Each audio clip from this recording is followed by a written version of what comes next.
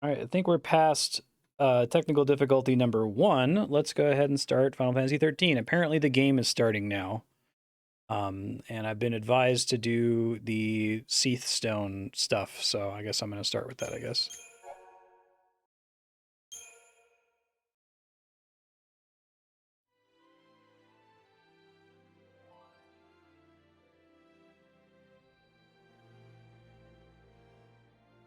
What about the timer?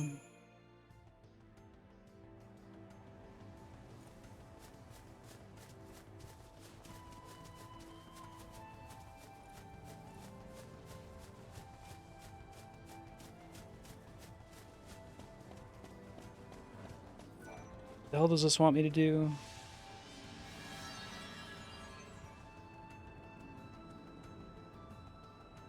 Gelatinous roux beside that pond is the very ecto pudding I seek. Game's really quiet. I'm turning it up.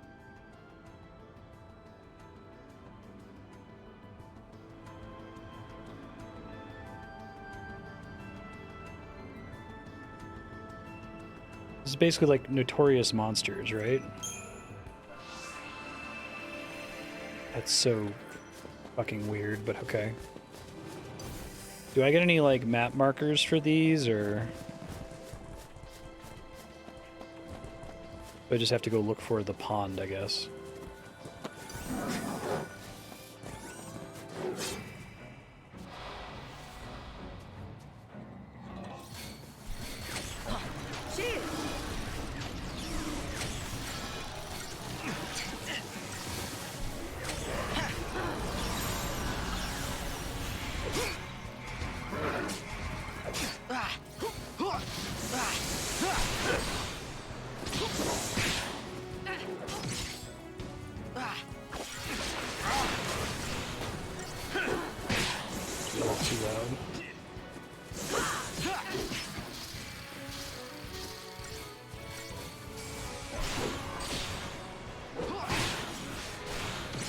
I probably am going to share the Disco Elysium video I put together, but I'm going to give it 20 minutes or so for people to filter in. Anyone missed it.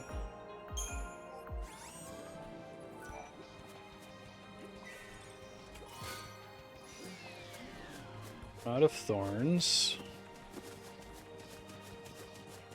Can I, like, review my quest somewhere?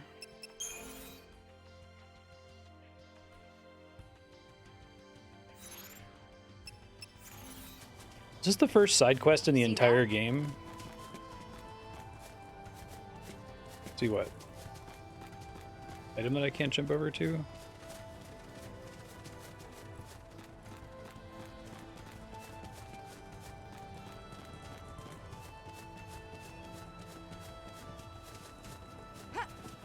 It's completely wild to me that so much of the guide content for this game starts They've managed to survive here somehow, huh? from this chapter.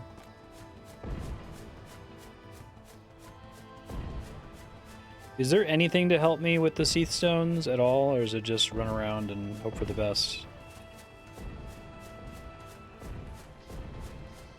Probably that guy.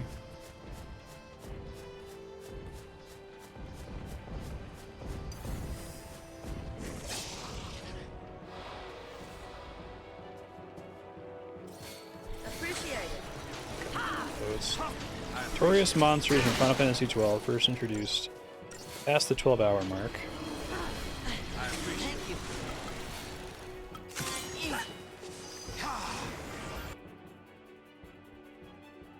Okay. Immune to Deep Protect and Slow, I guess.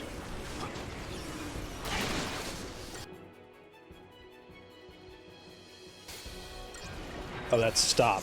Okay. Time for a change.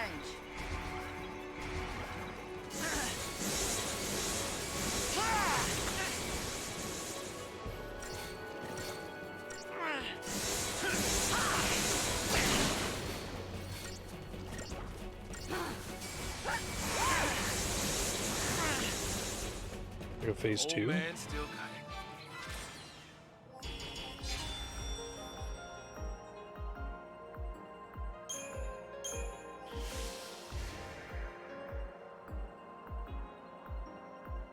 Your party has earned the rank of Good Samaritan. What?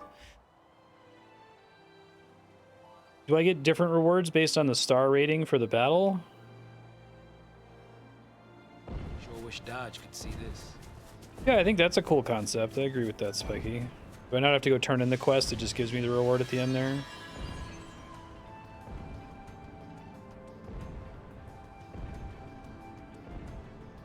Organopsids.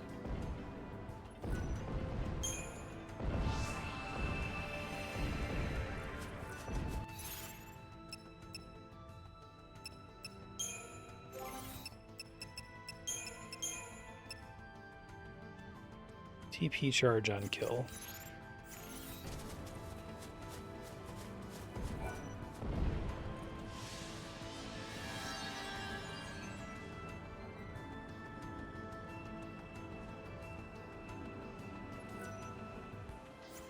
Why do they even give you the option to abandon quests? Like, what? I don't even understand.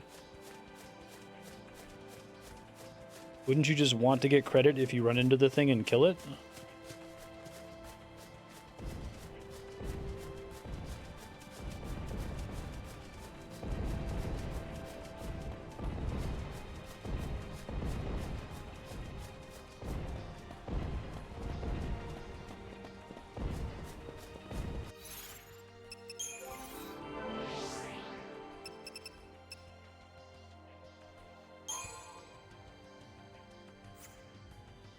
Everybody's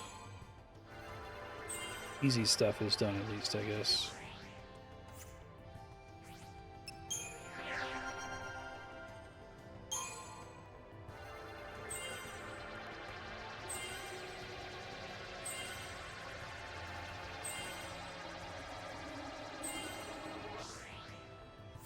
That's the real Crystarium once you're up here. Okay.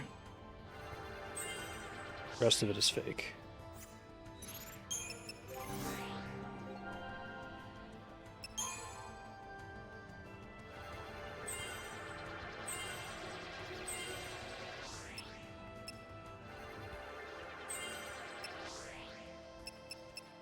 You might want to change it to like accept one that easier to do or something. Seems weird too. God, I hate this menu.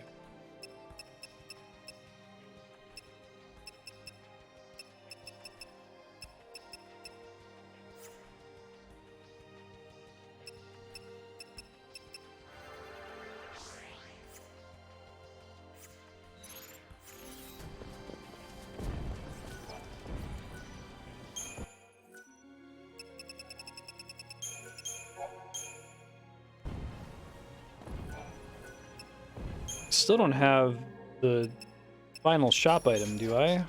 So I'm technically not in the real game yet until I get superconductors in this shop. Hey Aki, how you doing?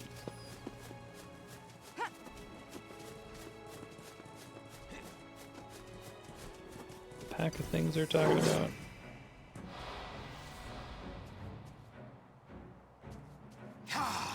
Enough out of Yes. you. Left yourself open. Change of plans.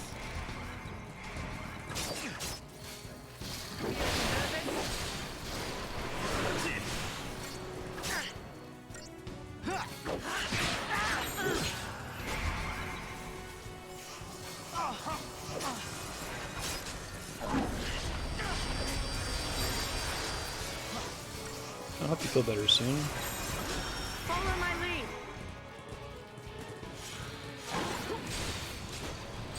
Enough out of you.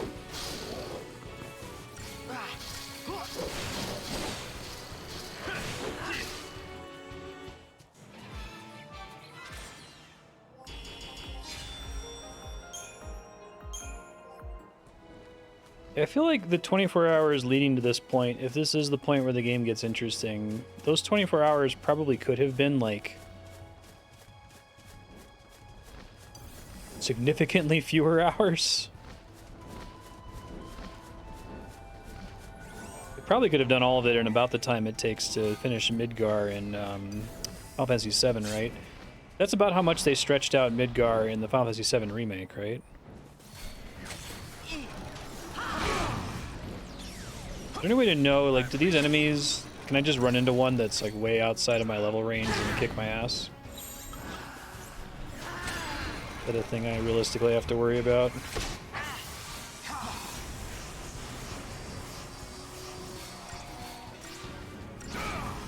This'll be fun.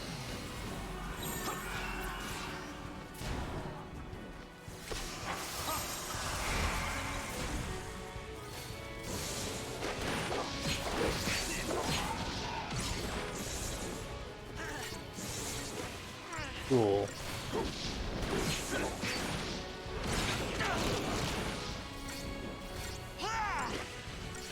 I see. That's the only way to know that it's gonna kick your ass, right?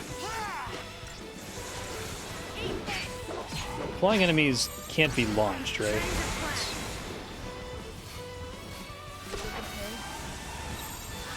Follow my lead.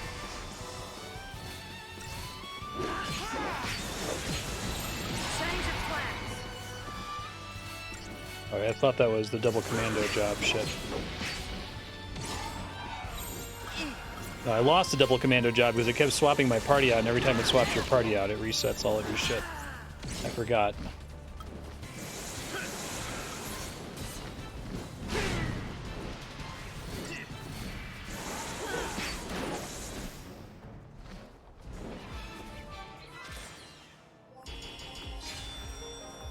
That's insanely more... I hate it. Like, the fact that that gives as much XP as 10 battles in the immediate previous chapter, why? Why is it like that? To me, that's so bad. Like, I understand that they were trying to do this whole, like, oh, there's gonna be different regimes, right? Like, you're realistically not gonna be able to level anymore once you get to the real Crystarium grid at the top until you get to this chapter. But I feel like that's like the worst possible way to do it. Like, just don't unlock that tier of the grid until I get here. Feeling nervous? Yeah, exactly. Why is it both? Like, do one or the other is fine, but why is it both? Why is it constantly hard gated? I associate that gating style with Chrono Cross. Hey Charles, how you doing? Come on then.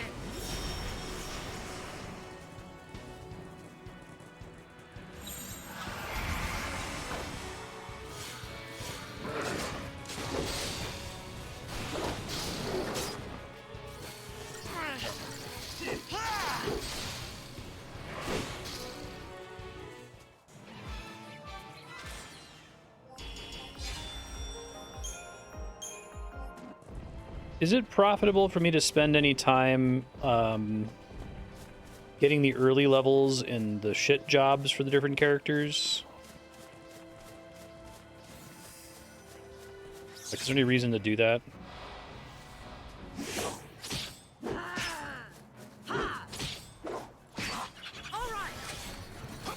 Preemptive strike where she manually attacks everyone just feels so awful.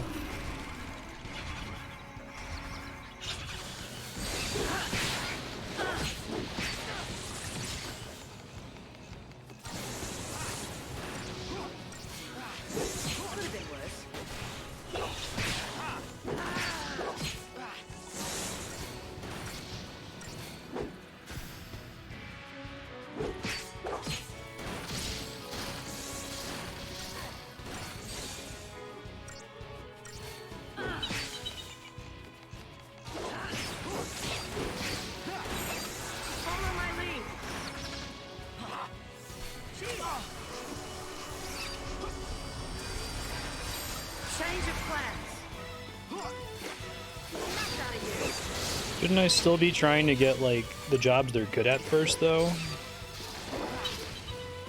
And I was just getting started.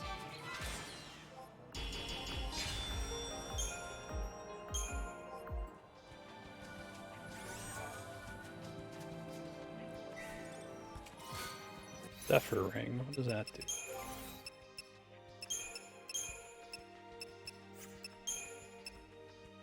Resist wind. Okay.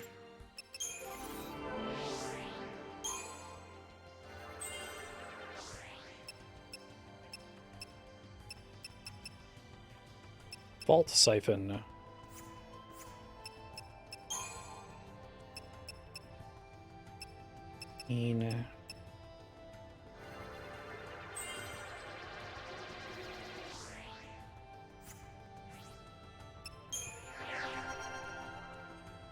So it's worth getting a bunch of free stat increases on the weaker jobs, just because I can basically fill their bar almost for free early on.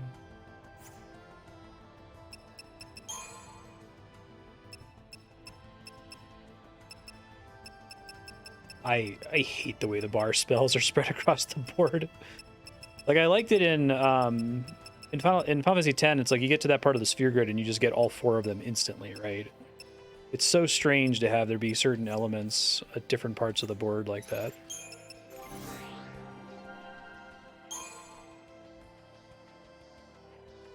Okay, so he's bad at Commando. He's bad at Sentinel.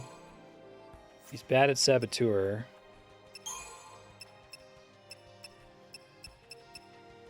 So the price isn't worth it. Why do they unlock that for you when they do? Like, they should unlock that when you get here. Because the costs make no sense the instant it gives it to you. It's like, oh yeah, now you can switch everybody to all the jobs, but don't.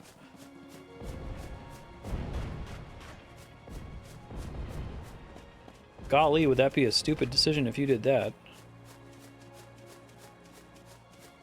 I think that's the thing I'm looking for.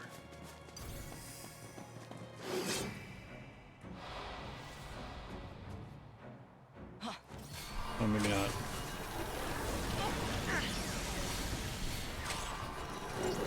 Not so fast. I said I'd show that video at the 20-minute mark, so after this battle I'll load.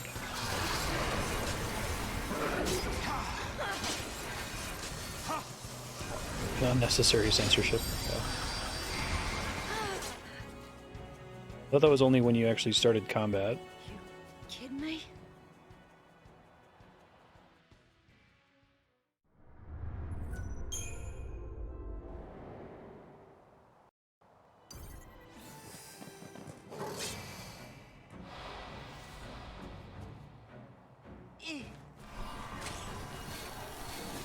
It looked like they were fighting each other at the start. Enough out of you. Let me see, thank you. That first animation being longer, it's like the most important paradigm shift of the battle.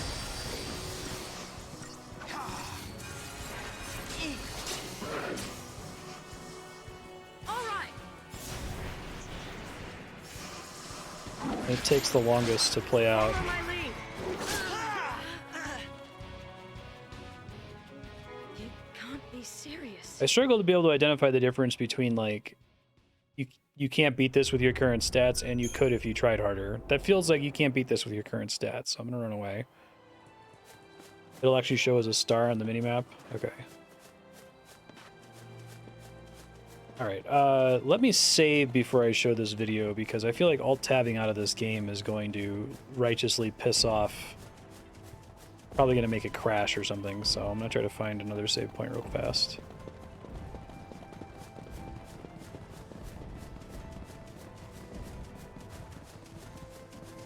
That might be it. Oh, it looked like the thing from the silhouette.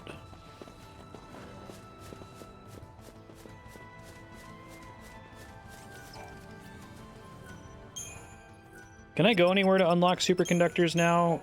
Or would doing so lock me out of doing all these side quests?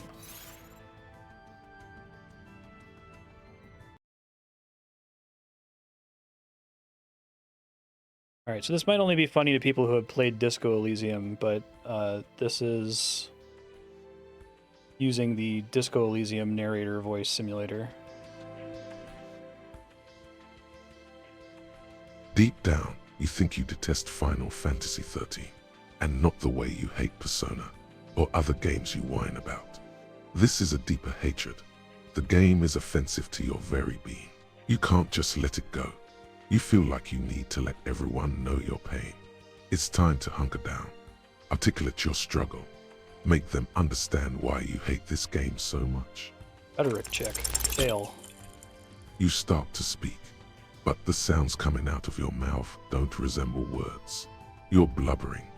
Tears are streaming down your face. The game switches out your party for no reason, resetting your paradigms for the 10th time today. You want to die. You try to scream.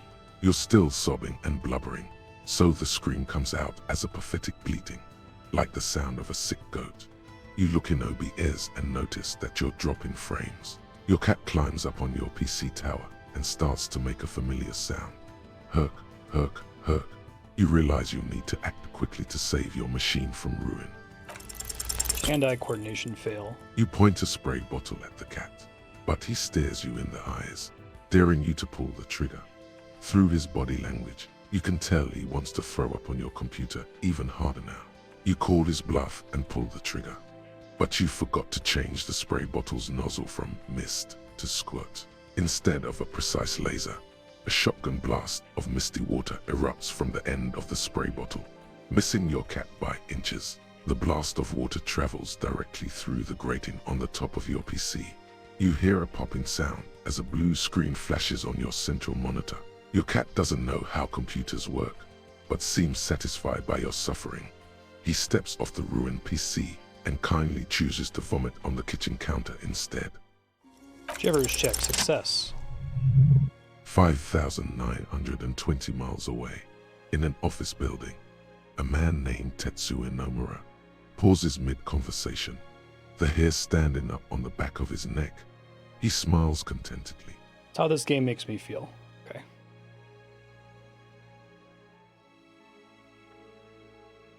See if it crashes now when I tab back into it.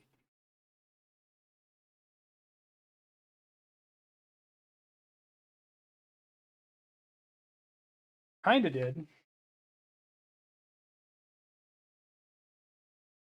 Freezes it. 100% how he would read that name. Oh, all right. Okay, so I was punished by the game for doing that, and it took me several minutes to fix, but it's fixed now. The game really does not like when you alt-tab out of it, so don't do that. But it was an appropriate punishment. Okay, you said that I can go to the place that gives me superconductors without locking myself out of this content. I would like to do that. Where is that? Is it just following the arrow marker on the map? Does the arrow marker even mean anything?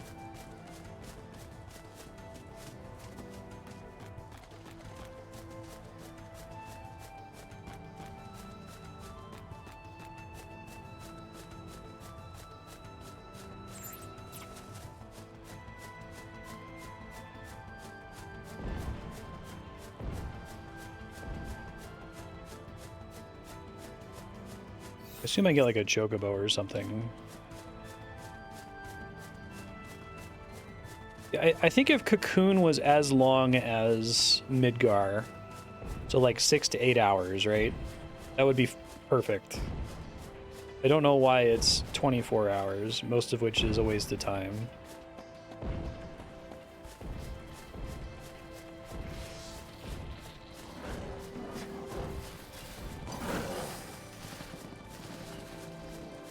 First hint was it's near a pond, which is cool. My second hint is it's by one of these, like, crowds of enemies that are the most common enemy everywhere.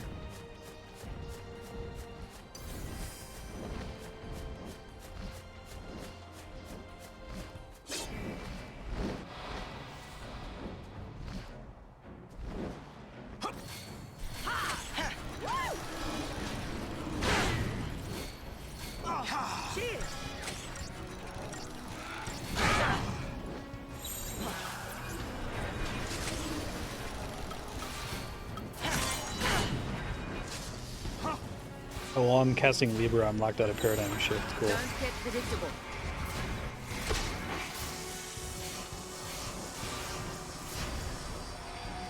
Yeah, the long animation when you switch paradigms for the first time in battle, like, Don't worry. makes me want to cry every single time.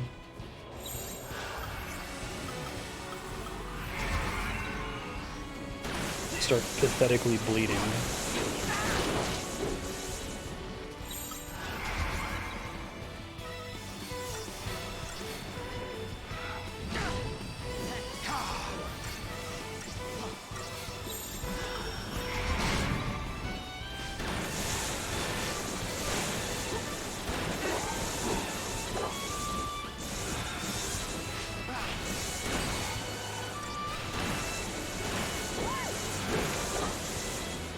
I like the fact that they knew to not make that happen every single time you swapped paradigms, like only after the first time. After the first time, it gives an abbreviated animation.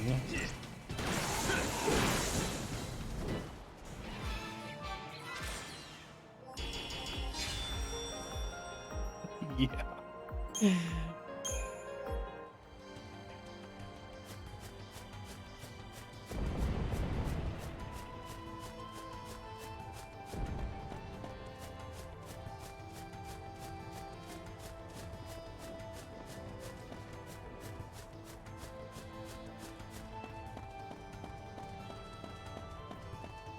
I really don't know what the justification was for making the main character's death an auto-fail in this game. It feels like there's not really a story justification for it, there's not a flavor justification. It's not like Lightning is the only controllable character, like, you have the ability to make anyone the party leader.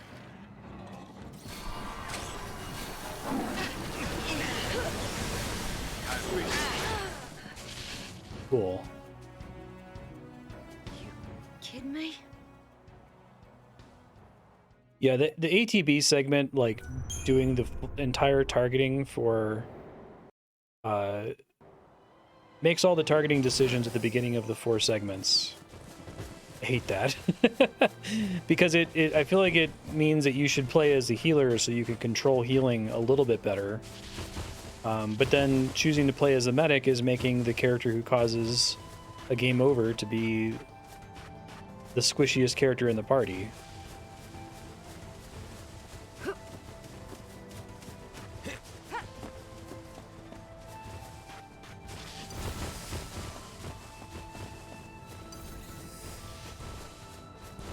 Somewhere else.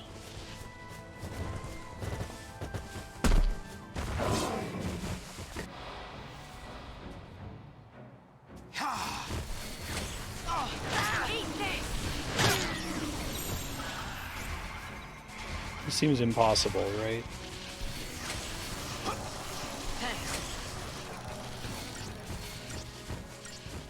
Okay.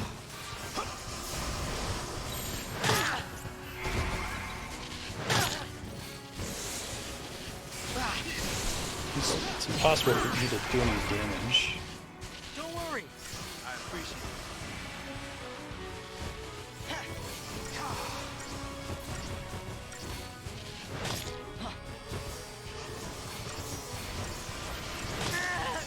Well, Hope died.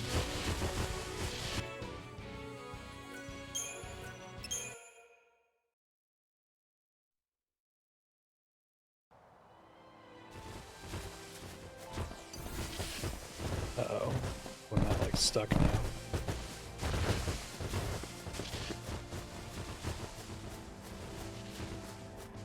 So the arrow is progress, but it's got to be somewhere else here.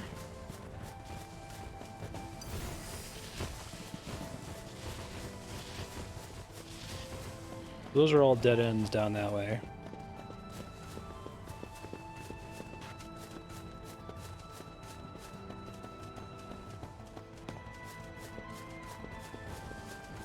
I'm just trying to get the stupid superconductors so that I can, like, upgrade my weapons.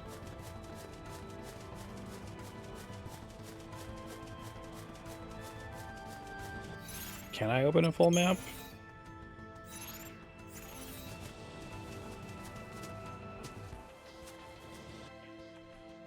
Is that a thing?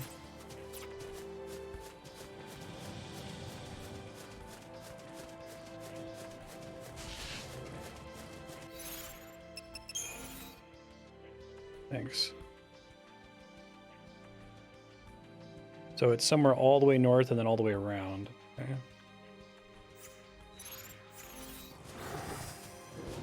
I feel like the layout of the game up to this point has completely not necessitated a map at all, right?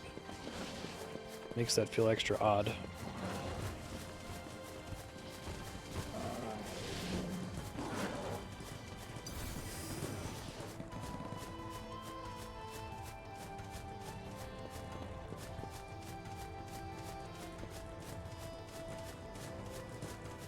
If we make it back to Cocoon someday, I'll have to tell my dad about this. Man, check this place out.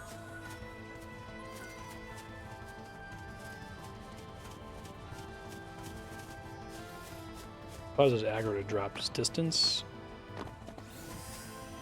Want me to kill him to get whatever's in the chest.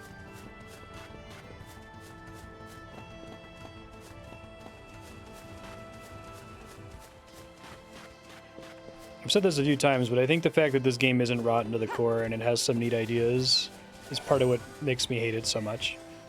If it was just completely rotten to the core, it would be easier for me to just go in Sonic 06 mode.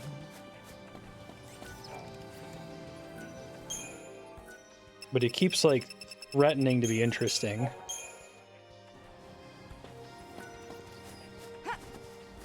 Yeah, the idea of having a different part of the game that, like, is completely different in layout, structure, and feel is actually pretty neat.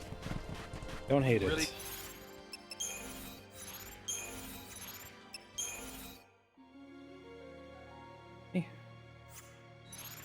Guess I'm supposed to take Gonna advantage of go the this fact that they're way? fighting each other.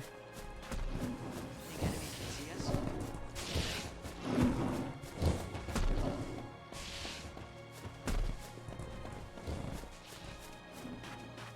Wish they could just let you, like, accept all the quests at the same time. I don't understand what the point is of blocking them out. It means you keep There's a seeing way quest through NPCs here. that you can't interact with.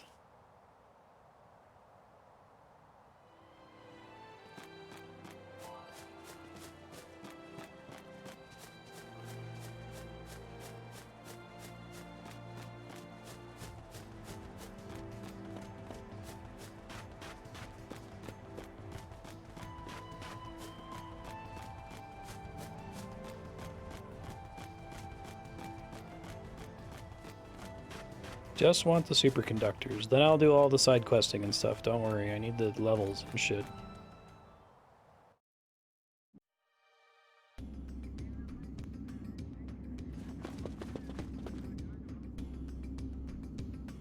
This does not bode well.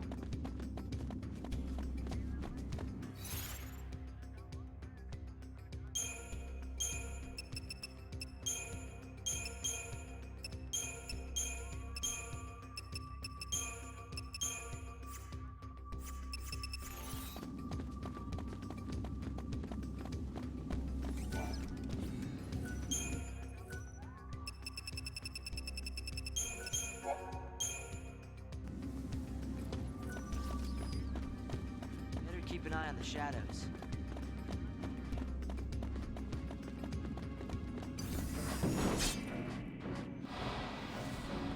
I don't know if I did like the wide open map, actually. I get what they're going for with it. It's a neat idea. I guess the specific way it's been deployed is kind of frustrating, because I feel like you don't have a lot of guidance as to what the game wants from you there. I appreciate And like the one objective marker is you don't actually want to beeline for it because it doesn't have waypoints. I like an open map sometimes, like it's great in, you know, Breath of the Wild. It's okay in something like Xenoblade Chronicles X. I think I dislike it in, I don't like the Calm Lands in Final Fantasy X. That is small enough, I think it's like an illusion of size. It's not actually that big, it doesn't really take that long to get from one side to the other. It opens by putting you on this really tall bluff so that you can see the entire map before you descend down into it. So you can kind of like pick out a point of interest that you want to go to.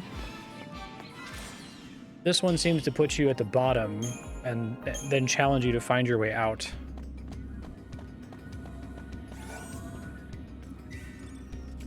This one? Okay.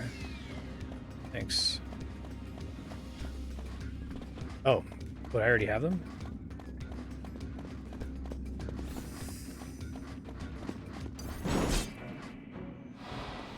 Go check. You're nothing.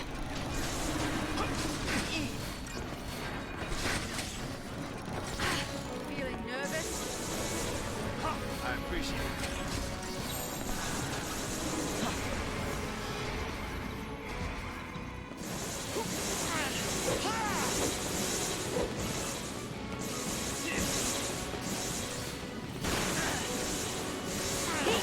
Could have been worse.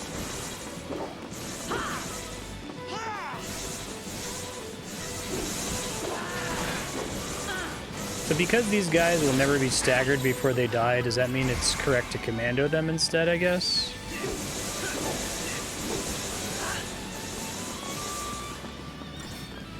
I kind of wish Ravagers did almost no damage.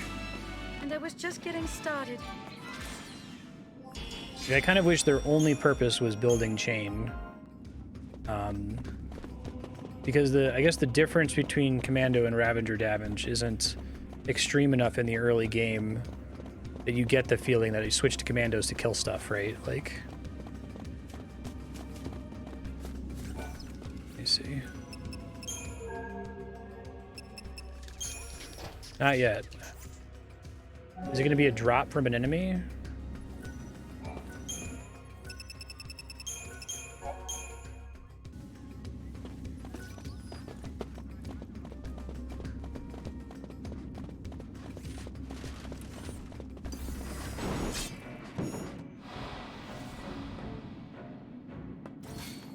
Left yourself open.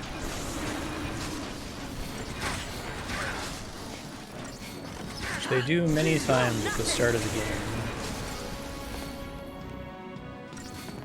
Feeling nervous? You're nothing.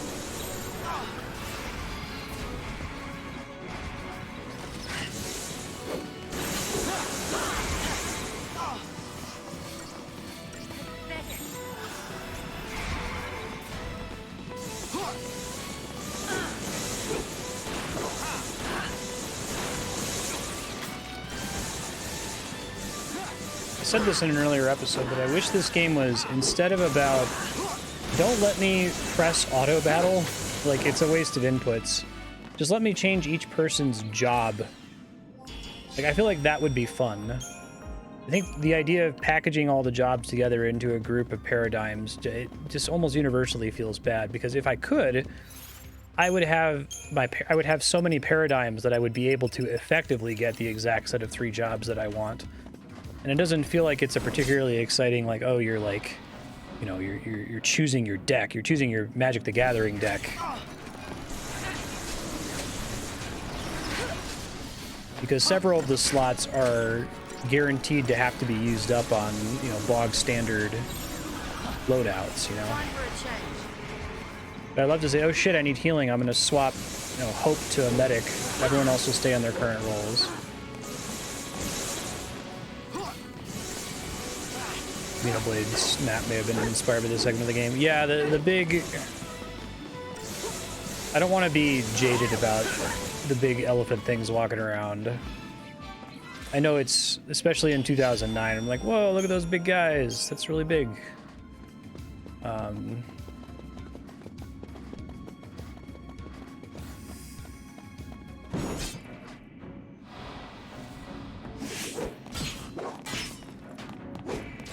It's certainly impressive in Xenoblade Chronicles X. Enough out of you.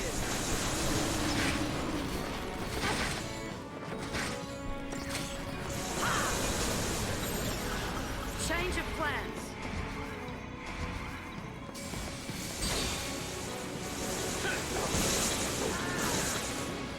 Thanks for coming.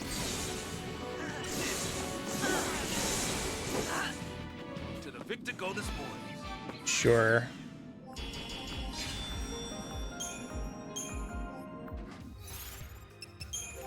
I need to not let the CP situation make me angry, because it's like it's already a thing. It's already happened. I can't make it unhappen. Playing Final Fantasy 13, that's the game. Every time I clear a battle though and get like 3,000 AP, I'm like, what the fuck? Why is it like this?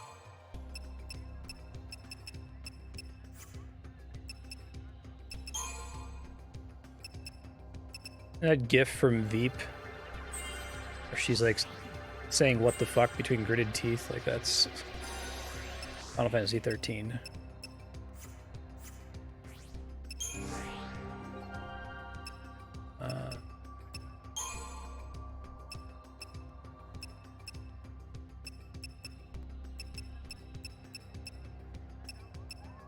Hey. Why are 2 of the end spells down here? Oh, oh God.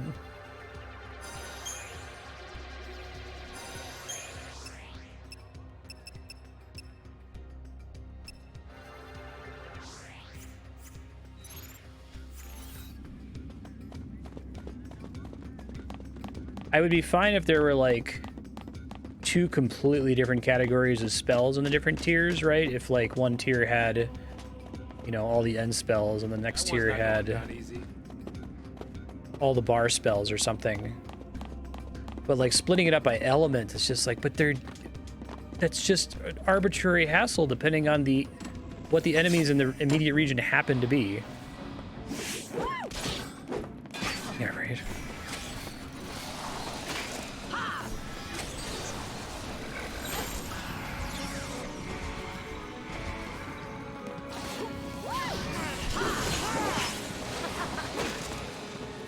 Yeah.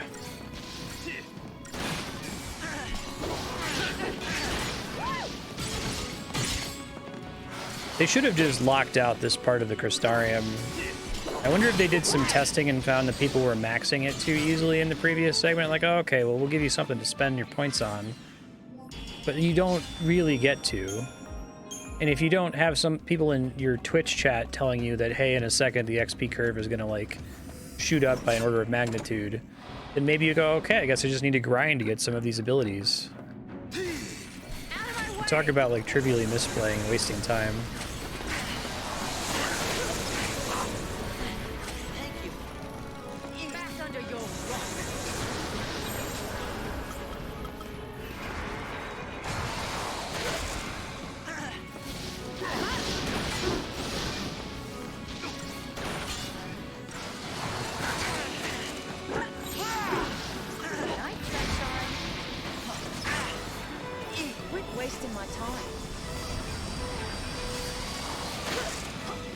I don't know, I think elemental specialization is an ex post facto justification for a stupid thing they did. The reality is they didn't have enough spells for Synergist to really justify giving you a lot of unlocks and a lot of actions to use in combat, so they split an element into 4 different abilities in different parts of the grid, and then it's like, okay, well, we'll have this character, we'll get thunder and fire first, and this character will get ice and water first. I don't think it actually represents an interesting distinction compared to, like, I don't know, Golden Sun, where Isaac is Earth Elemental and favors Earth. You know, that actually feels like this is a different character, and the way he interacts with the Earth element is fundamentally different. Not this guy gets in Thunder 10 hours before this other guy, but there's only a 2-hour window where the difference even matters, and the difficulty of combat prior to the 24-hour mark is so low in a typical random battle that it doesn't matter anyway, you know?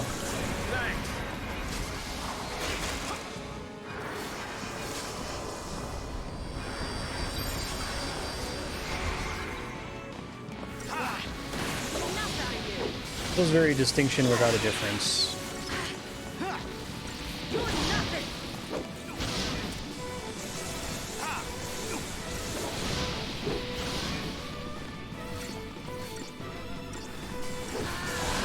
The enemy will only put their balance of those end stats in mind, even though the thought process is probably to make it feel like you're improving, not having certain abilities until you get them.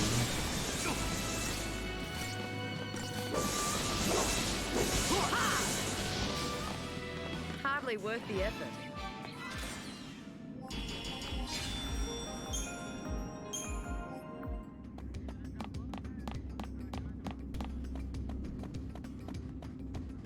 Am I able to, like, trivially get back to the open plane, or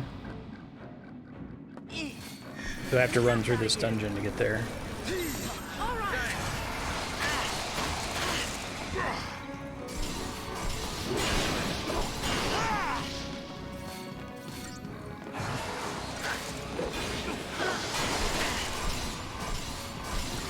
Right. Gotta be more careful with targeting the limit. You can't be serious. What, is only one of them allowed to self-destruct at a time?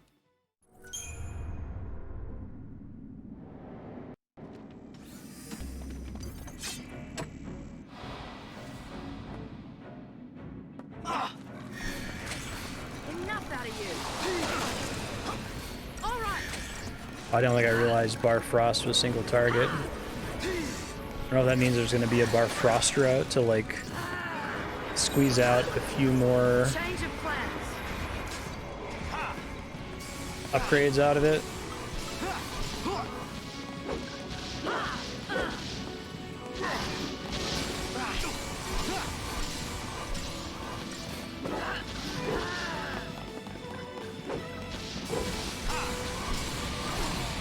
These guys just, like, completely shut down by fog.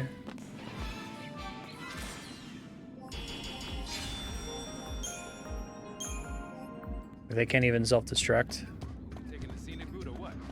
Why do I have this feeling something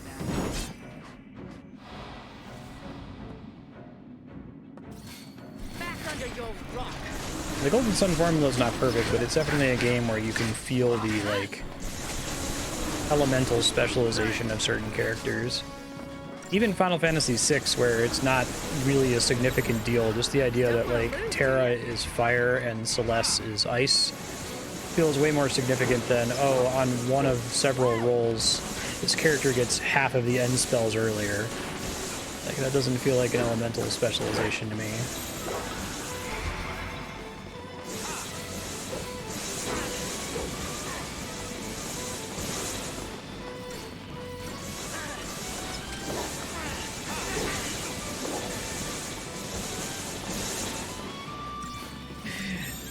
Locked by a seat. Okay. Appreciate it.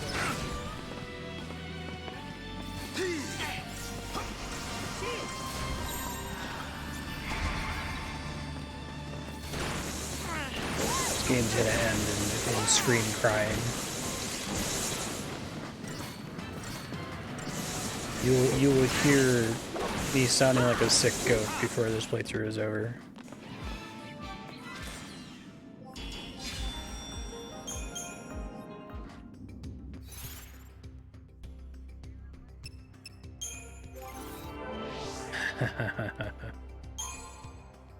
Oh, classic WoW.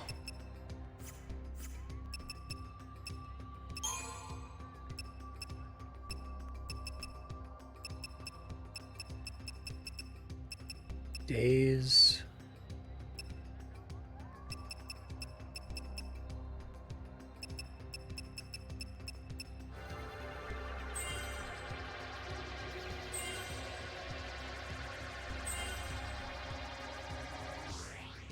I guess there's finally choices now in the Crystarium, but also it feels like get the abilities, right? Go for the abilities. Get the abilities. God, are they serious? Is his Synergist board just 2 bar spells? So I'll grab them.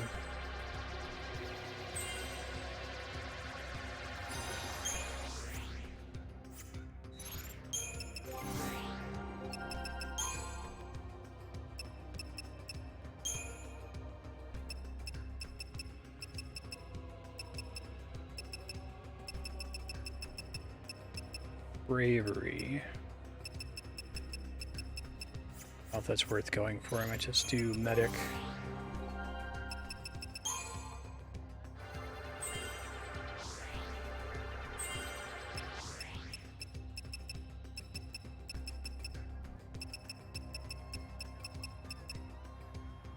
Jesus Christ, that's far.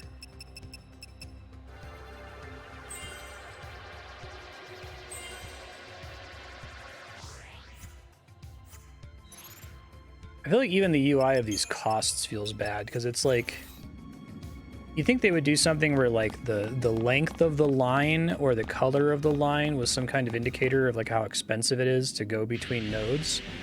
Final Fantasy X solved this problem by it costs a finite amount of sphere points to move between nodes, but the sphere points, you need more and more XP after each battle to get a single sphere level, right? So you don't have the problem of not really being able to feel how much it costs. Oh, Jesus fucking Christ. You can't be serious.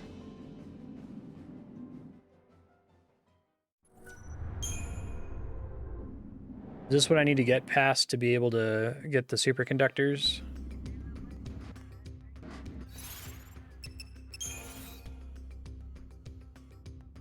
Mahabara, Maw of the Abyss. This is the right place, right?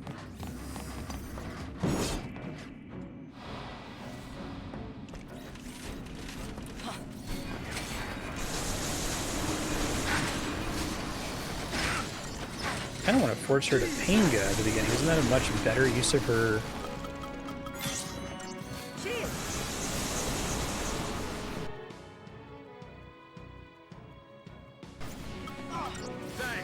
Out of my way! Are they just immune to Painga? Is that the problem?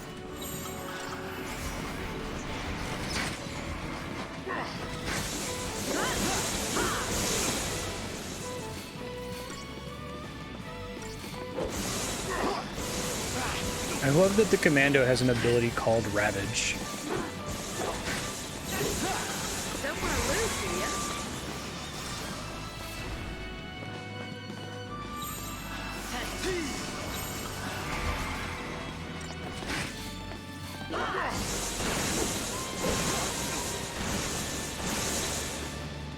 Part of the problem is I can't, like, bar fire against this boss because I need to be able to Libra the boss to know that it's going to make them know to use fire protection at the start of the battle.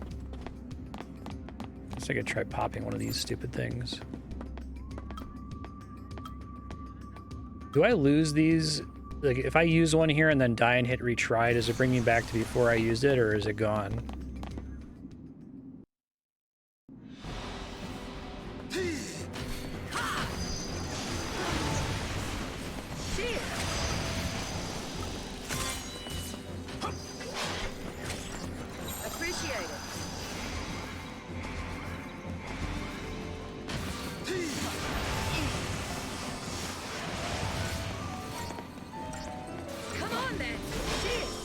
Bar fires got cast.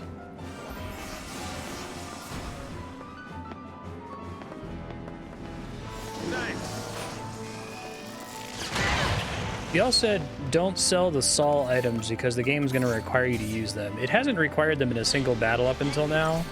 When y'all said required to use, did you mean like at beginning with chapter 11 is the first time that it matters?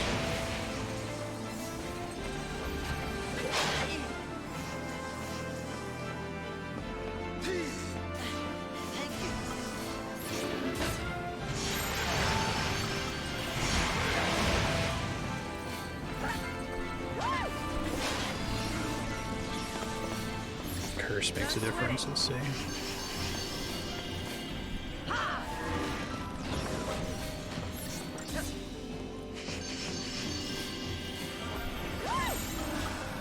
get predictable.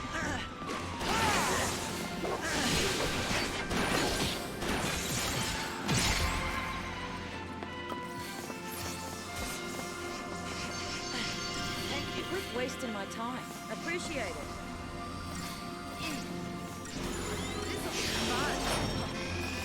No, let's do what we just did, actually. Time for a change.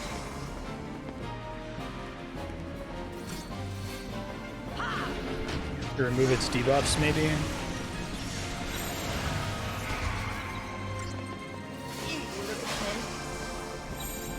Don't want to lose, do ya?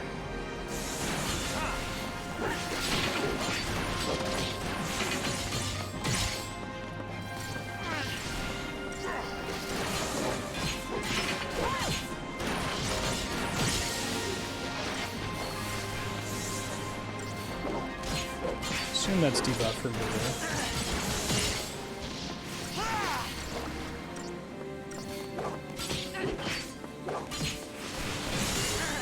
Yeah, it is. Okay. Good enough. Come on, just trigger the stupid stagger game. Time for a change. Launching is happening, that's good.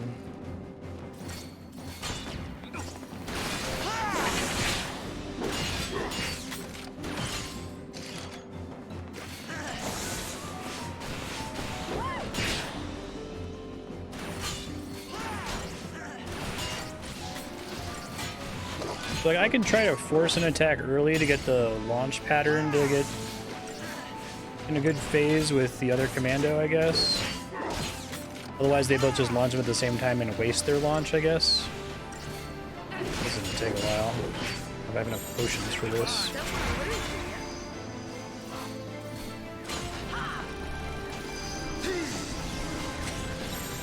Don't get predictable. Hopefully this motherfucker doesn't have a giant phase chain partway through the fight.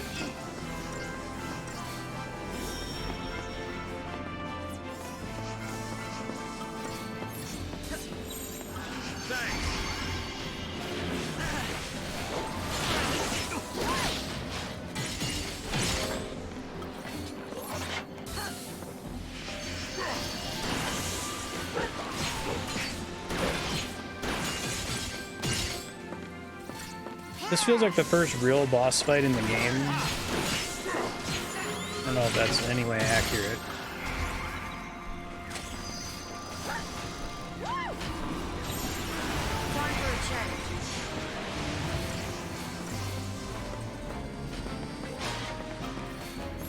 Don't sweat it. Don't want to lose, do you?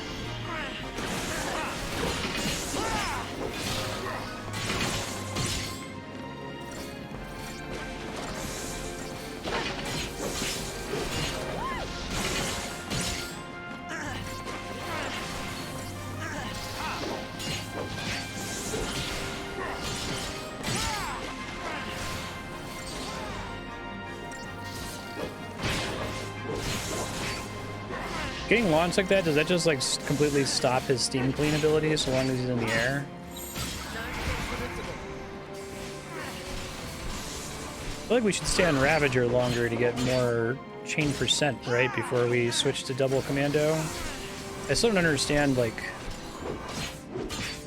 what the relationship is between those, right? Like obviously you swap when it's at 999%, but here it almost feels like it makes more sense to be double Ravager until 999 before swapping. Maybe even triple Ravager.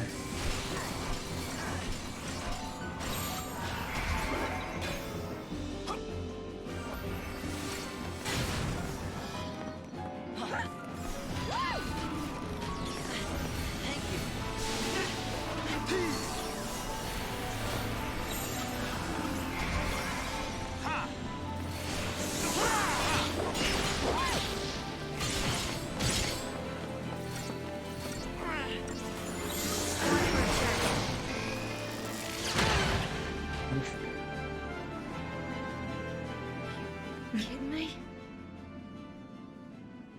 Cool.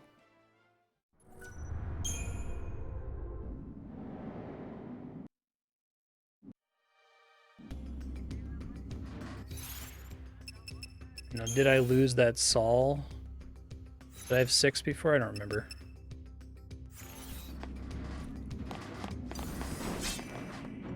As long as it's possible for me to get one shot. I think I need to grind more.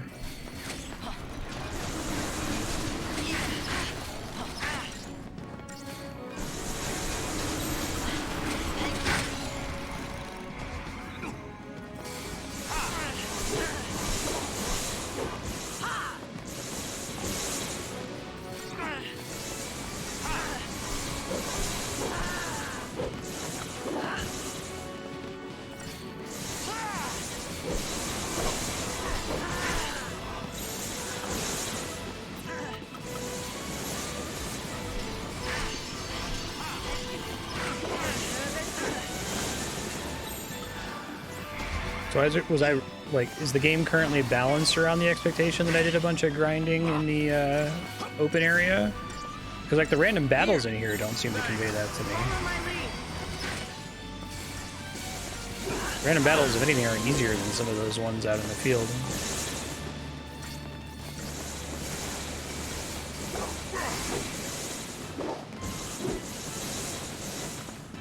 Just like I planned.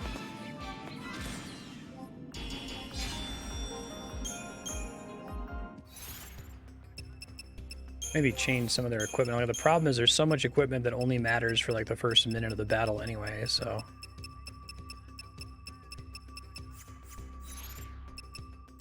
Guess I could give them resist fire or something? I don't know.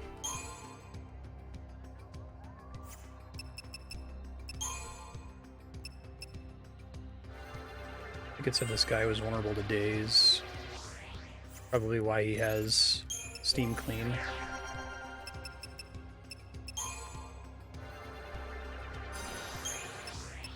ATB segment is like all the way on the other side of the board, right? Okay.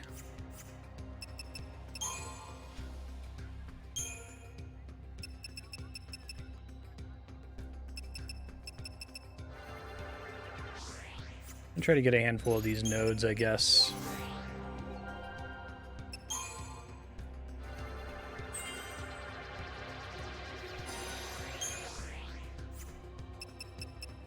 Usually then he gets Dispelga on Ravager and not Saboteur.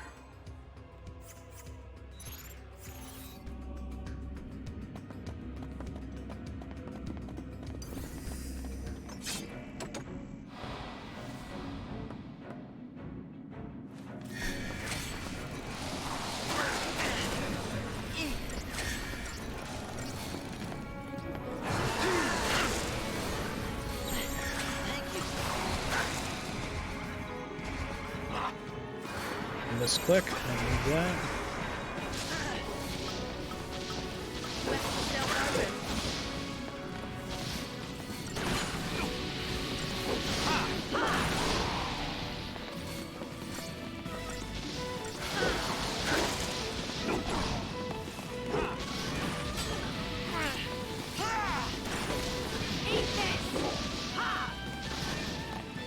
And I was just getting started.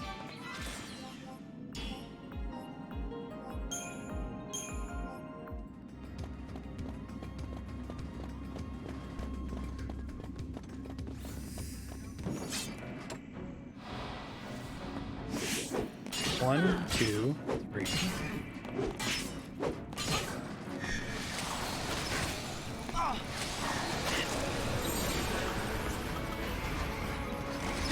Yes, do that while that stagger bar is draining. Thank you.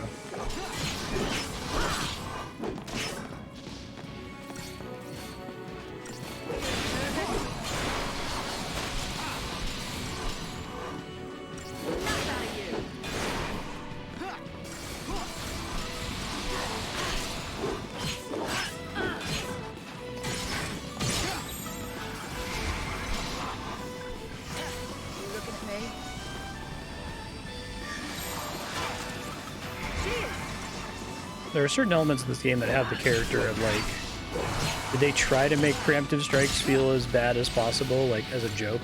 Like, is that on purpose? The fact that they have to hit every character, that the initial paradigm swap animation is just long enough to run out the bar, so that if you're opening with buffs and debuffs, Hardly worth the effort. you get uniquely punished, but you also can't really depend on preemptive strikes for most of the normal playthrough. No.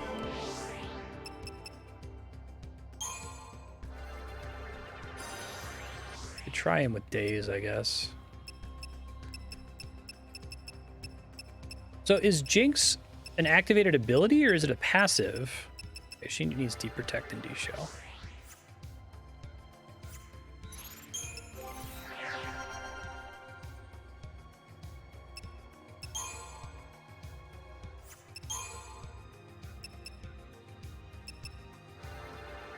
Also gets Dispelga. Is that just a thing that, like...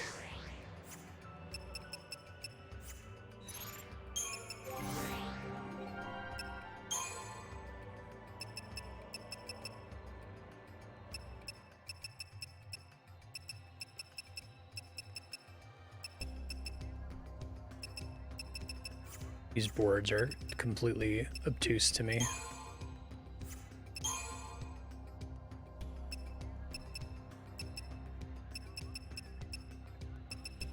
TP ability.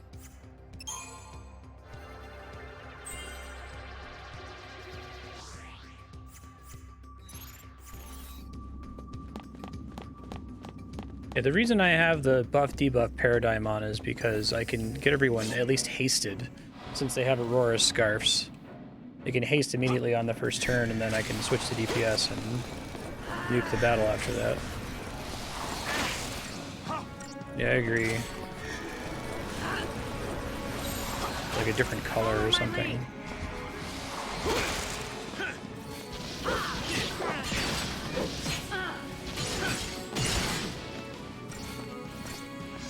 Probably should have different names too, because they tend to just be called like... Dispel is just the name of the spell. I didn't get one shot that time. That's an improvement, I guess. I also don't get XP from the ones that explode. Cool.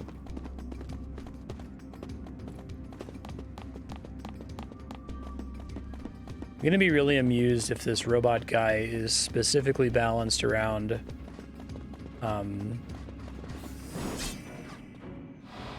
having days.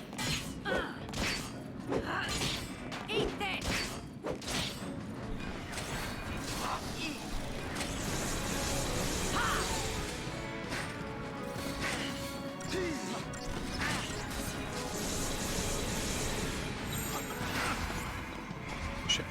Switch the commando jar.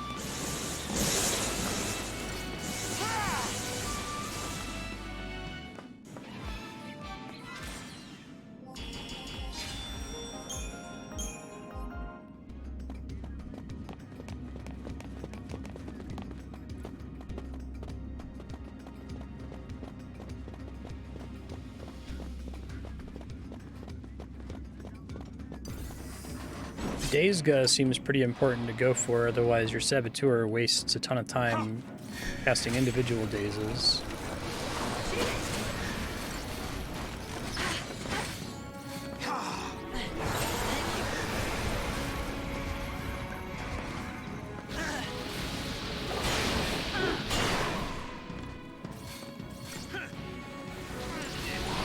These guys like buff themselves in some way. I feel like sometimes I'm fighting them and they take a shitload of damage from every attack. Yeah, I did like double commando against them one time and they were taking like 5 times as long to go down and I couldn't figure out what had changed.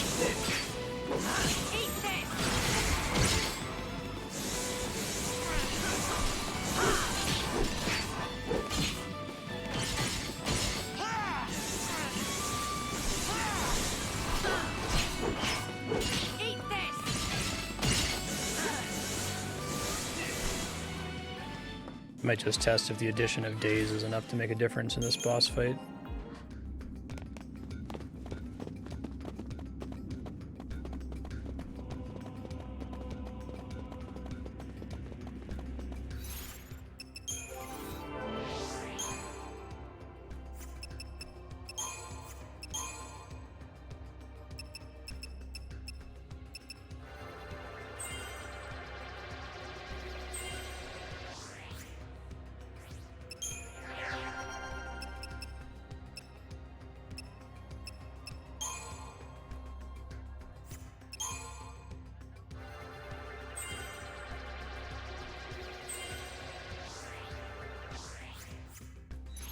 Make sure I have a triple Ravager set up this time too, I guess.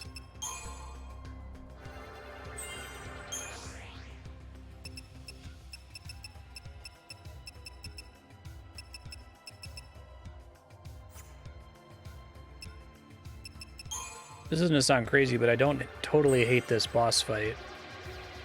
I kind of dislike that it seems to have like a one shot that maybe doesn't activate until halfway through the fight, but I feel like this boss fight is doing a bit of a better job of pitching the game to me.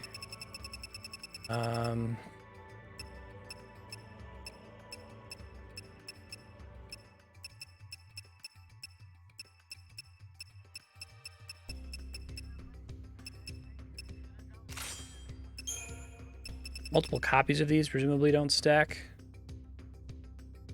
Well, they kind of do.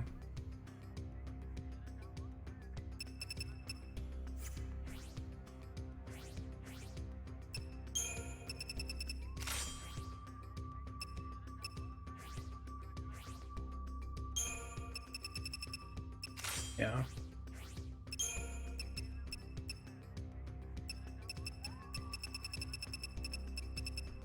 Does magic wall work? There's 5 points of damage. Doesn't seem to scale super well.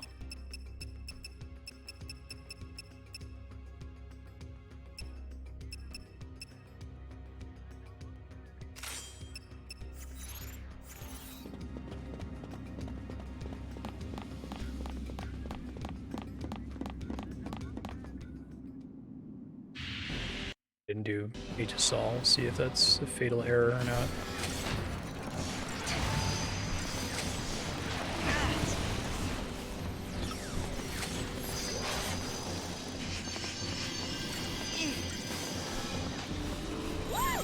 Don't get predictable.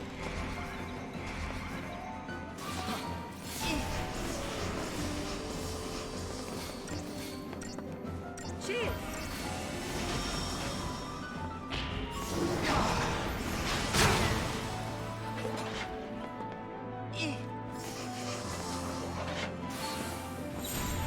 Don't want to lose, do ya? Take advantage of Steam Clean because he's not doing anything. Trying to finish buffing. This kind of thing, like, I like the Steam Clean phase. I think it's kind of cool, actually. Any way to incentivize you swapping paradigms around during the cast animation and after, and then switch back again after that, and let them die. You looking for me? Don't sweat it.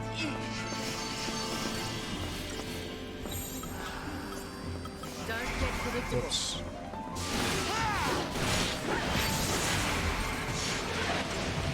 Did the passive effects of a paradigm come into play the instant I select it, like the defense increase from having a sentinel? Oh, I forgot to make a triple rapture. Shit.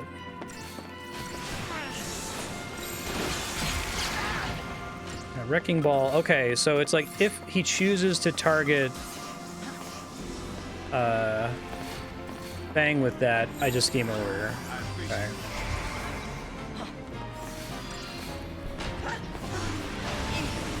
Yeah, right. Don't get predictable.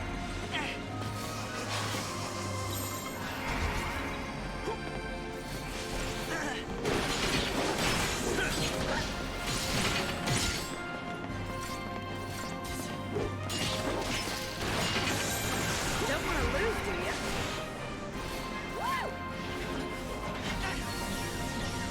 Why don't she cast Daze? Didn't it say that? Must have been looking at something else. Let's say he's immune to fog, daze, and pain. Okay. Must have been thinking of a different enemy then.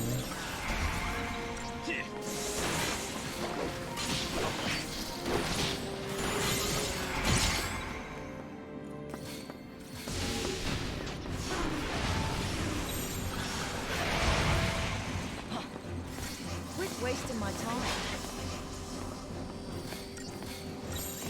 Don't get predictable. Let me see.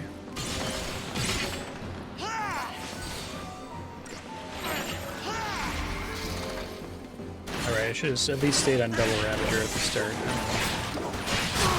Why was she not launching there? What the fuck? I don't understand.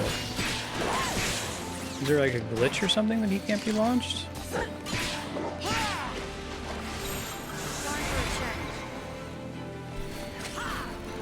Do you need to have the knockback resistance thing or something?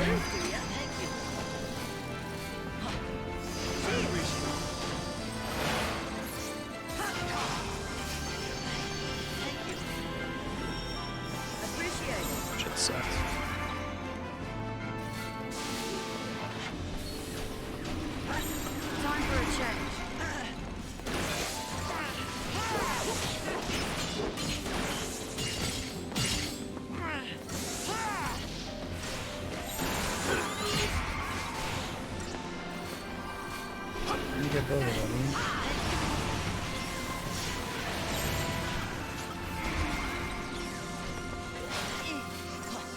You looking at me?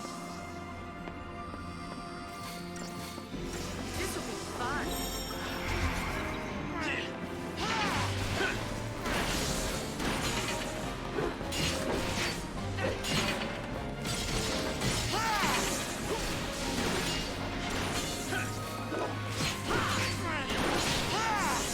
A little careful here. I re-up those debuffs before Don't want to lose. stagger.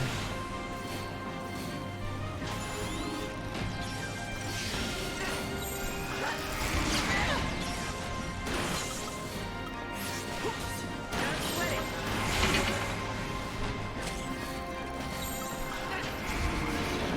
Wish I could see the debuffs on the stagger meter in the top right of the screen. Sometimes I don't realize that the debuffs are still on because I'm in like the middle of an animation and it gets cleared out.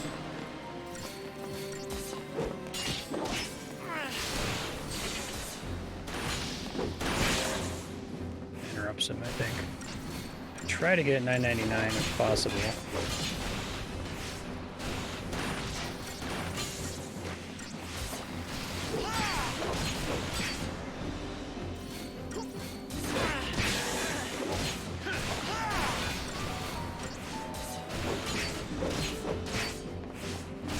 The difference in total percentage seems almost identical to when I was rolling double commando before.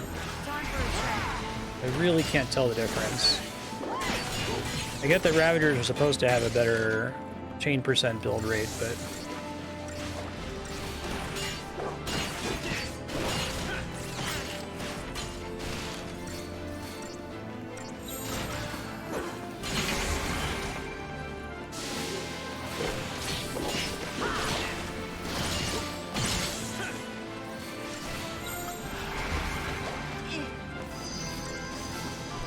a lot of buffs to reapply here.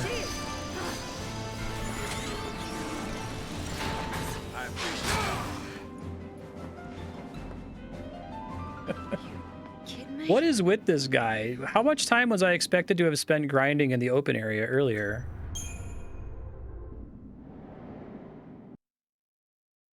I just want the superconductors. Like, if I'm not supposed to have them right now, then I'll go back.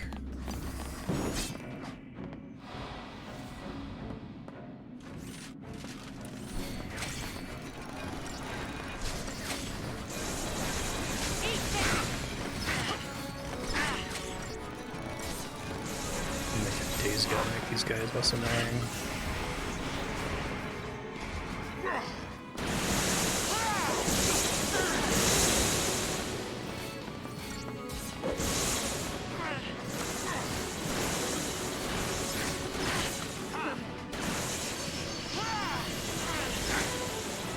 Regular potions almost feel pointless now.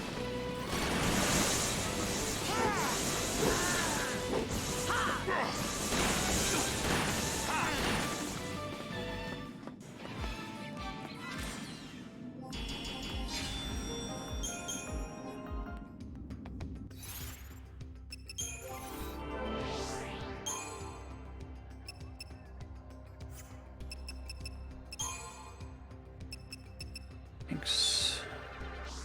Right. Now shit's stupid expensive. I shouldn't even go in there after every battle. Yeah, the triple paradigm, while I'm thinking of it. Triple Ravager. Oh, she doesn't have Ravager. Never mind. Guessing her shit's really expensive there then. Yes.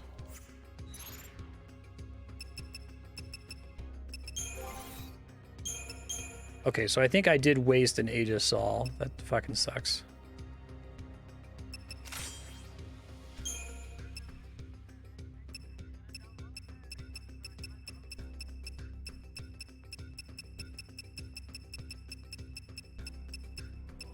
Does Saz need auto bravery? Is faith like useless for him? I'm still not clear on how a lot of that shit works, unfortunately.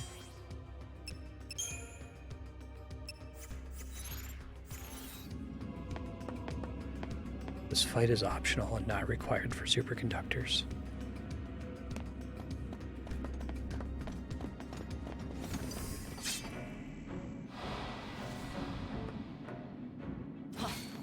Am I meant to be able to fight it right now? Is it like an intentionally more difficult boss than the other content?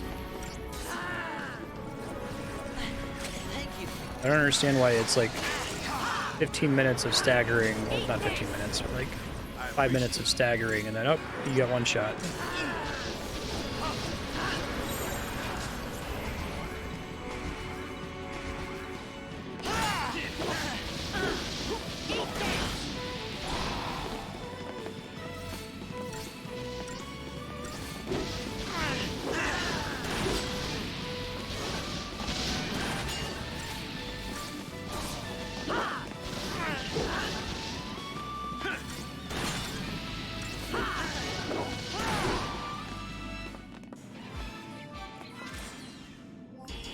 Yeah, see, I'm not clear if, like, the fact that it's taking forever to kill is just because that's how boss fights are gonna be now.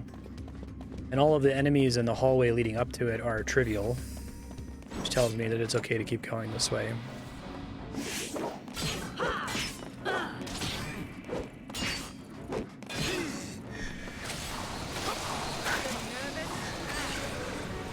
I'll just carry on internally screaming.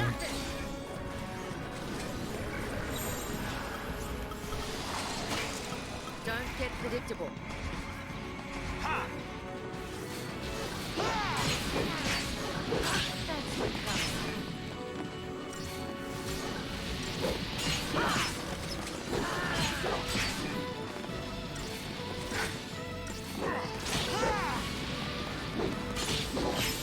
Change of plans.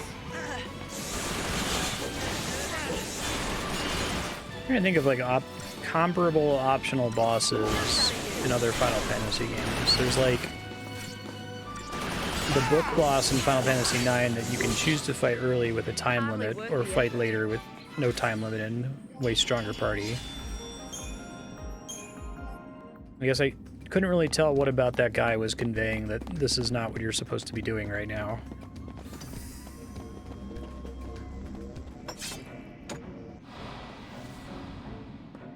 I guess the game's also spent 25 hours conditioning me to believe that there are no optional bosses outside of that Calmlands area because you guys told me that's a side quest. Thank you.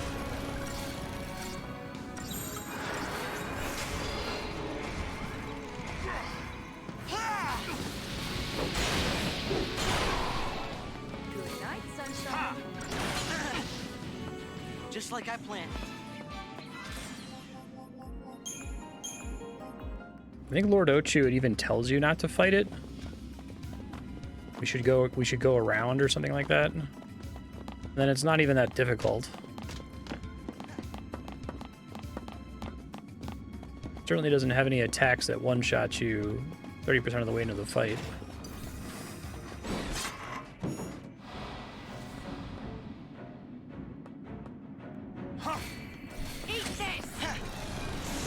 So far, when this game has had branching paths, it's led me to believe that there's at most Don't get predictable.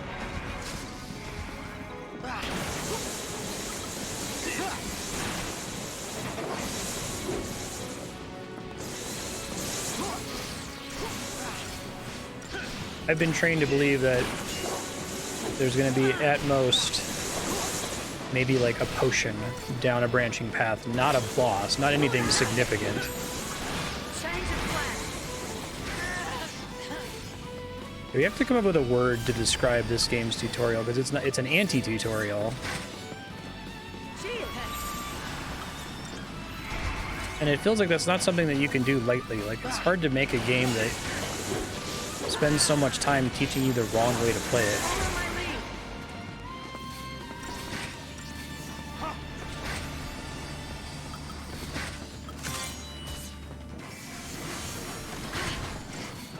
You looking at me?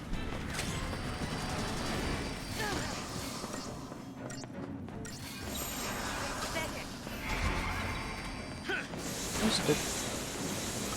Eat this.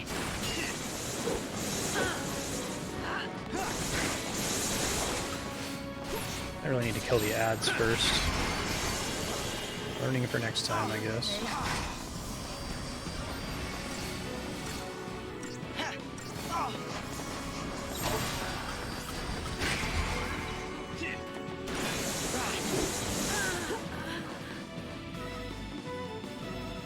You can't be serious.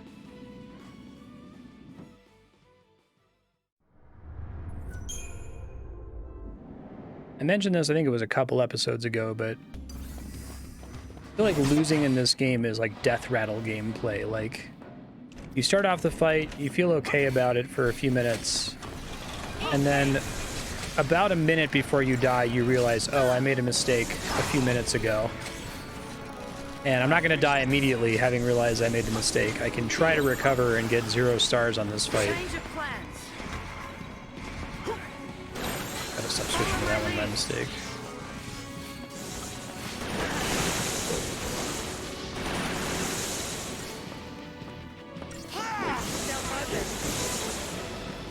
Oh, maybe we should kill the boss first since it was doing like issue orders and stuff. Yeah, it's doing this stuff. Do I get more XP if I kill the ones that it spawns? I'll farm this.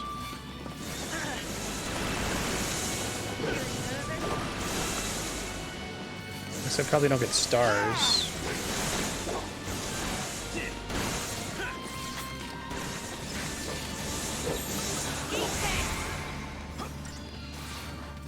You're nothing. Left yourself open.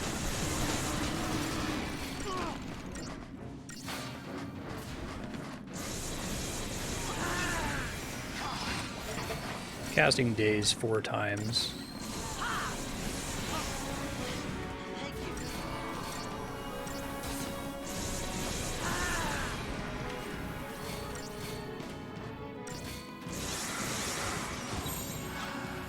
Don't get predictable.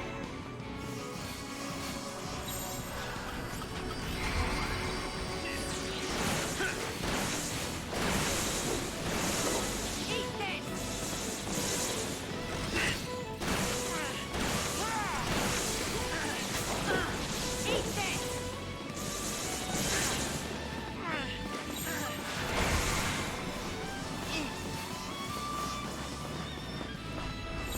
Hope just have like significantly less max health than anybody else. Is that why he seems to get his ass kicked so readily? Or his stats bad too?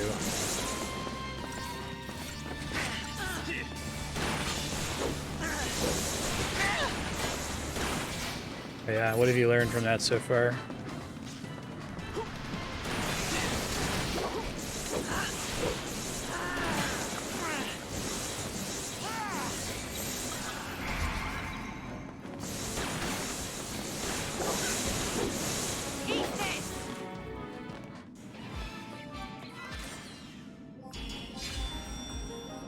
Nope, didn't get any extra points for killing those guys. Cool.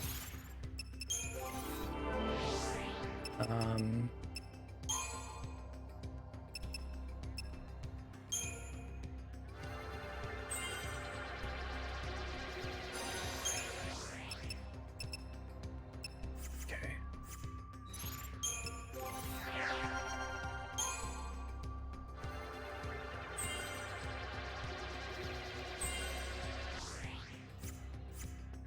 Okay, again. I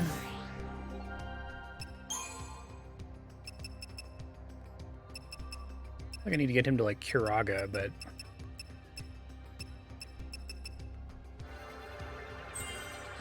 just getting a node, I suppose.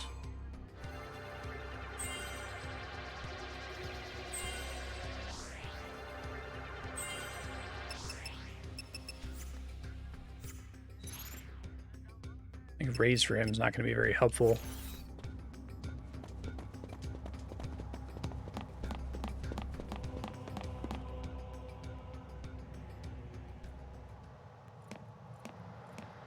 A Grand Pulse Fal'Cie made this path. Yep. I bet it's off digging more tunnels right now. They seem different from all the Fal'Cie we've seen on Cocoon, you know? It's like they just plow through, without caring what happens around them. That's true. Then again, we were able to build our village on land cleared by Fal'Cie. We lived alongside them, just like you do on Cocoon.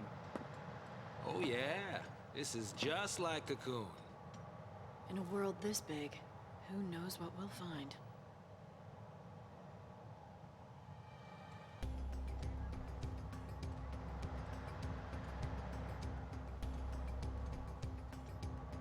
Now we get, okay.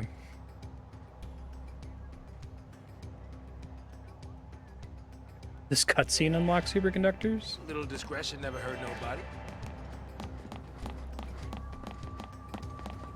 Why? It's so unmotivated. Like, was this an early 2009 test of an AI developing a game? Like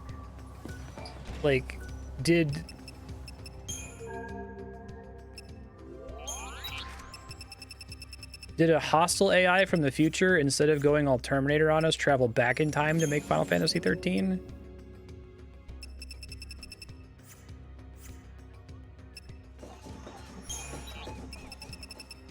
Why do I just suddenly get more merchandise when I... Resist death. Oh, Jesus Christ. Assume that upgrading that is going to eventually be mandatory for progress. I love how it throws all these new items at you, but they're all irrelevant except for one of them. Cool. Okay, Sturdy Bones. I have this guide up. Hold on.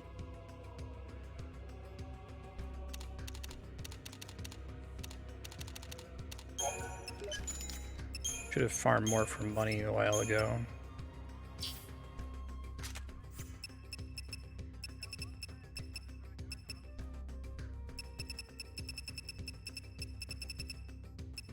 Already saw my credit chips and shit? I guess so.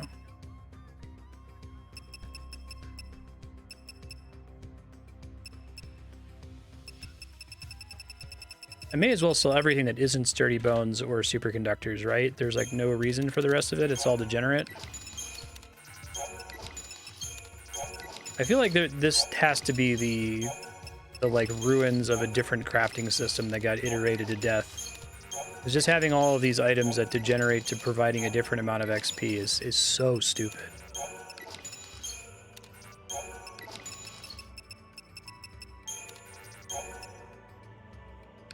I can't.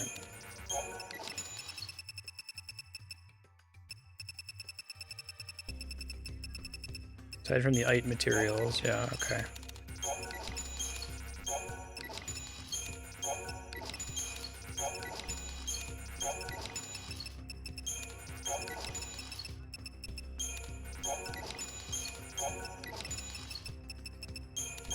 There are a couple other items that aren't called Ite, but count as special, like, catalysts, right?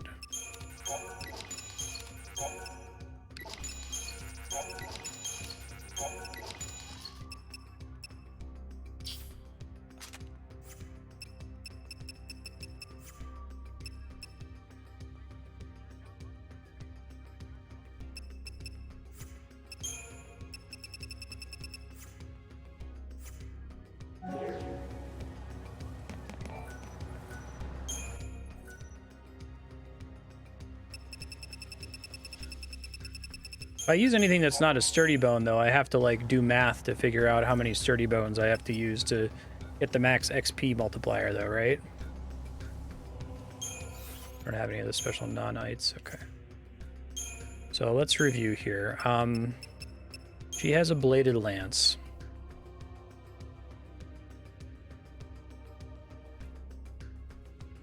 Bladed lance uses perovskite and becomes a... I think that's a typo. It should be glaive.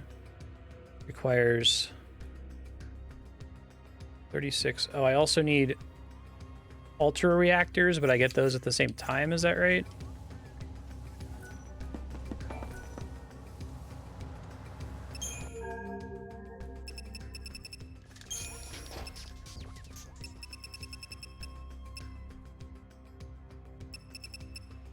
Do I not actually need the ultra reactors?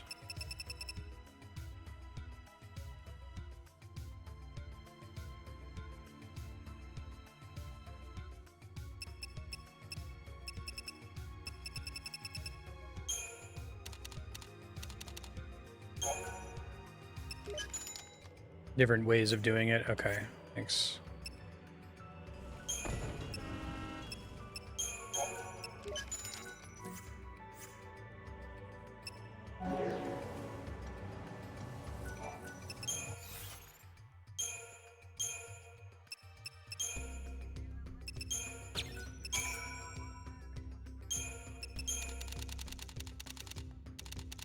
Next, it sounds like I do 36 dirty bones.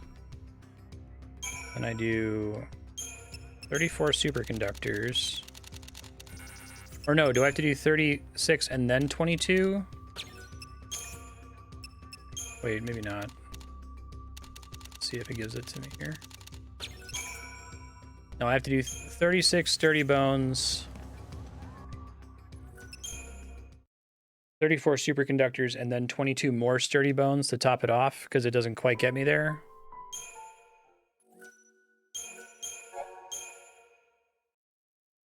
Why does it say 36x plus 22x?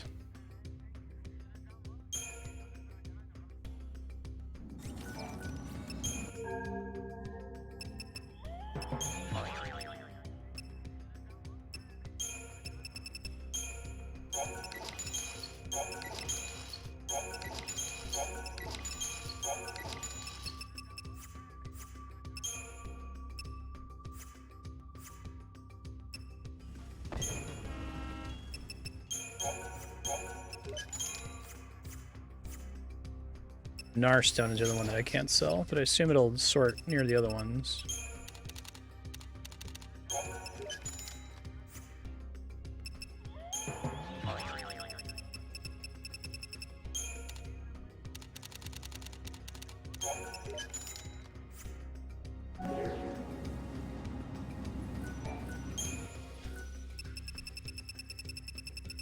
Yeah, this system is one of the most nightmarish game systems I've ever encountered in a video game. I can't believe it's real. Like, I can't believe it's in a AAA game. The only way I can make any sense of it is that it's the result of an insane sequence of iteration, that the original version of the crafting system looked nothing like this, and it ended up like degrading into what it is right now.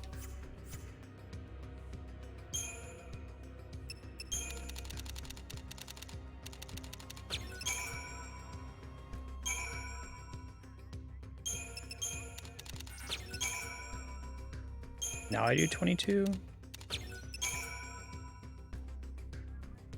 Do I have to do it again? I thought it's saying I needed to do both. Then I needed to do 22 and then do the ultra reactors.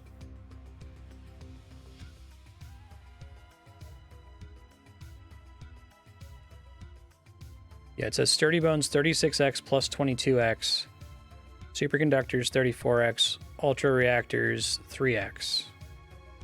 I assume that means I need to have all three to do what the guide says to do. I'm guessing I don't get the ultra reactors until much later in the game.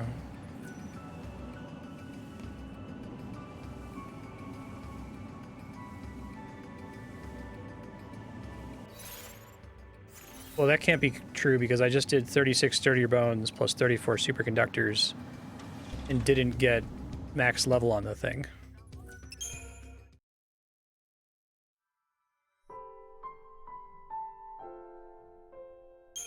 I'll post the link if anyone wants to read through the text above it.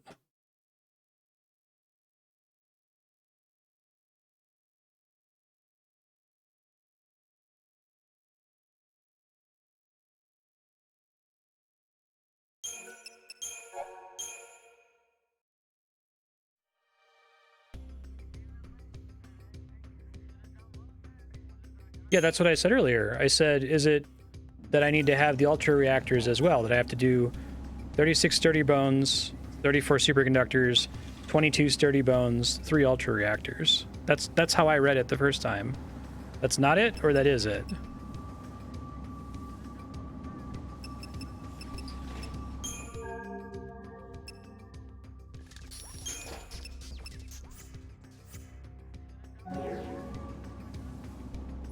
Didn't we just say that ultra reactors are an optional different way to do it? So I can't use this guide because I don't have access to ultra reactors. When do I get those? Do I get those after the point of being locked out? from the Calm Lands area.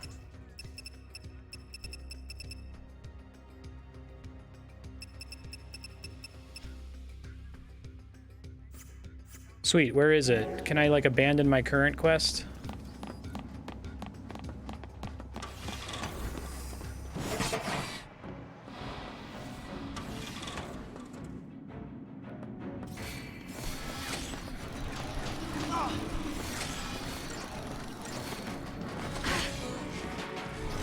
But it's all stuff that's in the Calmlands area. I can just get out of this dungeon.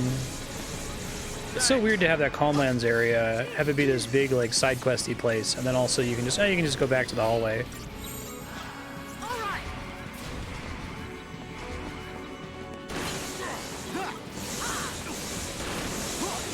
This game is gonna break me by the time we beat it.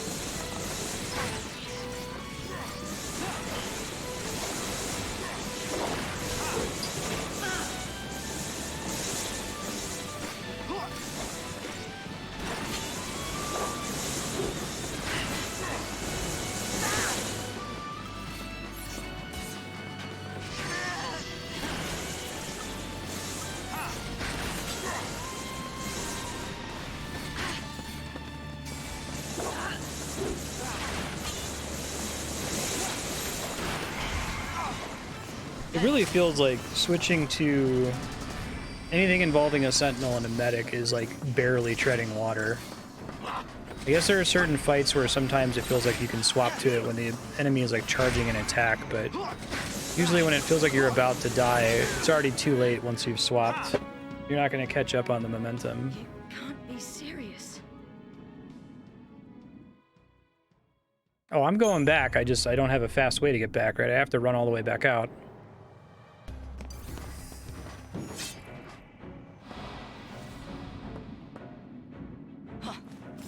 Enough out of you.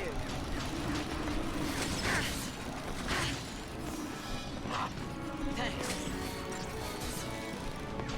Cheers.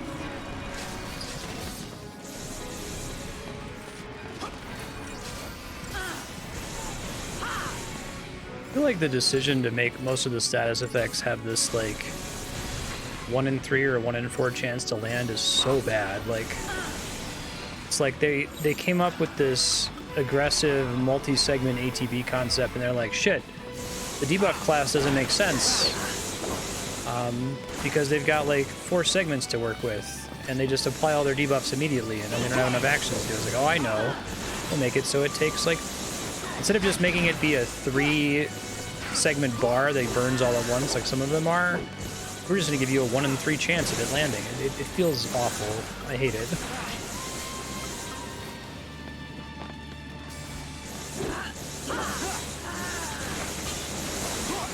Okay, if you guys can just point me directly to the Seath Stones that I need. Is the one I'm on right now mission 2?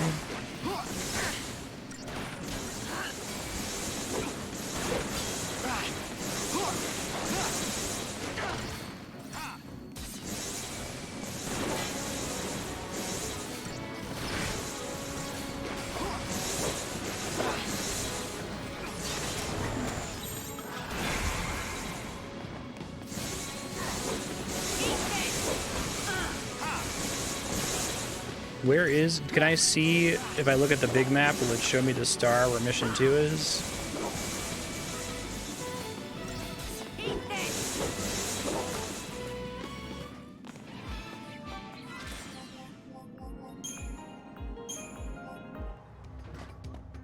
Okay.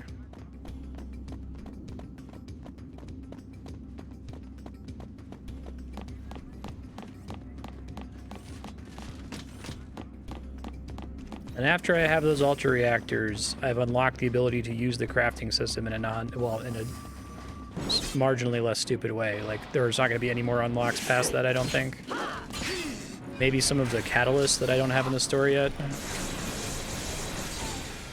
It's so cool seeing her, like, use a full 4 blocks of ATB to cast Daze, and it lands on the first hit, and the remaining 3 are just like a waste.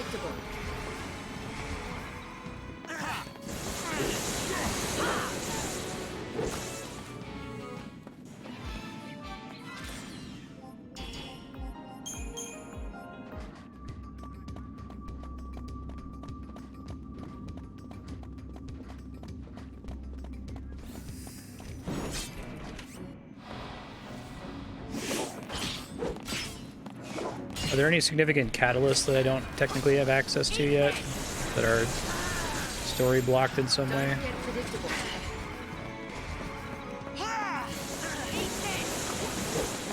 Oh, Daze is like a press to kill button. You can land it. But they only will change their target if the enemy's literally dead, not if they detect that they've already afflicted the status effect. It's like Final Fantasy 1.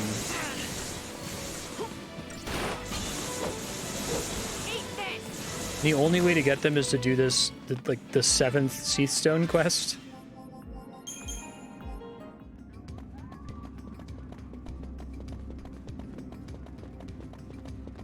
I think this game is a prank. It's the only thing that makes sense. It's like Jump King or Getting Over It, but for a JRPG.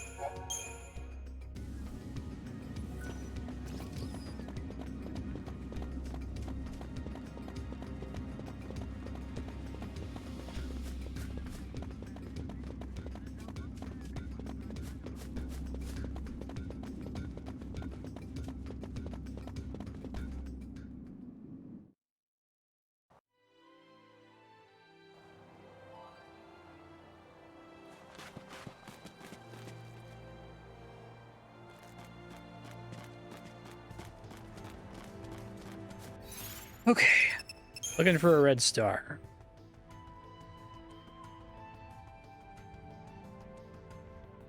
If I don't have one, does that mean that I just... Okay, never mind, there it is.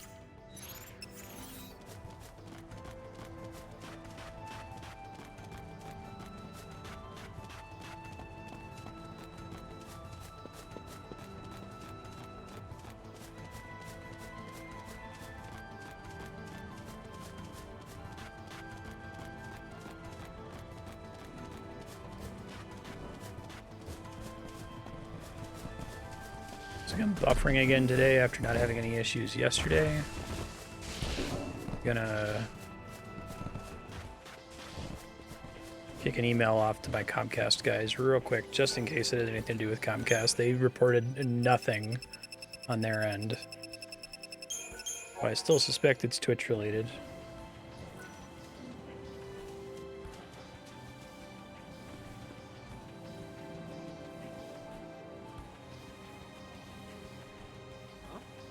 See something?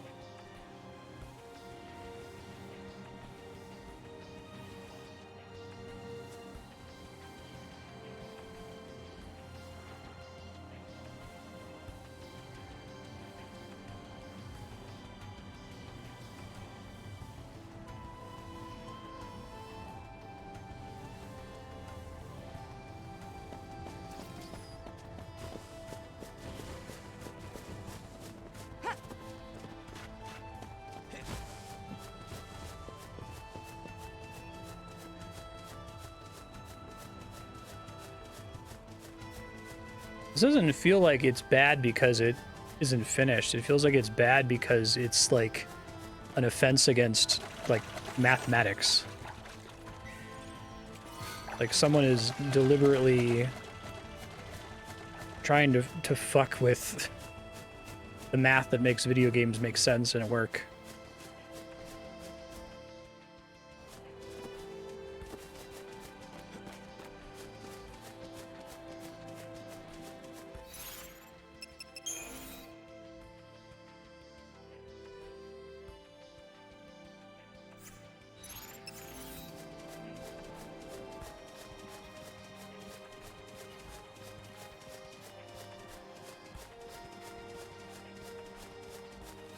I'm sure some element is that, like, I'm annoyed by the game, so, like, anything that's even mildly annoying is now getting magnified.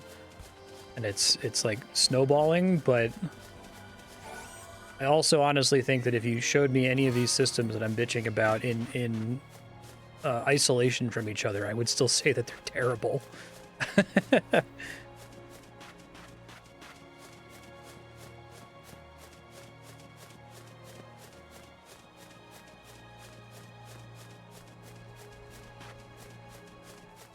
Like I said earlier, that Final Fantasy VIII feels like a game that was kind of rushed out the door.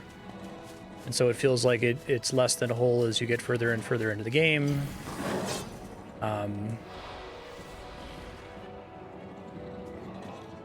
and that the draw system is clearly kind of fundamentally busted, but at the same time, it at least feels like it's a puzzle that you can solve. You can be like, okay, well, I see the correct way to like get really strong in this game and cheese it.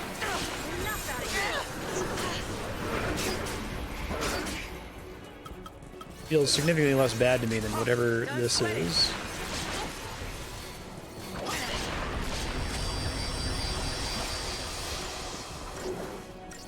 Are you looking at me?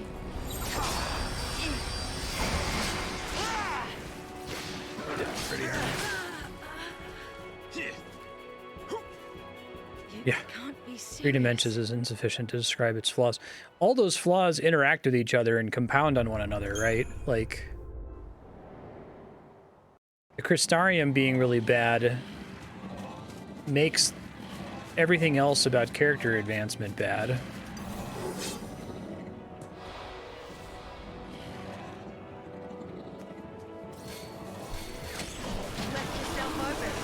If the game is utterly untested, that would be an explanation that makes sense to me. But this wasn't shown to any human beings. That it was entirely like they just deployed what was in the original requirements document and then made sure that the game didn't crash and didn't have any like visual bugs or anything.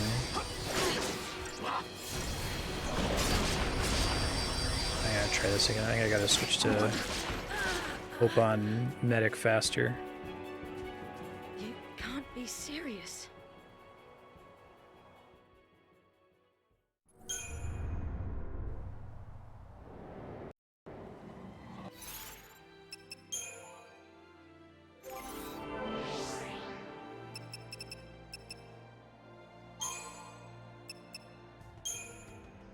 Actually, the more I think about that, I think this game makes sense if you understand it as a game where IST, system testing, was performed, which is just making sure that the design is as expected, that models aren't clipping through each other, that the game doesn't crash, that, you know, when you add a 20 strength node, that your strength goes up by 20. It seems like it was thoroughly IST tested.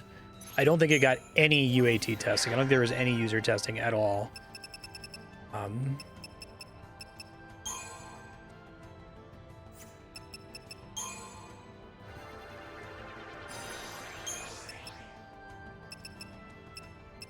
I don't know that that's true, but I need to believe something other than this is a deliberate prank in order to maintain my sanity.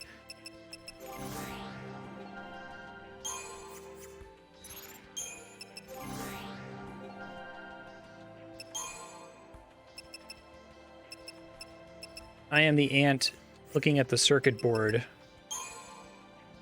and briefly understanding that it's not just strange geometry, it's words. Some meaning.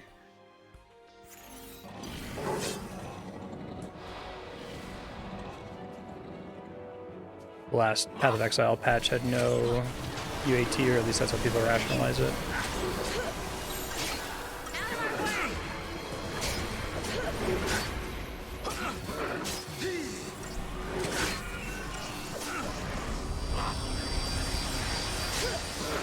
Here.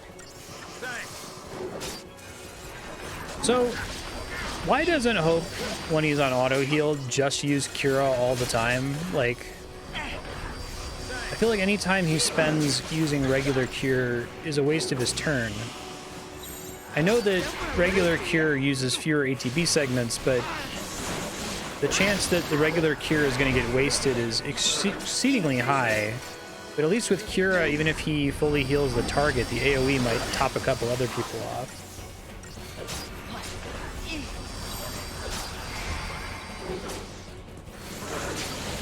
How do you not focus the easy guys first game? Come on.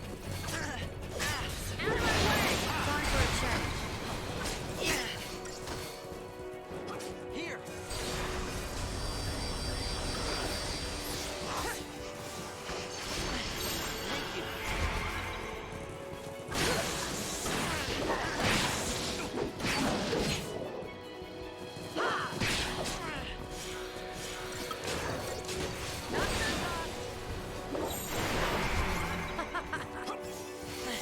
Thank you.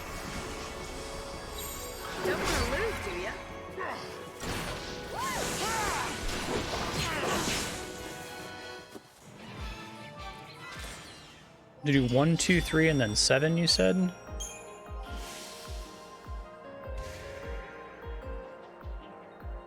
That star rating is just restating my star rating from the battle. It doesn't actually affect anything, right? This is 3, I take it.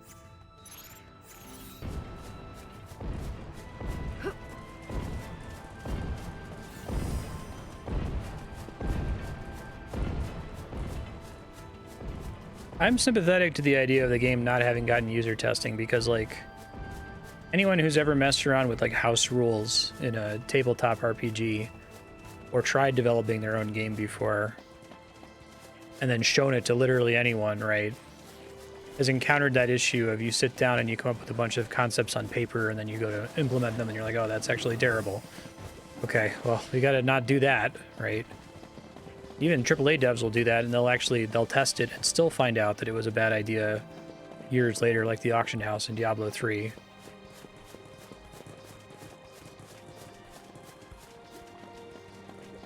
So I think, I'm pretty sure I'm right about the crafting system being a victim of excessive iteration, that there was some... I just went...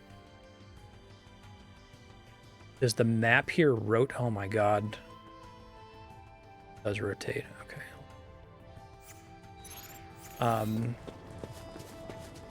It feels like there was some version of the crafting system where each of the individual different kinds of items, like leather and chipped hides and chipped tooth or whatever, like those all did something unique.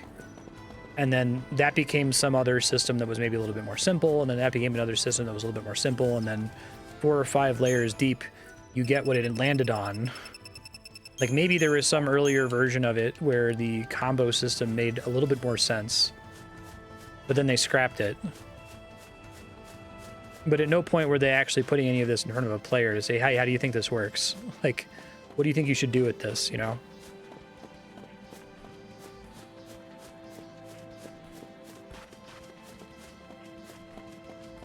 Hey, Yukubo, how you doing?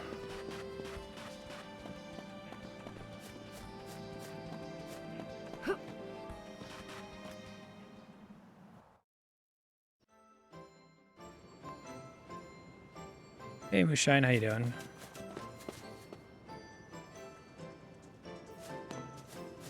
Wait, I'm confused.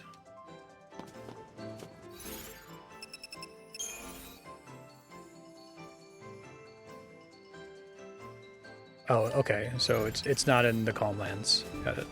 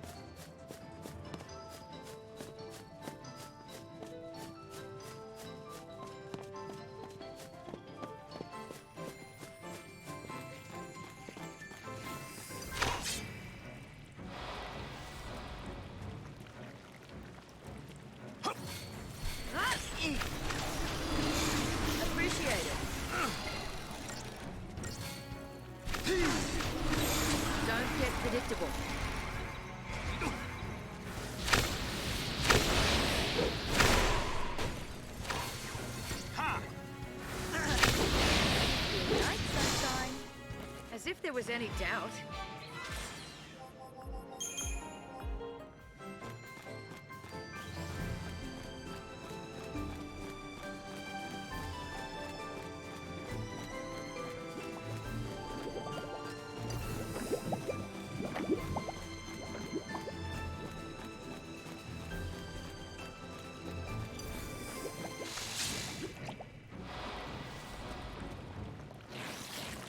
These guys give so little reward, but they take almost as long as the guys out in the Calmlands. I don't think I can meaningfully avoid them. I guess I can use one of the saw items to not get into combat.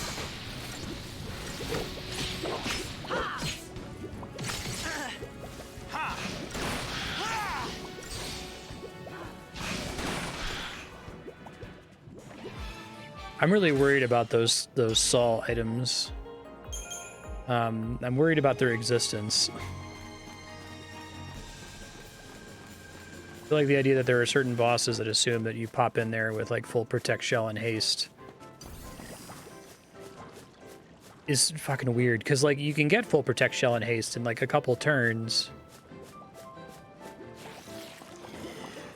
It feels like a weird band-aid for the bosses being too aggressive on the first couple turns and all being balanced around the assumption that you're fully buffed for the duration of the fight.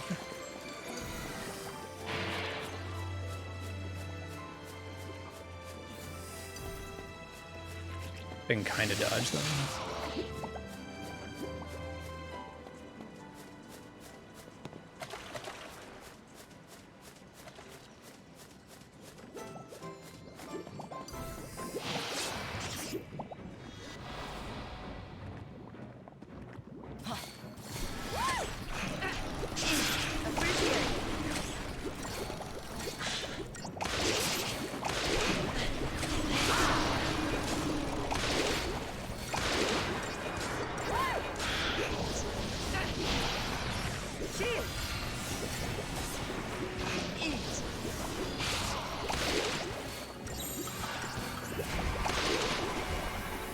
Sometimes I like zone out on easy fights and forget that my starting paradigm can't kill them. I feel like if they're dazed, fogged, and pained, they should just die, right? There's a couple Final Fantasies where the stop status effect counted as death. I guess it's temporary, but...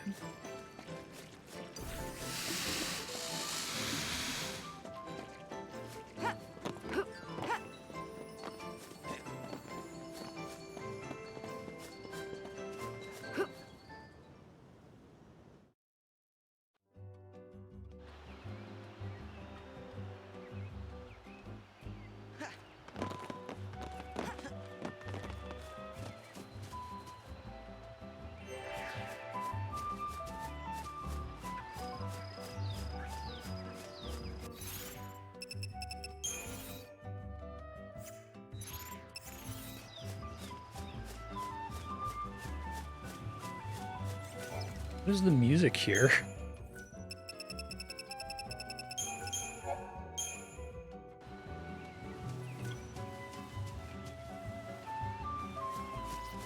The song isn't bad. It just like, I expect like the Velt from Final Fantasy VI for this place, right?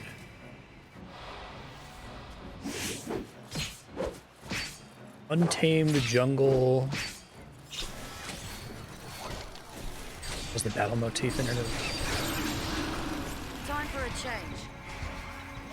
This isn't the worst game I've ever played. It's not the most problematic game I've ever played. It's not the most... Well, it might be the most annoying game I've ever played. I think it's the most mechanically offensive game I've ever played. I think if it didn't carry itself with this, like, utter confidence that it nailed it. Didn't even break a Maybe sweat. that's like a Square Enix corporate attitude.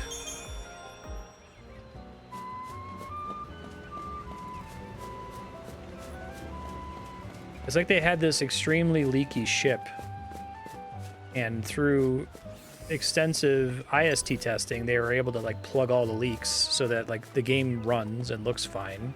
This area is quite pretty. This area looks like wildly better than that Calmlands area from earlier. Stop for a minute.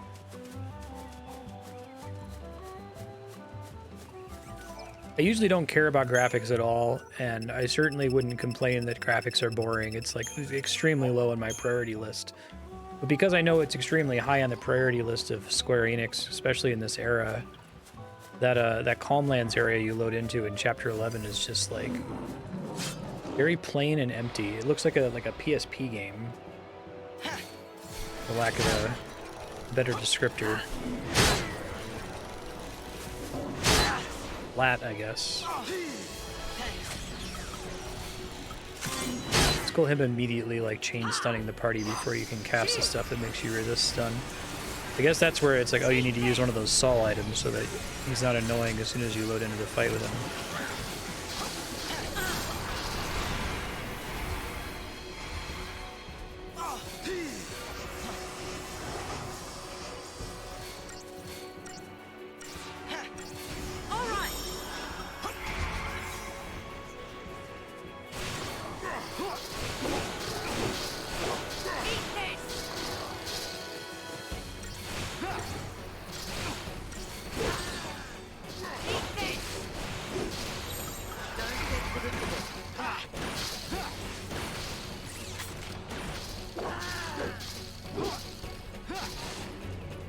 That wasn't so bad.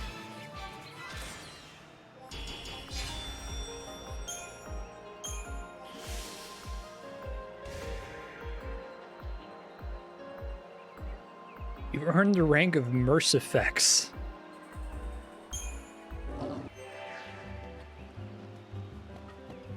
All right, where is the 7th Seath Stone? Are they mapped on the marked on the map in some way?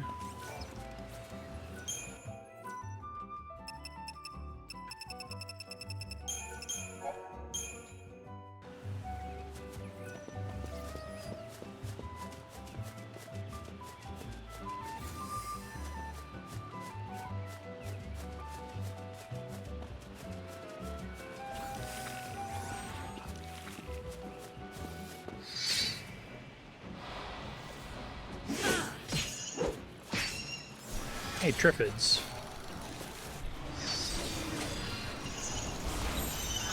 Change of plans.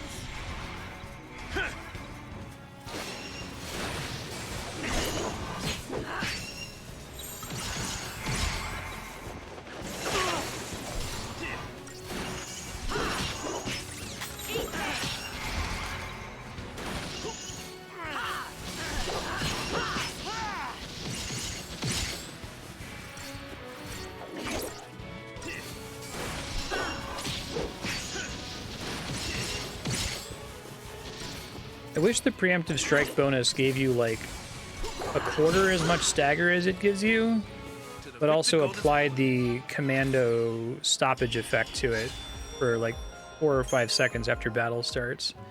Like almost maxing out their stagger meter with full decay rate is like the worst of all worlds.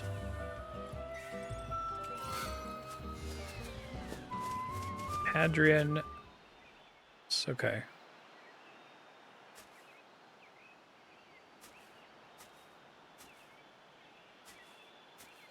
I wonder if this area is open because they wanted to fill more gameplay, but they couldn't afford to keep doing I was just thinking. hallway cutscenes and stuff. Something complicated? I was just taking it all in. The sky here, the trees, the sunlight, the smells.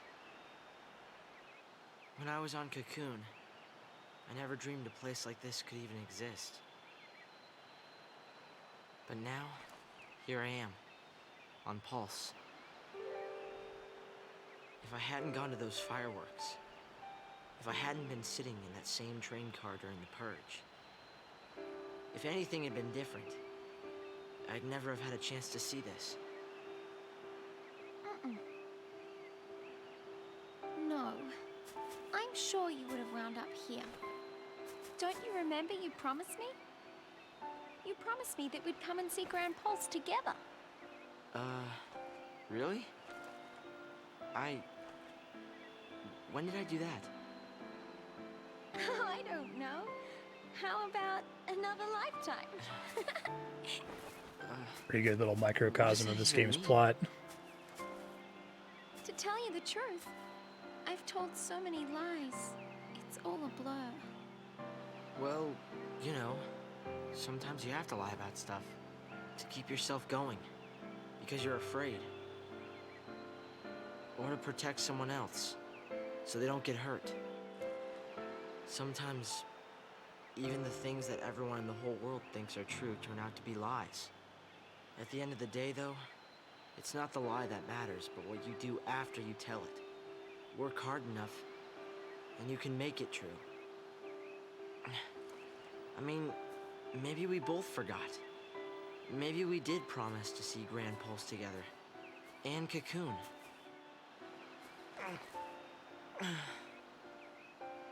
Thanks, Hope. Do something for me, will you? Keep smiling. Right? It makes me happy when you smile. I didn't know you felt that way.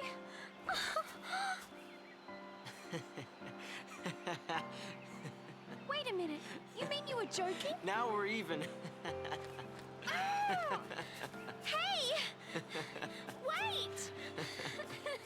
Hey!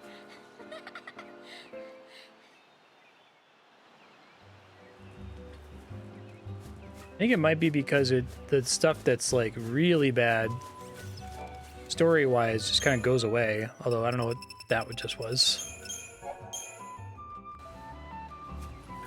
Alright, so somewhere here there's a Seath Stone. I'm gonna try to find it.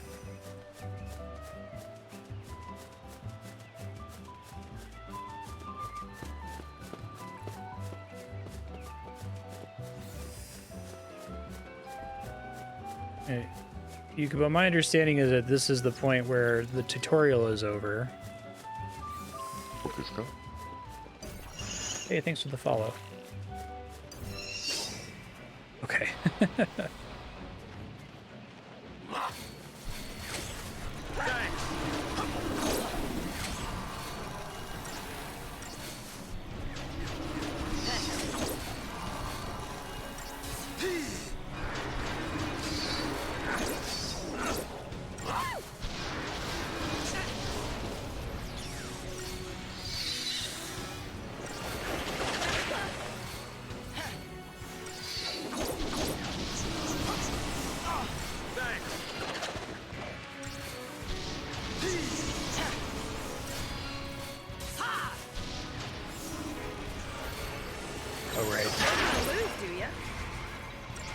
Pretty good to have the cast haste on everybody paradigm as the thing I start with.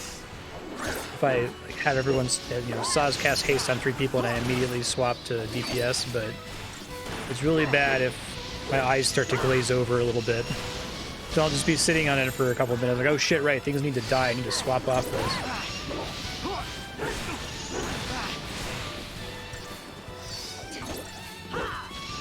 So, in my RuneScape video essay, I posited that in RuneScape at least, and probably in a lot of video games, you can think of there being 2 axes. There's like an attention axis and a difficulty axis, right?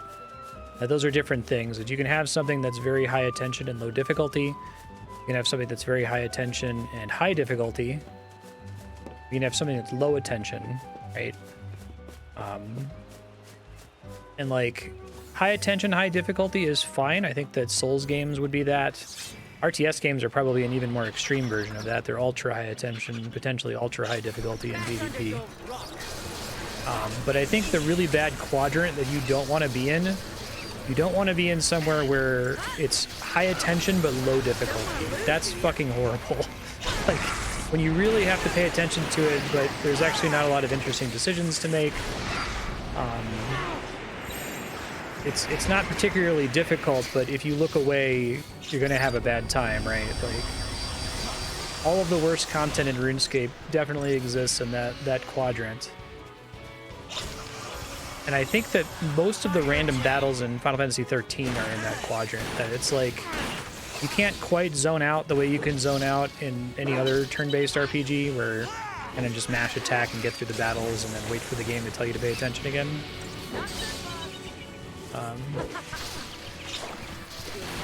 Yeah, I could see that for Cultist Simulator. Cultist Simulator ended up being more stress than it was interesting for me. But I probably struggled with it more because I was playing it on stream. I probably would have enjoyed it more if I was playing it off stream on the couch or something.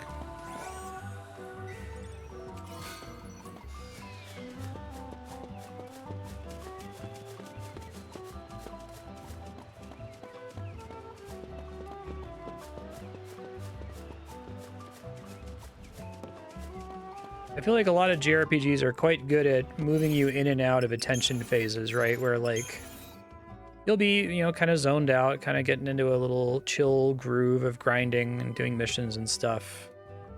Uh-oh. Hold on, Ben just unplugged something. Fortunately, the audio came back.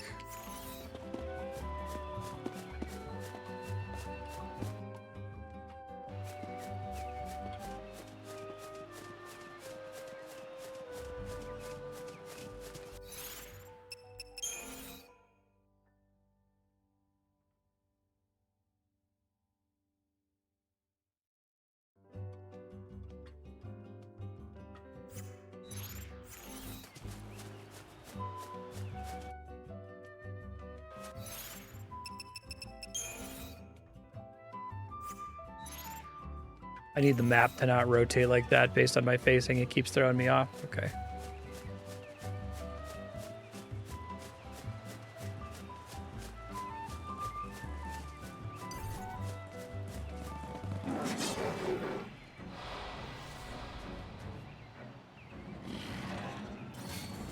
Not so fast.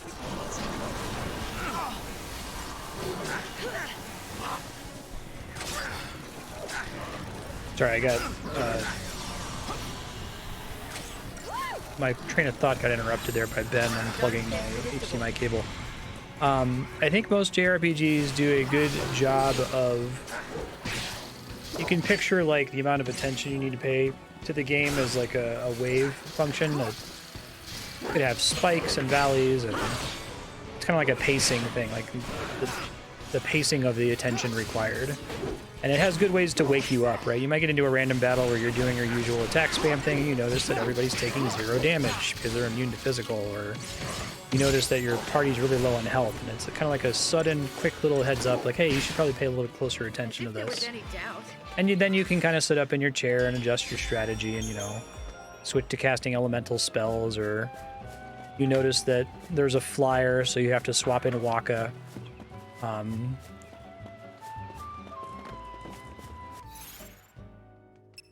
Alright, so I just need to keep checking the map to see if it's giving me the right name of the subzone that I'm at when I visit the thing.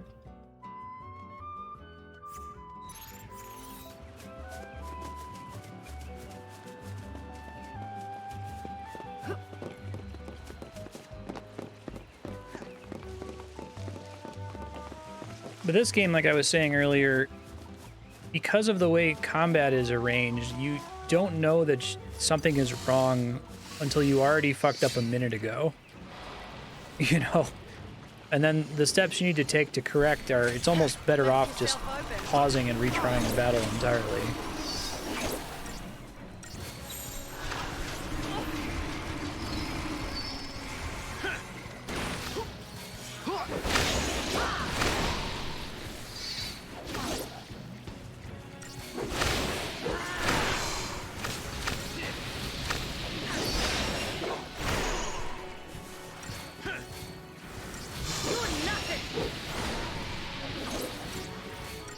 I don't mind elevator music necessarily, but it doesn't seem to fit in this, like, untamed jungle. Change of plan. Pathetic. All right.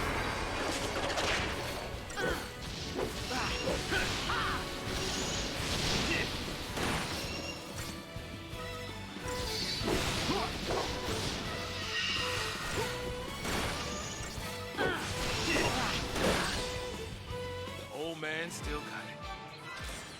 We'll see how Get in the Car Loser plays out. I think it's still on Props subblock. That's the indie take on Final Fantasy XIII's battle system. Because I feel like something that a game like this basically has to do is maintain a certain level of intensity or momentum in every fight. You can't have like a sudden huge spike in difficulty. Like you can have the fights be hard, but I feel like they should on average be quite hard. I think it's actively bad for the game when you're running into fights that you just mash auto battle and win without thinking. Because it's kind of putting your brain into a passive mode that causes you to struggle later. There must be a way to get up here somewhere. Can't take much more of this.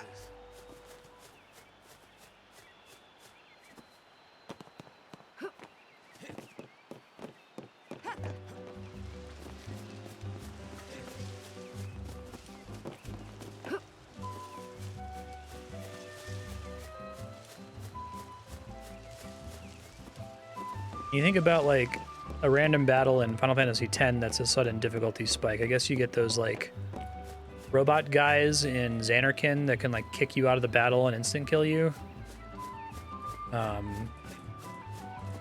Or the other big robot guys also in Xanarkin that just have a shitload of health and hit like trucks. Those feel like they work decently well, you know. Someone gets kicked out of combat and you're like, oh shit, okay.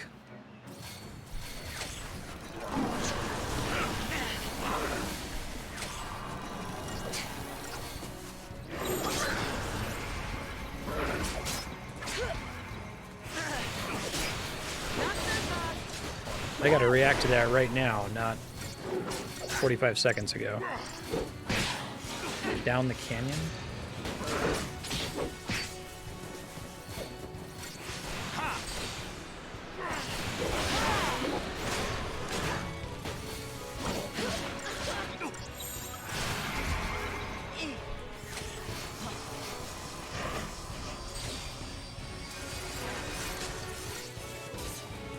Appreciate it. Don't get predictable. I'd say that's generally pretty true. It still requires some brain power, like swapping in Lulu for a magic weak enemy or Blocka for a flyer, but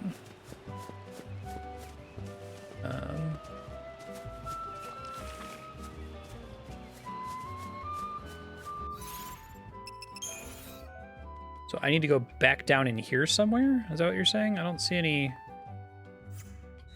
Okay, hold on.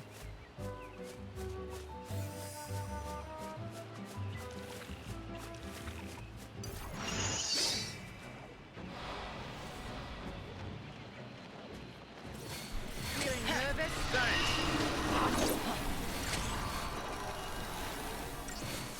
You're nothing. Thanks.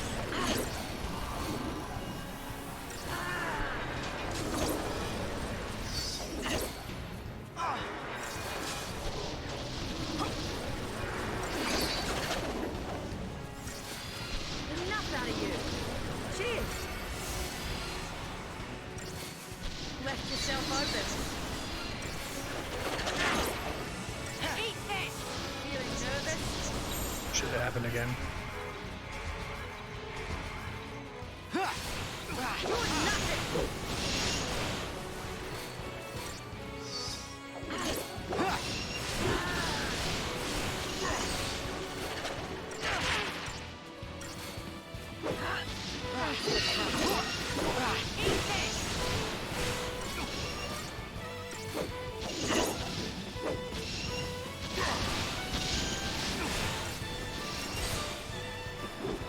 Could have been worse.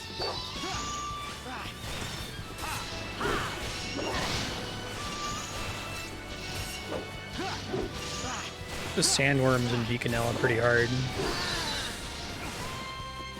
You should see your daddy now. Some tough enemies in like Macalania Forest.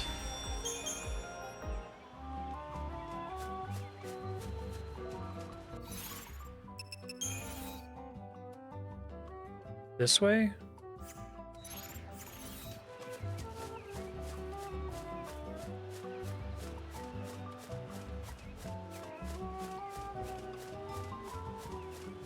I guess Final Fantasy X takes the approach more of like this game is about boss fights. And you can kind of expect that random battles are going to be chill.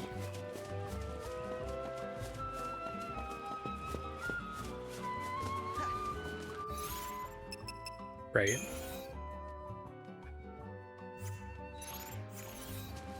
Right. Here?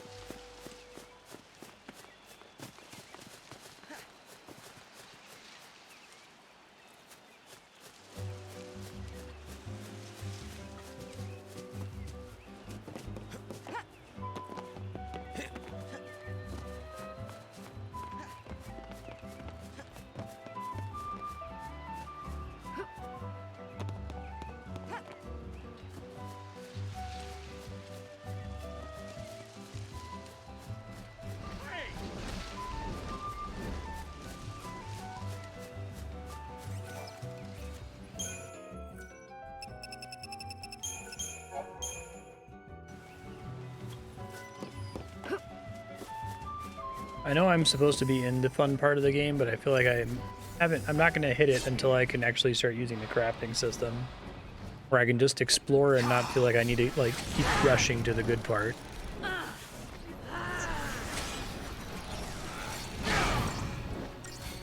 It sounds like this Seathstone mission is that point where the real Final Fantasy 13 begins, part number 17 or something. Don't get predictable. XP per battle is reasonable, the crafting system is less nightmarish. It's more open, you have a full party, you're actually required to use all of your abilities.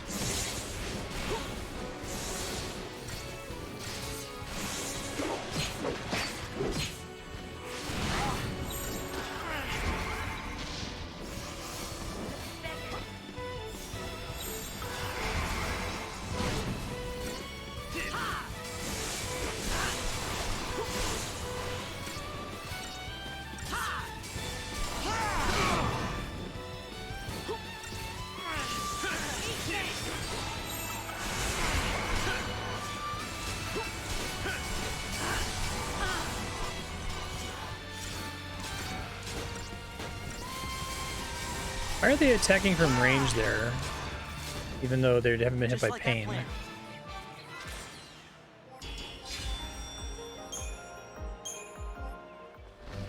So that guy gave way less. He was significantly harder than those guys in the cave, but gave like a third of the XP. The thing I'm looking for is down here somewhere.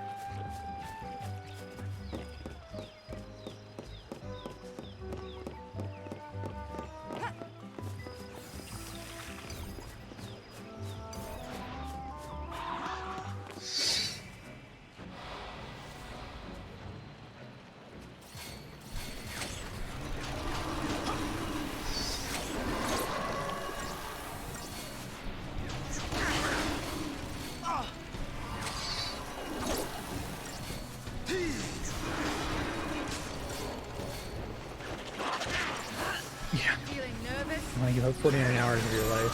Change of plans.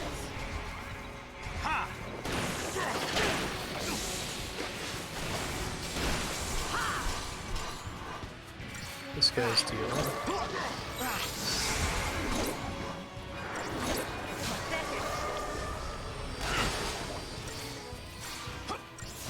You looking at me? I think I mentioned this earlier, but I think my enjoyment of this game's battle system would be improved significantly if the game like tried to project incoming damage on their health bars. It always feels like once they're in red, it's already too late.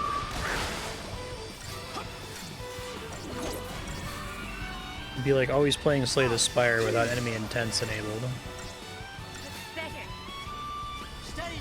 I like the game, but can't spend that much time on it.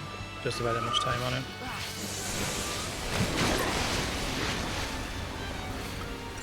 I switch back off the triples.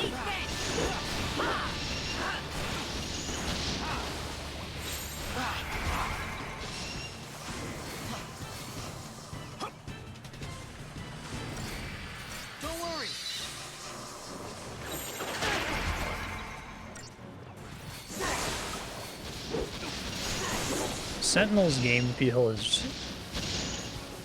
basically any job that's not Ravager or Commando, the game feel is really bad. You don't want to be playing as them, you want the computer to be controlling them if possible.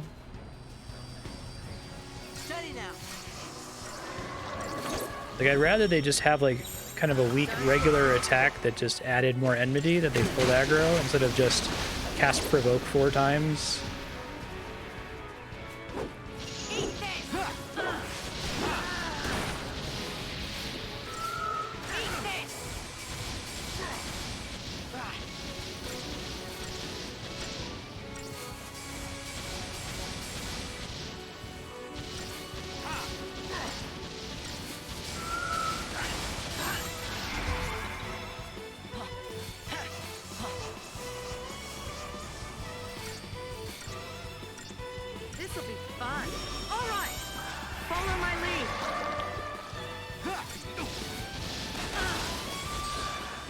That's annoying.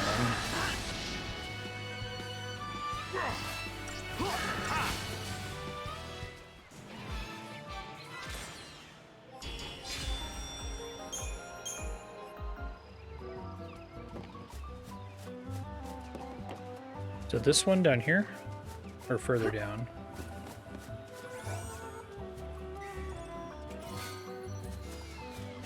Okay.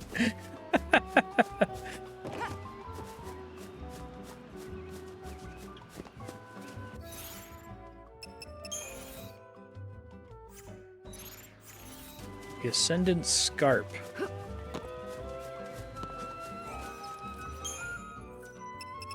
This whole area reminds me of another game. I'm trying to put my finger on it.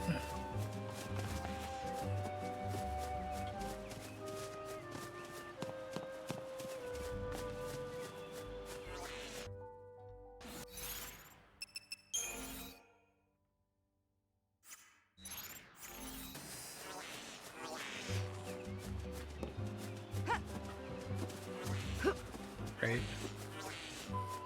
Here.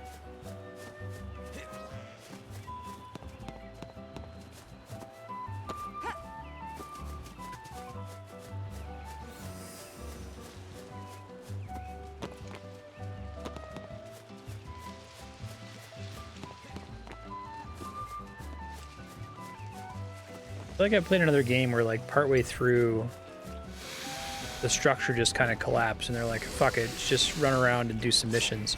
Metal Gear Solid 5, maybe? I guess you could argue that that's the best part of Metal Gear Solid 5, but just fucking around and doing some missions part.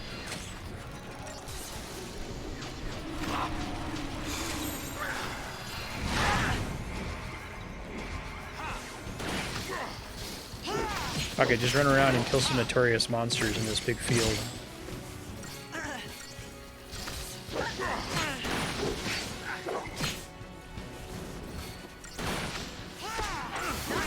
Maybe it feels better because it's the first part of the game where you're like actually playing a video game, because all of the mechanics have been unlocked and you have a full party.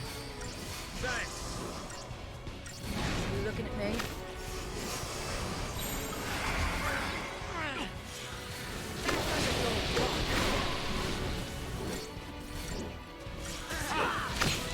Good night, sunshine.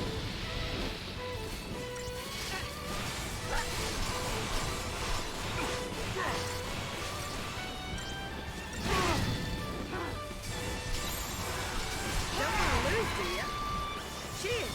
Quit wasting my time. This'll be fun.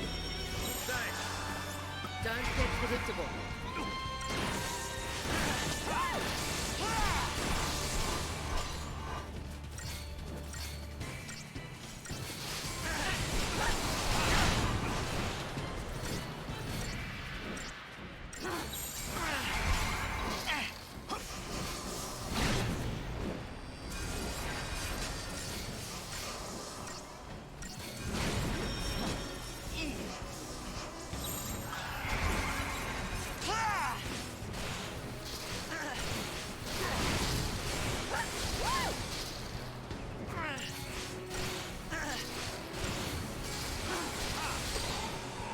Wish I could do a better job of explaining some of the stuff that feels, where the game feels off in this.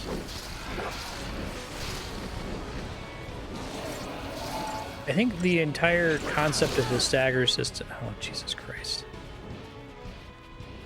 The concept of the stagger system is smart, given their whole idea of let's do, you know, strategic combat instead of tactical combat. But the game feel is just, it's dog shit. Like, just, it doesn't feel good to play even when you're doing well most of the time.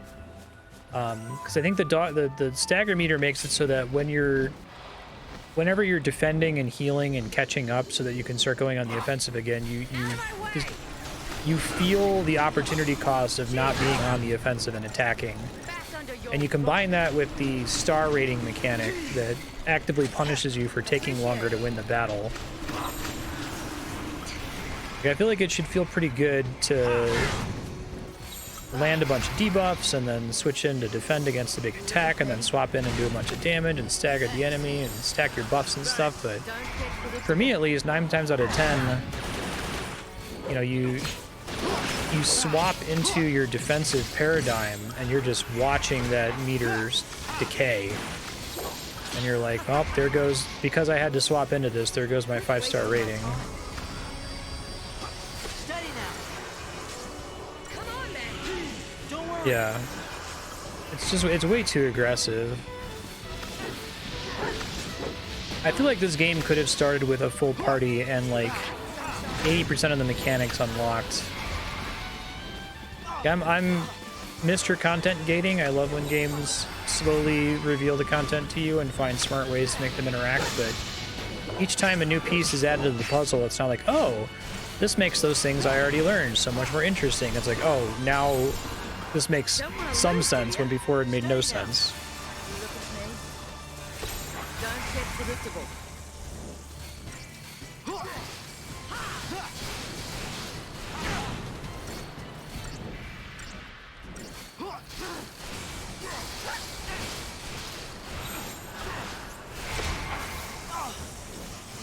I feel like game feel is an area that I feel particularly This will be fun.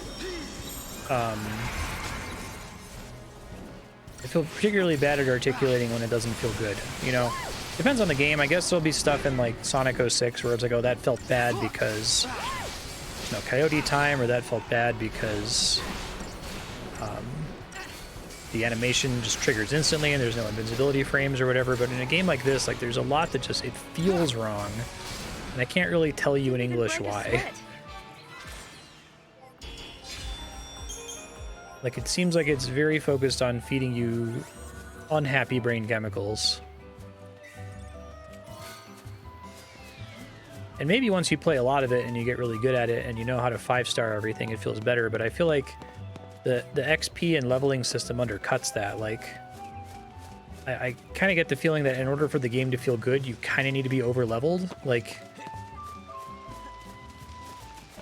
I've had so much joy in RPGs going up against fights before I'm supposed to, right? That's usually...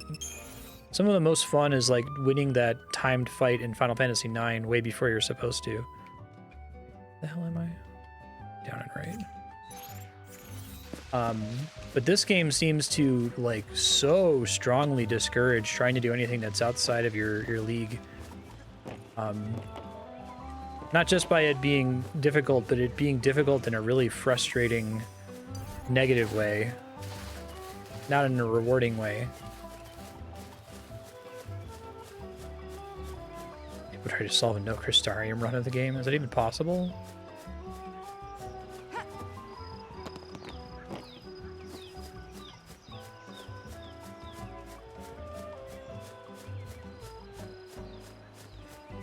I just think the whole concept of, like, pressure and matching momentum and, like, is the amount of pressure you're putting on the enemy more than the amount of pressure they're putting on you. It's a cool idea, but it just, the way they implemented it just doesn't work, I don't think.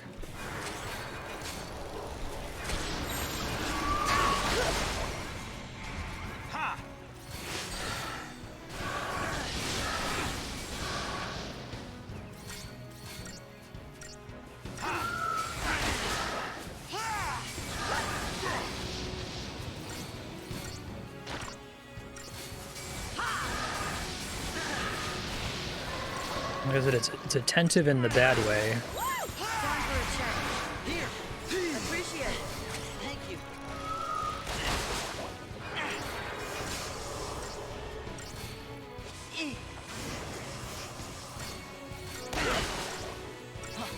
Frustrating because I feel like I can intuit what feels wrong, but I'm just really struggling to articulate it. I wish I could convert it to English.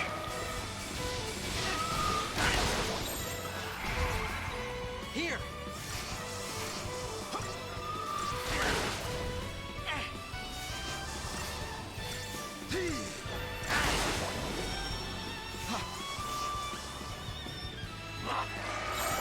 Here.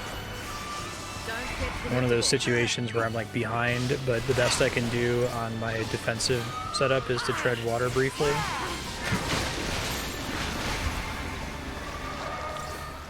Is the one even still alive?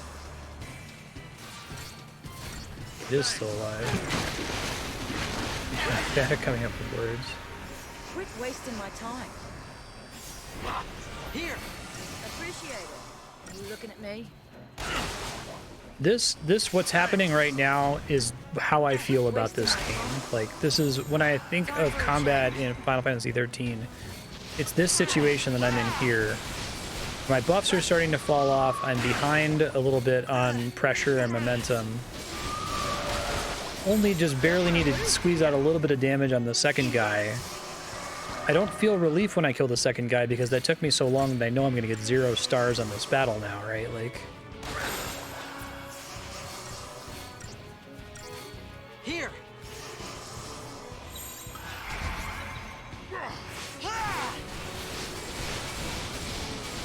Like, if this game just didn't have level ups, you know there's a diamond ring at the bottom of a bucket of poop, but you only feel like you've underestimated the size of the bucket. Yeah, I'm trying to look for something like that, exactly. Like some analogy to try to explain the feeling.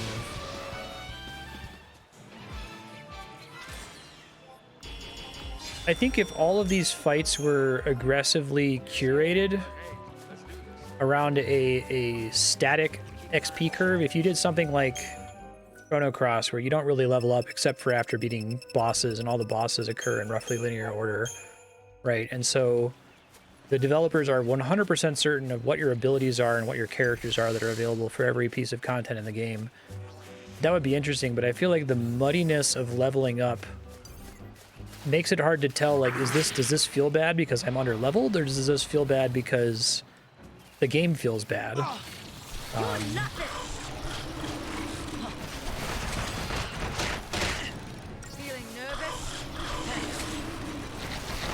Keep pressure in here. Enough out of you. Yeah, the reason I've been running that is because it seems like if I allow my buffs to fall off, particularly haste, it's game over.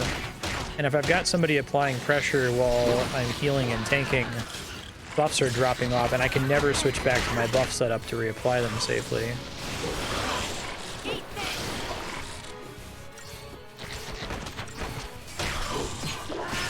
It doesn't need to specifically be Chrono Cross, just the idea that you get abilities at preset points in the game, and then future combats are balanced around the certainty that you have that ability. You know, we're going to have a fight that requires you to use Dispel because we know you have Dispel. I'll try it. It's a good idea. I'm not trying to just shut you down there.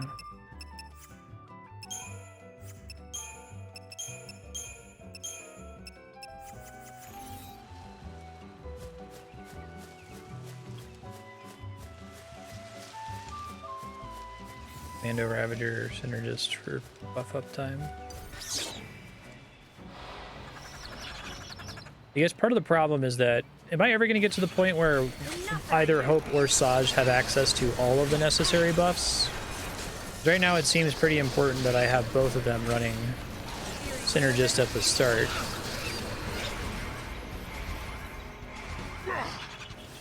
The fights, and this is unusual for Final Fantasy, I guess. I feel like most Final Fantasy games do not assume in every random battle that you're running haste and protect and shell and a bunch of status effects, right? Like, those are like above and beyond. But here I feel like the map of combat assumes that you're stacked out.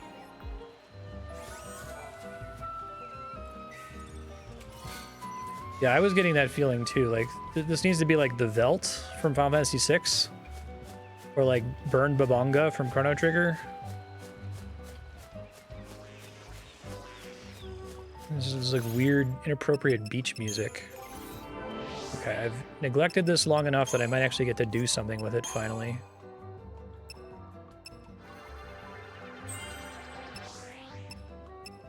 Guess I should grab it. Oh, did I get Days Gone already? Okay.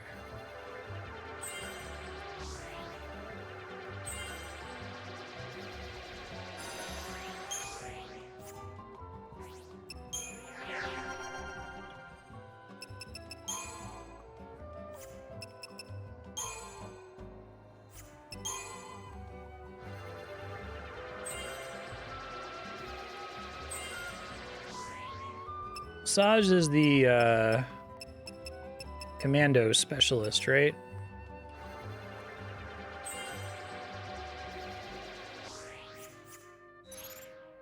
Yeah, but the problem is she can't be a Ravager, fucking hell. But I want her for Saboteur.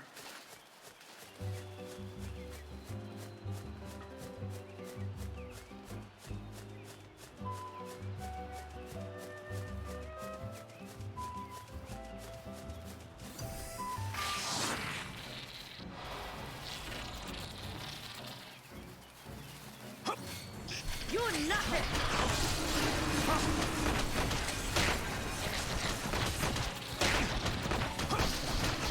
The more I think about it, I think Metal Gear Solid 5 is the closest I can come up with to the sudden change in pace and tone of the game. And that game was well praised, and deservedly so, for a lot of the cool creative stuff you could do and how open it was and whether you could do the missions. But it still felt weird coming off the other Final Fantasies to kind of realize that, okay, Kojima got fired here, so now we're just kind of running around doing these outpost missions.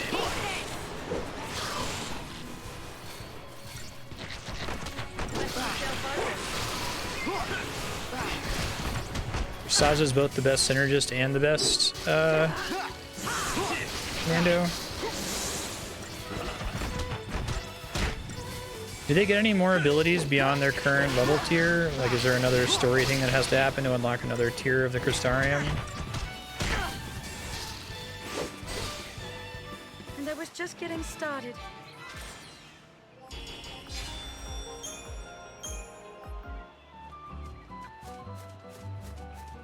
Oh, Fang is the best commando. Okay.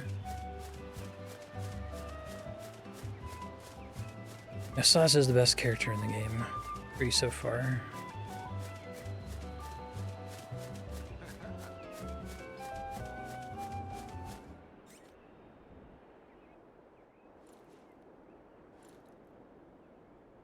You know, I gotta say, this is weird. When we were young, Main game tier doesn't we were unlock always taught until that after I someday leave we'd be this attacked by the open area demons behind, I within. take it. And look at us now, waltzing back into Erba, with the very people we were chosen to take up arms against. Yeah, back then we never would have helped you guys. Oh, Well, right. Back then is when you got your first focus, so... right. We already talked a bit about that, huh? A little bit. Must have been centuries ago now, when me and Fang joined the battle against Cocoon. During the fight, I became Ragnarok and cracked Cocoon's shell. That must have been hard on you going through that. The memories, they're all pretty fuzzy. Pretty big reveal here. Cocoon's version of the War of Transgression must have been built up around what you two did. I didn't do anything. I just got turned to crystal, and I can't even remember why that happened. Don't even have the memories to show for it. It's all my fault. So many people died because of me. Again, I feel like Vanille and Fang being from like It's over. Those souls the can distant rest. past is the coolest idea, and it's just so underused or even unused, really.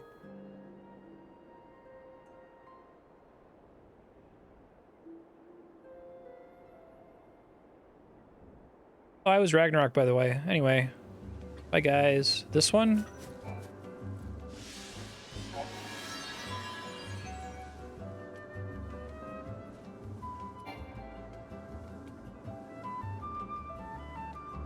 Munchkin Maestro?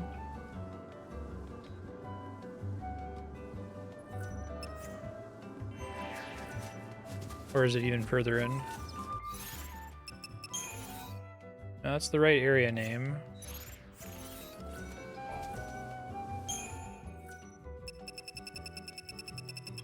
Yeah, it was like randomly dropped. In a quick throwaway scene, I bet it's in the codex.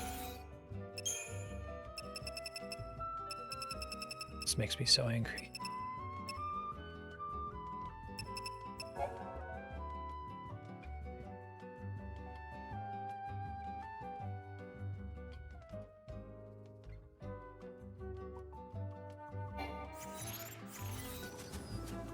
Further in, okay.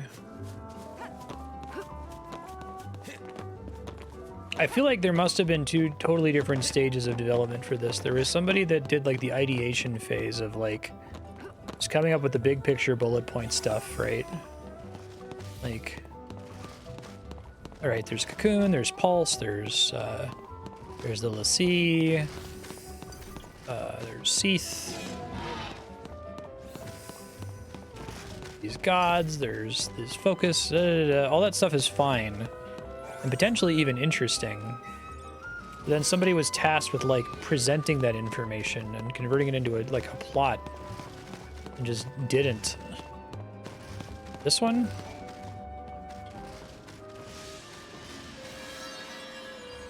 Commando Ravager and Commando Ravager Med carried you through most fights.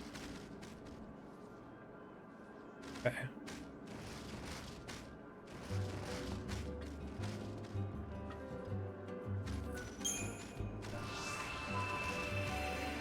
That was really far away for such an important unlock. After this, presumably I can just do everything in whatever order I want and just explore and play the game.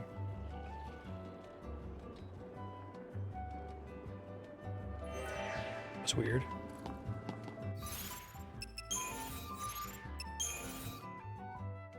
Okay, at least I don't have to run like way the fuck far away.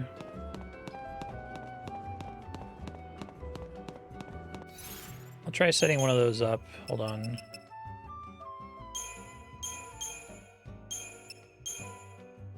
Yeah, my problem is I don't understand when Sentinel is needed.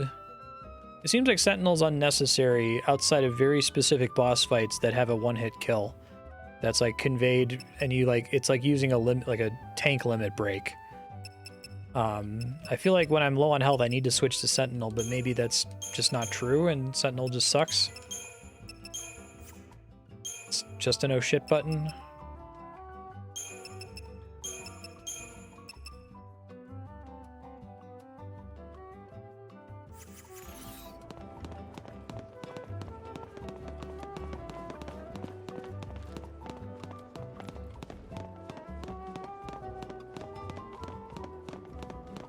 I like that Getting the Car Loser game has 4 characters too. I feel like adding a 4th character definitely makes things way more interesting.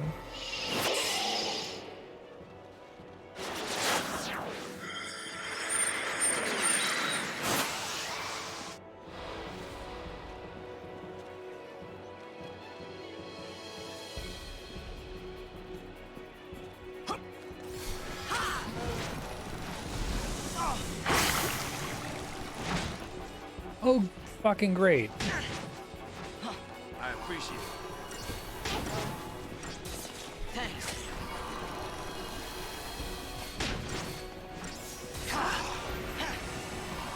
Can the magic debuff be removed with magic buff?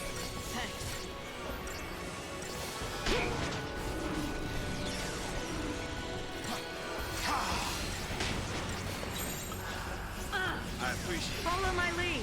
Try Commando Ravager Medic. Maybe Sentinel's been a waste of time the whole game and is just there for big telegraphed attacks. It can't be serious.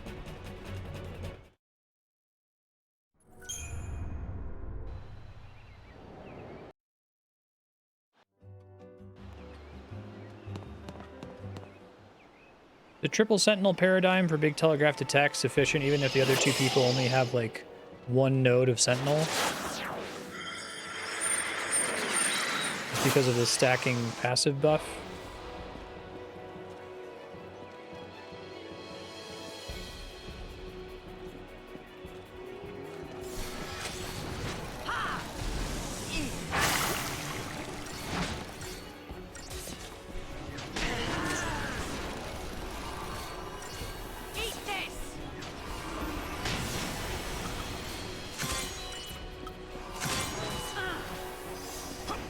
Summoning seems really pointless in this game.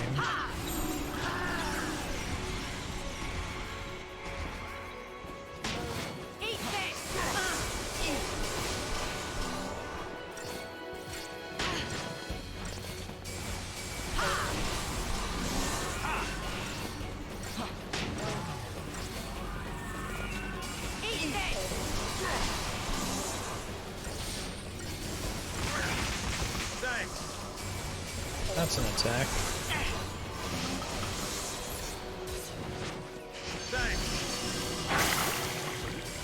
Man, who gets hit by that? It's really bad.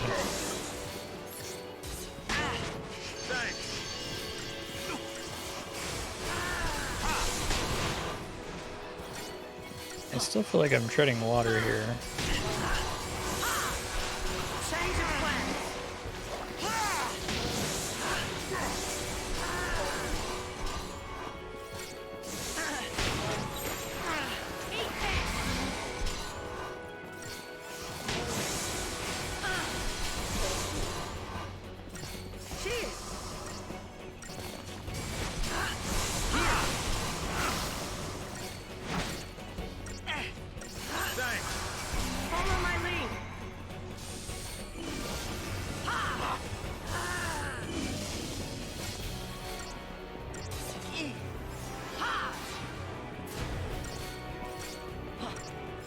That bar, seeing it try to cast Deep Protect 4 times and it lands the first time, that's really bad game feel, I think.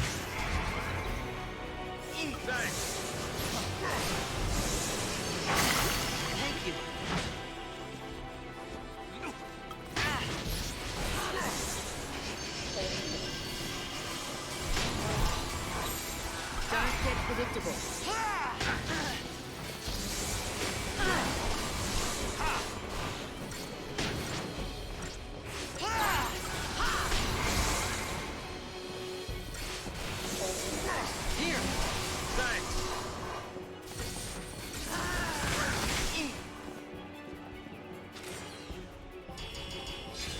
I wish the damage numbers, like, tried to reflect how much of the damage is coming from your chain bonus more. Your party earned the rank of Archylte Idol. Okay.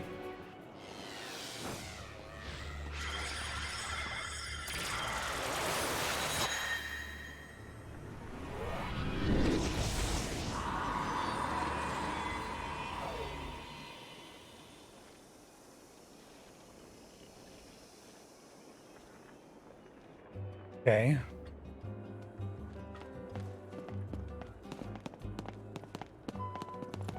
What?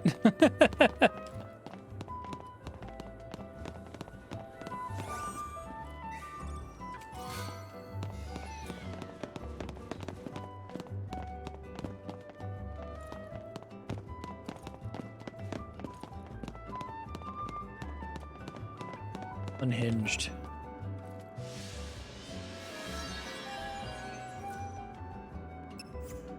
So what's the point of reattempting missions? Just lets you fight that specific enemy again, I guess?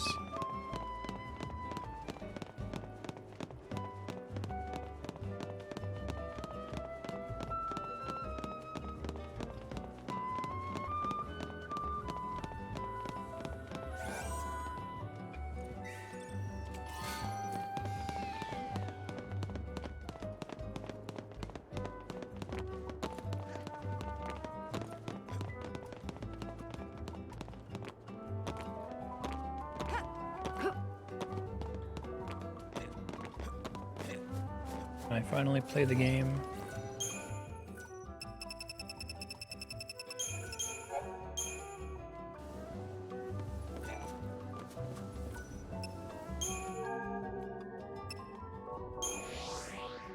Oh, thank God. Oh, that thing's fucking expensive. What's the best way to make money?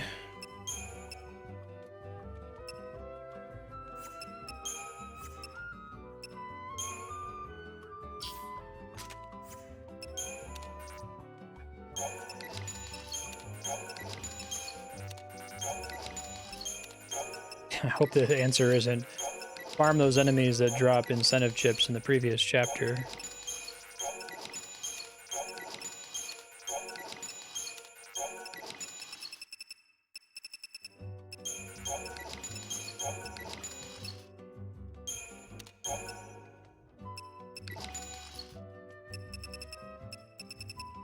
So I should have given Fang the initial upgrade. 2 mil?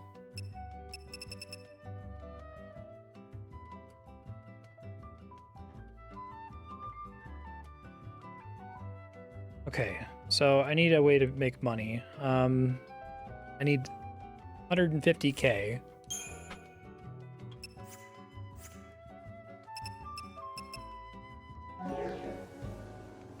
I guess we'll upgrade her to the first threshold. I should have done this earlier, but I didn't think about it. Yeah, let's get sweaty.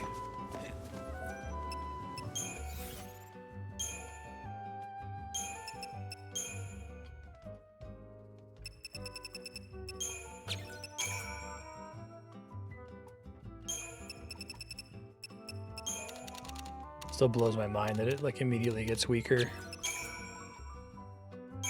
I get it, I understand why it does, but it's bad game feel.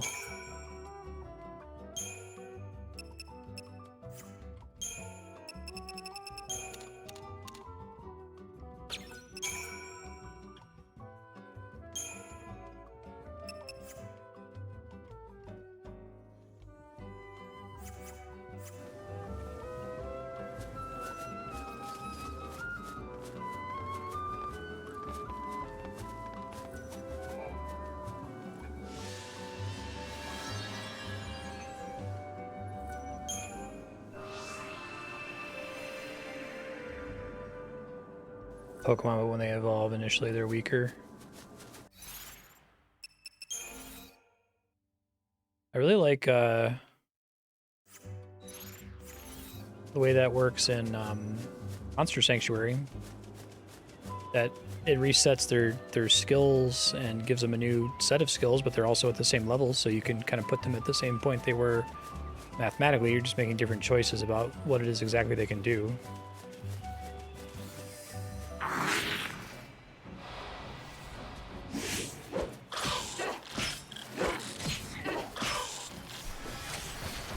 Yeah, you hear that?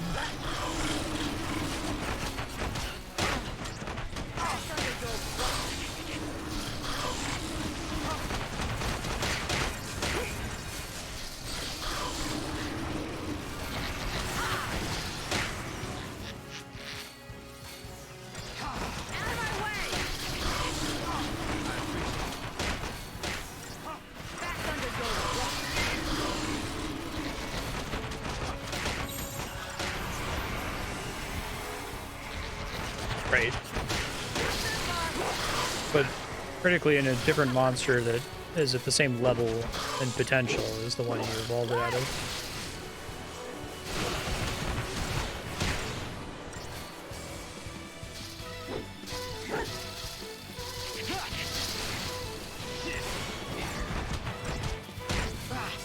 Guy is like comically easier than me. No problem. Wait, maybe that wasn't him. He's a munchkin. Okay, that makes more sense. Still. Yeah, okay.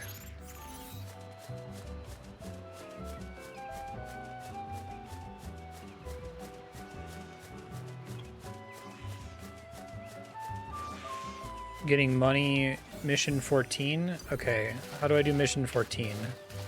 I feel like...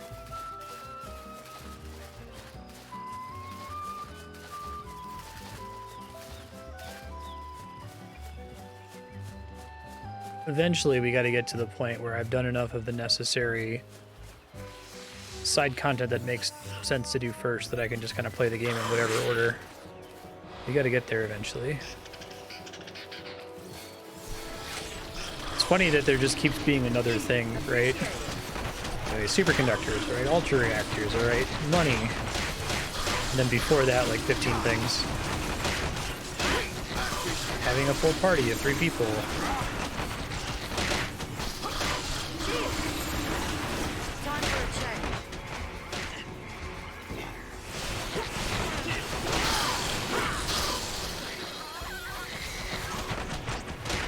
I can't grind for money yet. I need to go do a bunch of side quests to unlock the ability to grind for money. But definitely go make dinner. That's a good idea. Wait, is this the same enemy? This is the same guy, isn't it? So this one counts as a notorious monster?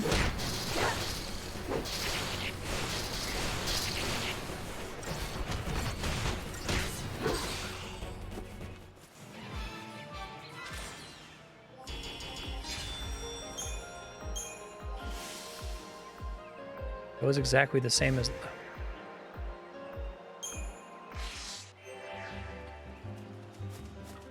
I'm sad that like psychics don't exist and telepathy doesn't exist. I need like a Vulcan or Nasari or something to like do a mind meld and like extract the hot take intuition from my brain.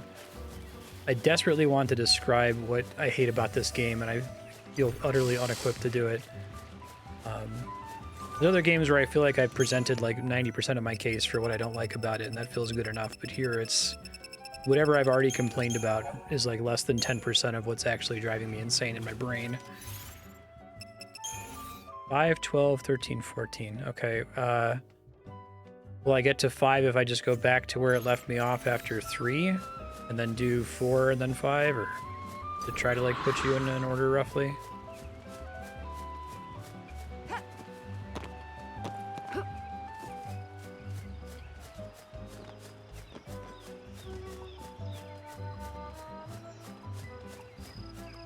Yeah, it's just the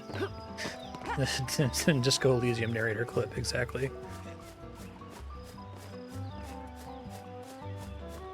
Legendary rhetoric check.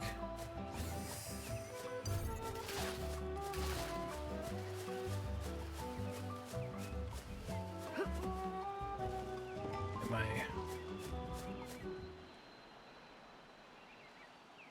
You gotta be ready to drop by now. Don't overdo it. I won't. I know my limits, unlike some people. Oh, now who's the tough guy? This part of the game is so weird. What was that? A Grand Pulse Fal'Cie. Used to see it flying around all the time. And they said it had a home. Somewhere near Erba. So that's good news, right? If we stay on its tail, we should end up in your village. Let's follow it. Right.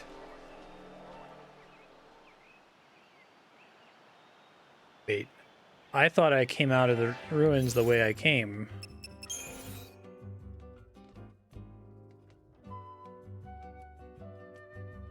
No, I did.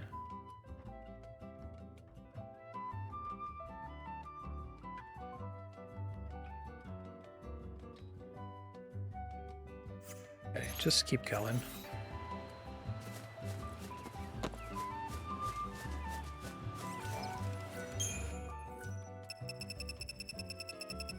I need to attain the zen of just this game making me feel bad and not feeling like I'm failing to describe it. Just let it feel bad. What's the name of the... Oh, okay, it actually has a number at the top. Gotcha.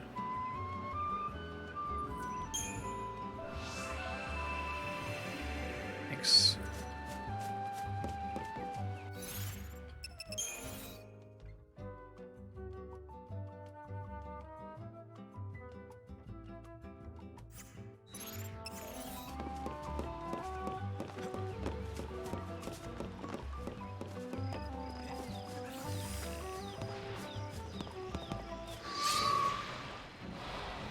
It's like this open part of the game is simultaneously wildly better and also weirdly worse than the game up to this point.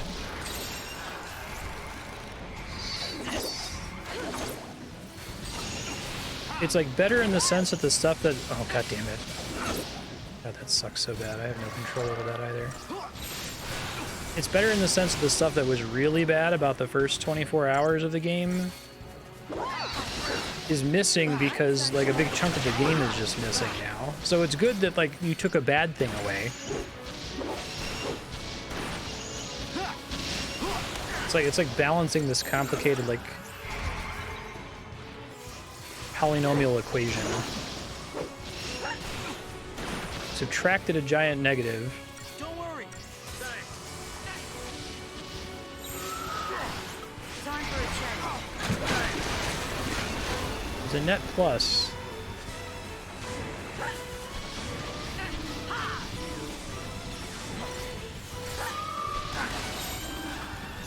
Could also give this game a focus.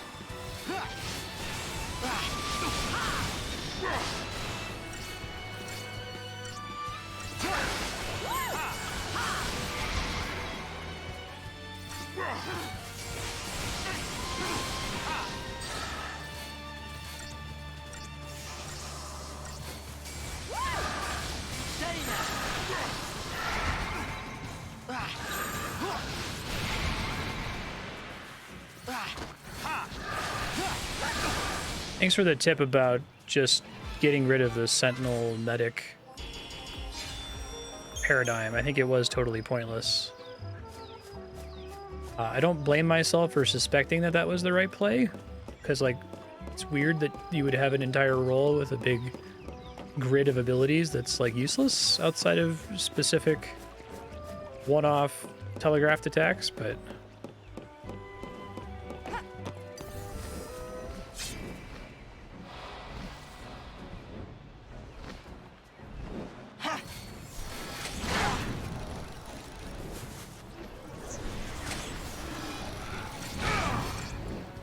well, I am presently struggling because Don't want to lose, do ya?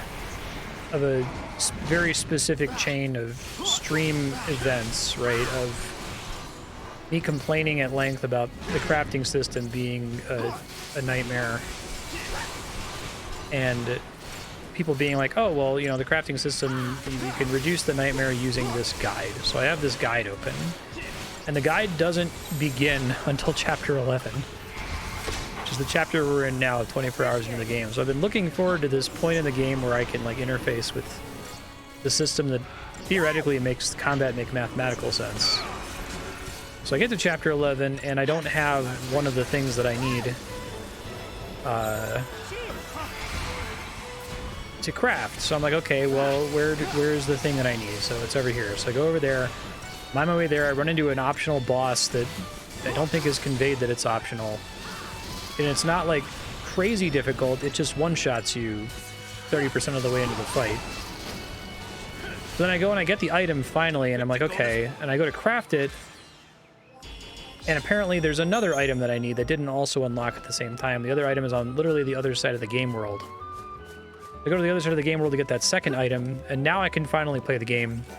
But now that item is like 50,000 gil a piece, and I need to go find a way to get money, right? So it's like, I think if I were just playing it and just like the crafting system was a fucking shit show and I was just screaming every time I interacted with it, but I wasn't trying to like put it all behind me, maybe I could just be enjoying Pulse right now, but it's kind of just like this giant obstacle to getting me to the fun, getting on the dope-ass Disney train to the fun fucking part of the game, right?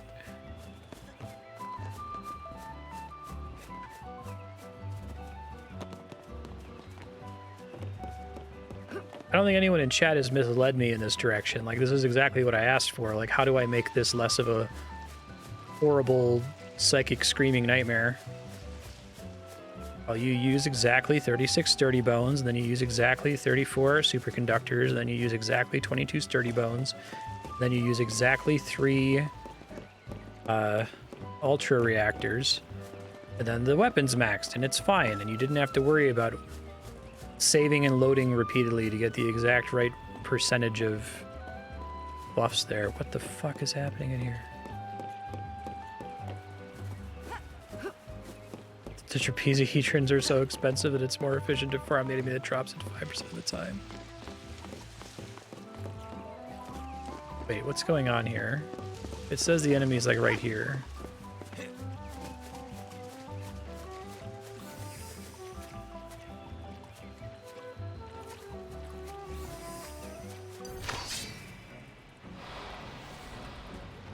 Not these guys.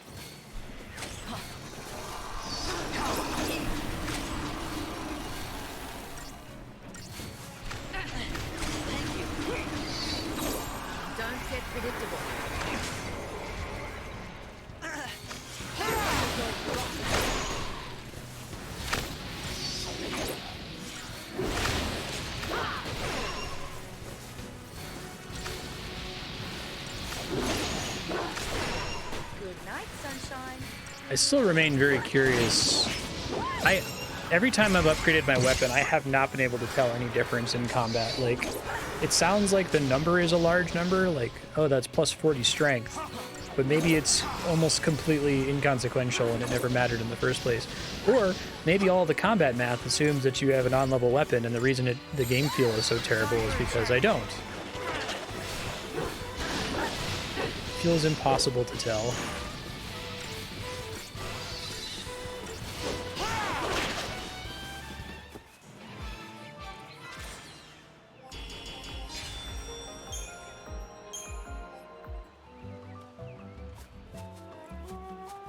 Alright, so what is up with this enemy here?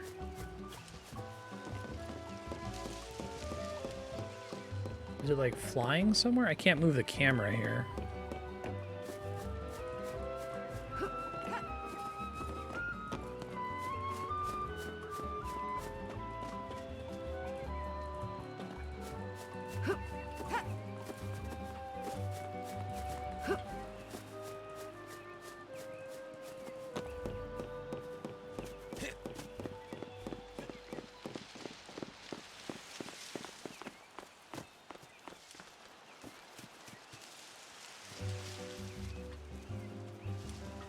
Seath Stone Mission Guide. Waste on there.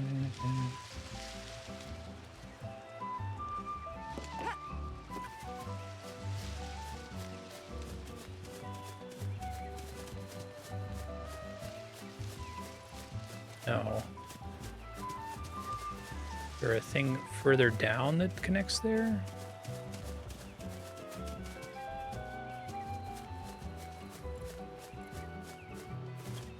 Look like it.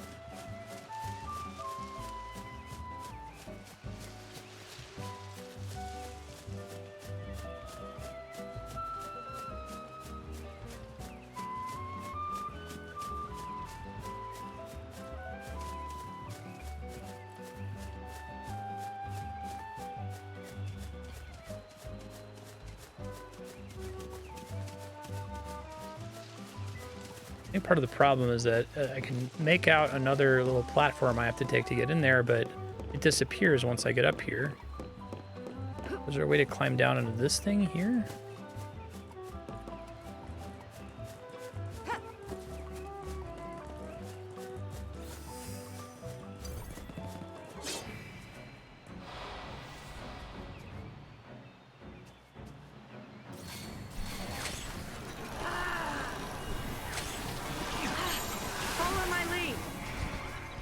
Yeah, I'll head back to it in a second.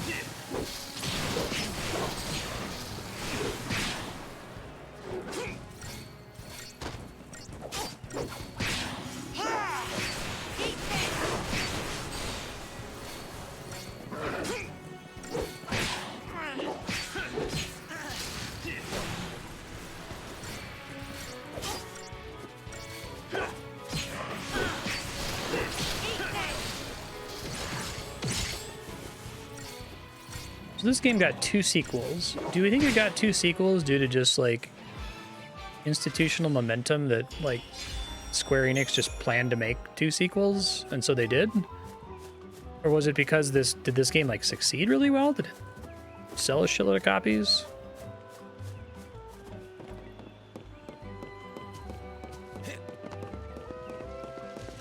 Looks like a red star to me.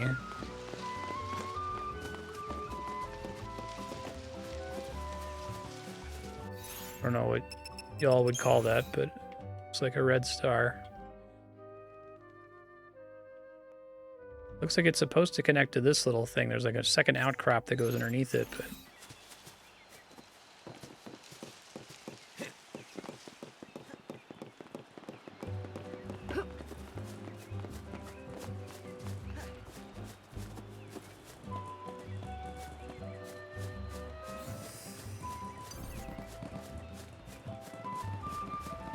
like there's like a layered map problem here, but I can't actually...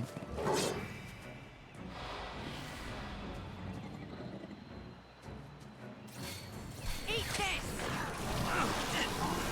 All right.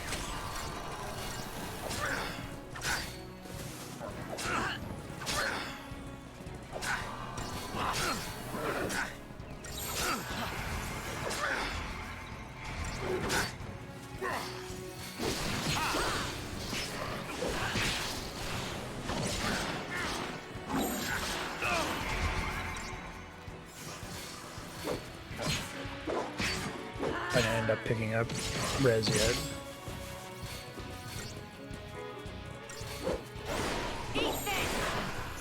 I absolutely love that, like, if someone's on medic and no one needs healing, that the character just stands there and does nothing. Same for, like, the buffer classes. When everyone's buffed, they just do nothing. Have them do something like overheal, give you, like, a shield, like, weakly try to whack the enemy. I remember Fabula Nova Crystallis.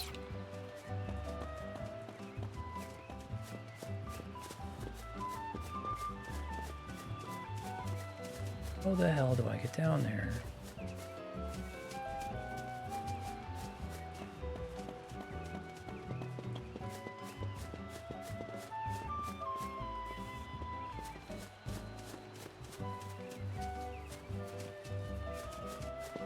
Right, it's definitely down there.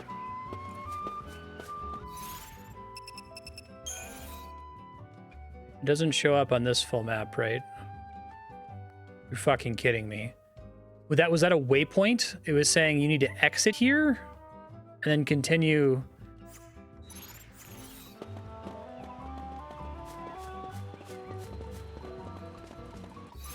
But they didn't put it on the zone boundary. They put it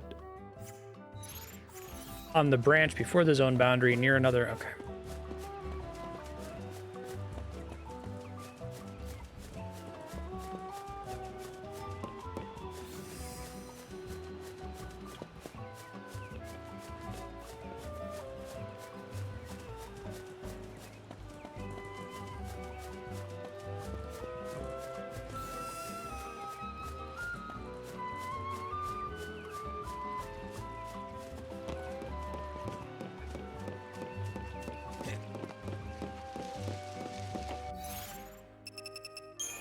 Yeah, it shows right there.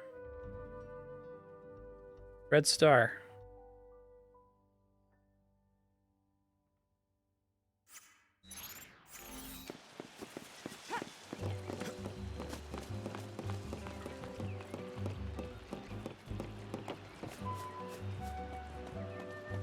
This game uses like waypointing so infrequently that it's weird when it does. I know where to go now. It was a waypoint showing me I had to fully exit this area.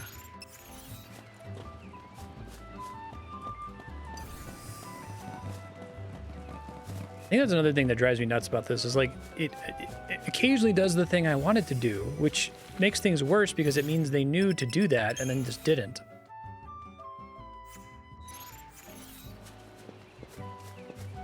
Like how when an enemy dies, it correctly has the character change, even if they're mid-ATB, it has them change their target for the remaining segments of their ATB. But then it doesn't have them retarget if someone's full on health or has already been affected by a debuff. So it's like it would be better if it just worked like Final Fantasy 1 and they didn't retarget. But they clearly added the ability to retarget and then just like made the conscious decision not to apply that to buffs, debuffs, and healing spells. Same thing like earlier, remember when I was trying to go get the superconductors, there was just a single arrow pointing toward it. And so I tried to like beeline toward it and it's like, no, you need to like go way to the north of it first and then go east and then go south and then there's a little area where you can sneak past these two behemoths fighting each other or whatever. But like, okay, well use a waypoint there. Like, what are you doing?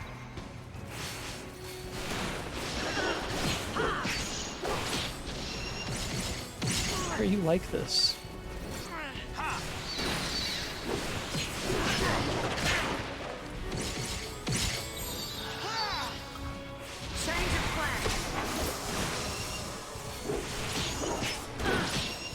If it comes down to that the game wasn't adequately user tested or wasn't user tested at all, some of the things like that make a little bit of sense because maybe it's, you know, part of user testing is basically getting a red team to come in, someone who's not familiar with the development of your game in any way, to play it for the first time and give you honest outsider feedback because they haven't been sitting in the meetings with you and building everything with you the whole time. So maybe all of this stuff makes sense to the dev team who've been playing with these assets and building these maps and doing everything for weeks and weeks and months and months.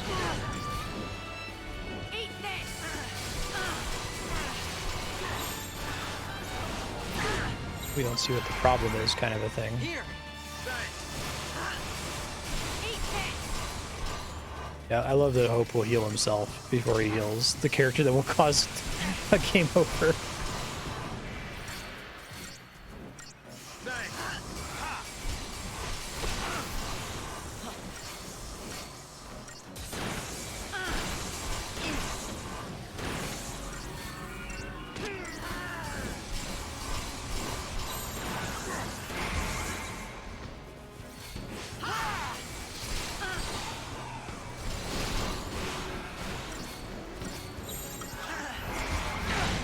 I wish Commando and Ravager were, like, really different.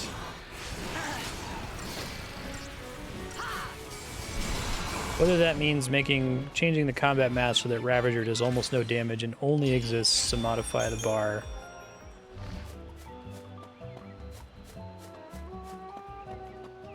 It feels weird that Commando both keeps the bar from decaying and does the most damage once it's already been staggered.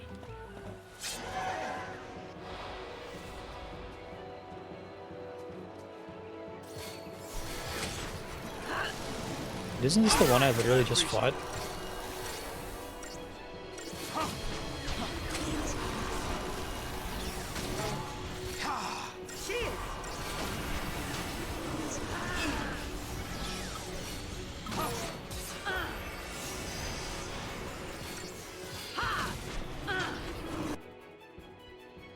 It's mean to days. Not to most of the other stuff, question mark?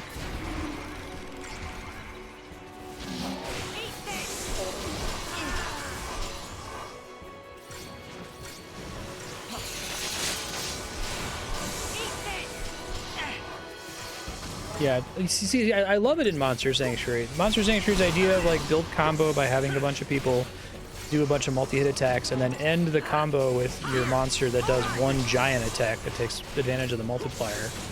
That's fucking cool as hell. I get it. It makes sense. It's reinforced constantly by the visuals of the game, by the star rating system and stuff.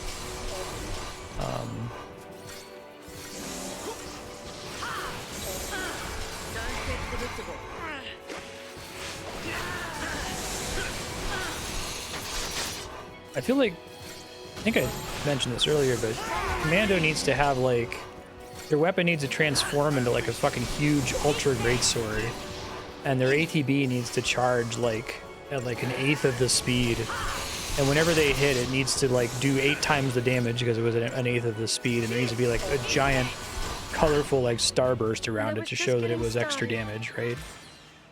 Because they just don't, the game feel just isn't there for the two of them. Like, whether or not some secret math is changing behind the scenes. Okay, so you said I have to do 5, and then after having done 5, I have to do 12.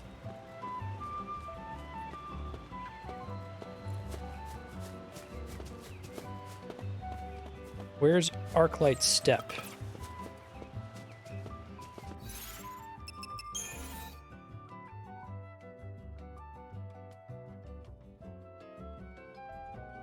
All the way back over there. It is, okay.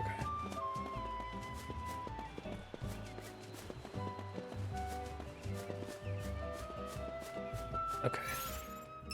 Thanks. Oh, God.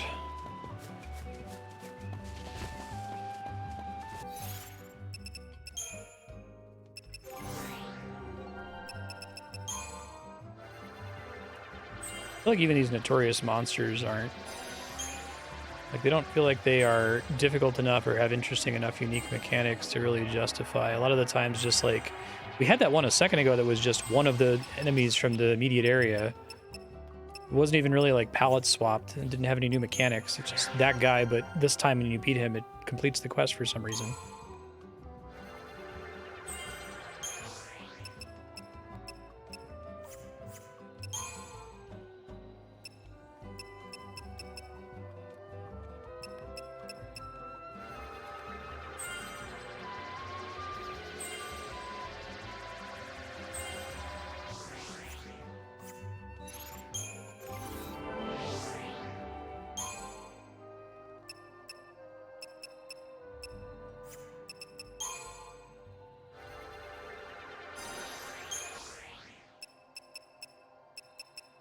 Everything else is just a stat node, right? And the roll levels do something. They like increase the chance of status effects landing and that kind of thing, I guess. She has so many abilities on this board compared to some of the other classes.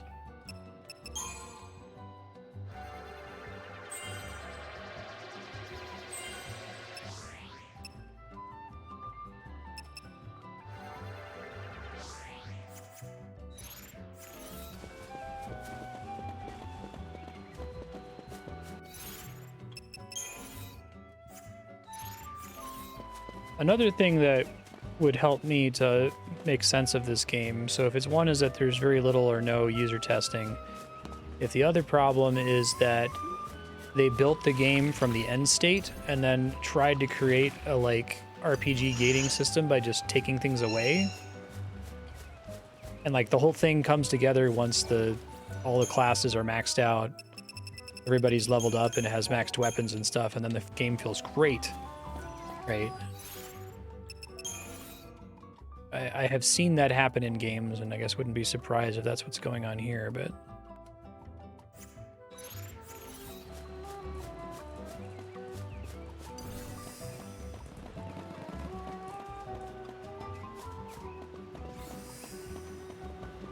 That's definitely what all the accessories feel like. I can already say that for certain, that 30% chance to resist poison, okay. That started as a max star pendant, and you need to come up with a reason to justify why you have to upgrade it.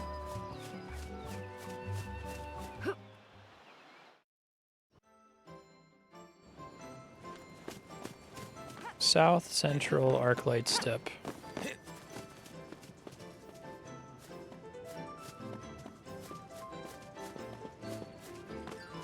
So, I'm on this page, it's trying to tell me where all these Seath stones are, like...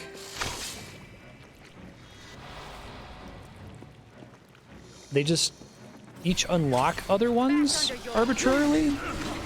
Like, I can't do this 12 one until I do 5 and 7, but there's no reason to know that I have to do 5 and 7. You don't want to lose, do ya? Not so far.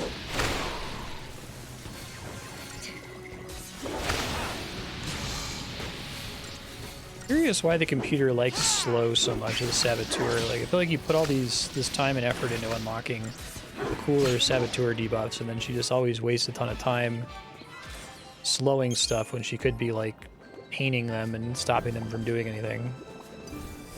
And I guess slow is as strong as haste in reverse, but...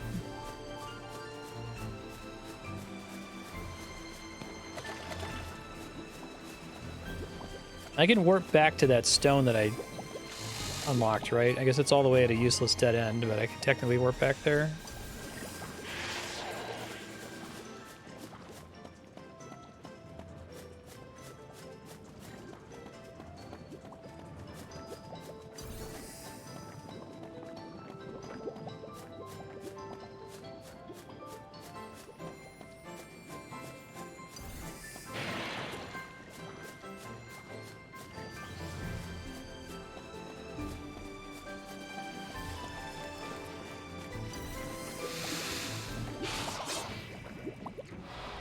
Maybe the thing with Pulse feels like the first time I've ever seen a obvious cost-saving measure in a video game that has, like, clearly improved the experience. Usually when you see the developers, like, run out of time or money and be like, okay, shit, we gotta wrap this up. We need to fill out another 20 hours of gameplay time. We can't keep doing this, like, curated hallway thing with a flashback cutscene every 10 minutes. We gotta do something that can, like, sustain itself for a little bit longer. Let's go. Usually that makes the experience materially worse. Here, I think it does improve the experience, but it feels like it's cost-saving. Like, what they were doing before was too expensive. And also bad, in my opinion, but...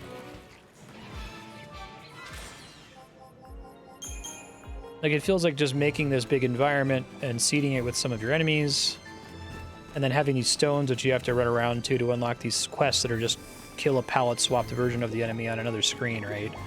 Is comparably low effort to what they were doing before the 24-hour mark, which was building these boring hallways and these cutscenes and Eidolon battles and, you know, stuff that requires more work than whatever this is. This is still better, but it's weird that it's better.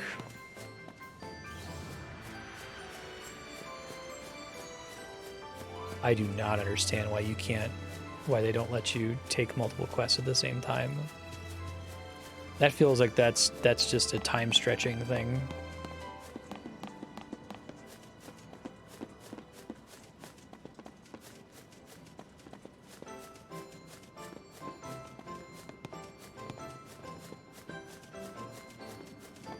Another warp one.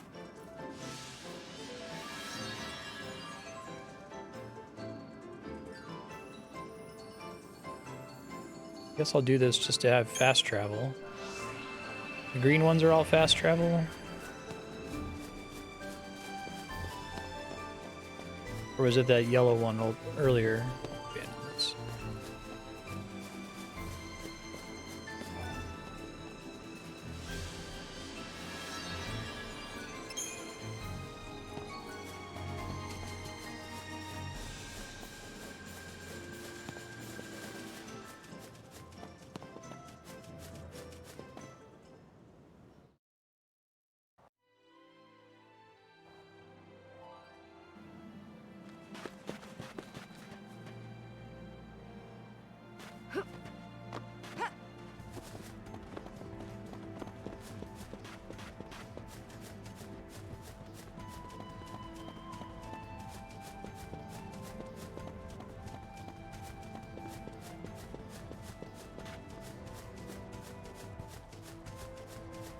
South Central is what we're looking for.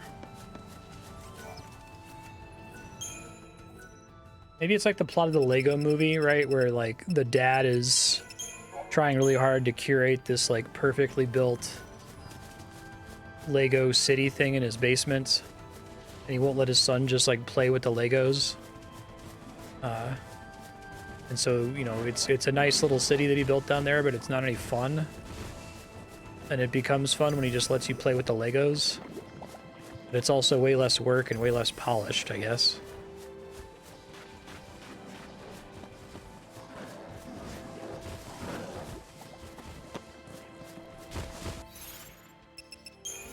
South Central.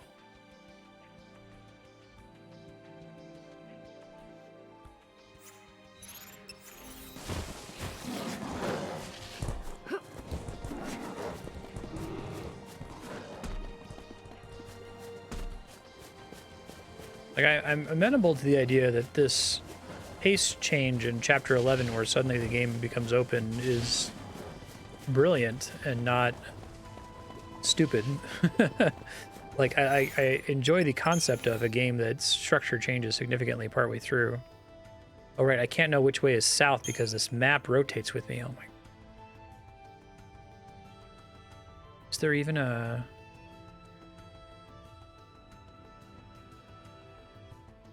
What does South Central mean? What does it mean to head west?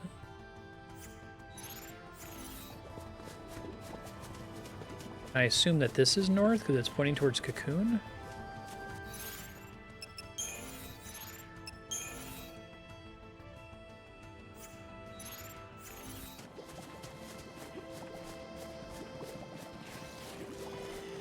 The song is way better than that weird elevator music song. The Deep Jungle. Heart makes you question the cardinal direction.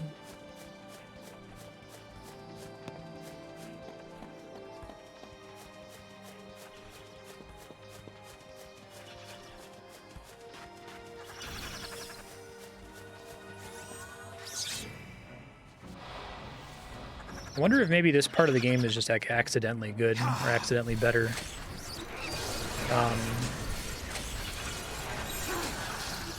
I made this argument recently that I think that Superhot VR is accidentally a perfect VR game. Like, the developers didn't set out to make an amazing VR game. They just had a really cool idea for a shooter that just happens to map perfectly to what makes VR cool. And, you know, it's not to take away any other props. Like, they definitely did a good job of adapting it to the headset. And it feels extra cool with the headset on, and it definitely feels better in the sense that they made custom levels for it instead of just having you play the normal campaign with VR. But I don't think they invented Super Hot because they knew how rad it was going to be in VR, you know what I mean? Thanks.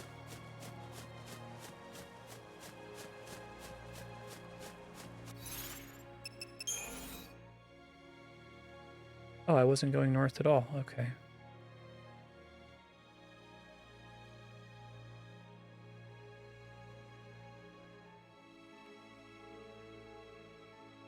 This is south? No. That's northwest. Oh, Christ. This is south. Okay. So it's over here, I think.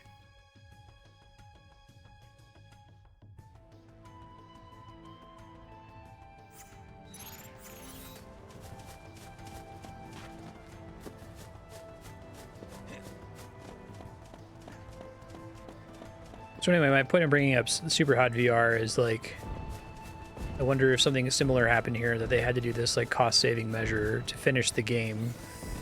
Because as Darkstar was saying, they were running out of money and they were rushed to hit the deadline. And this was their solution, using the systems they had already built around paradigms and stuff. And it just turns out that the game is way more compelling when it's, like, structured in this, like, lower effort way. That the effort they were putting into it before was actually actively making it worse than it would be if they just, like, let it be its own thing. It still feels weird that the story coming to a halt is good because the story was bad, and it's better to have none of it than to have a bad story, right? Kind of feels like where we are, though.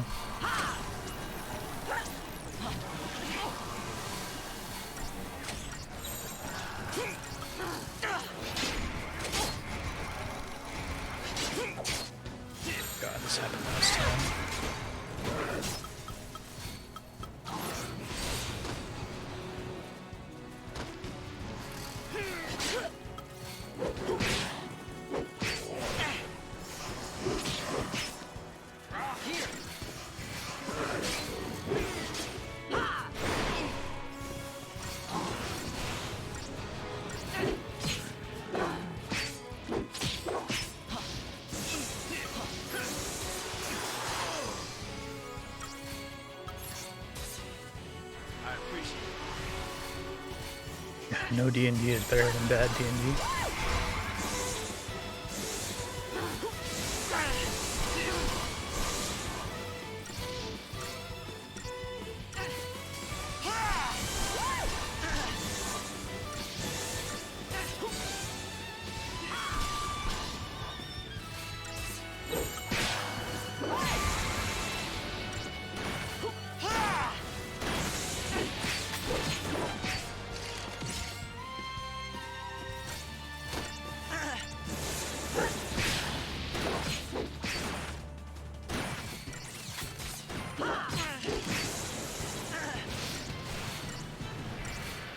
That'd be really nice. I hate that animation. It's so bad. It's incompatible with everything else the game is trying to do.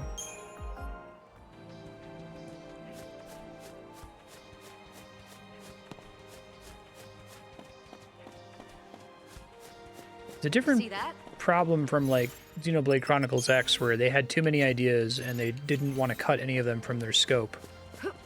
And so there's a whole bunch of half-baked ideas. Here it's that the ideas are implemented fully, it feels like, but many of them are, like, directly incompatible with each other or competing with each other in some way. Like, the excessive gating at the beginning is directly competing with the paradigm system. The paradigm system fundamentally does not make sense if you only have one character in your party or two.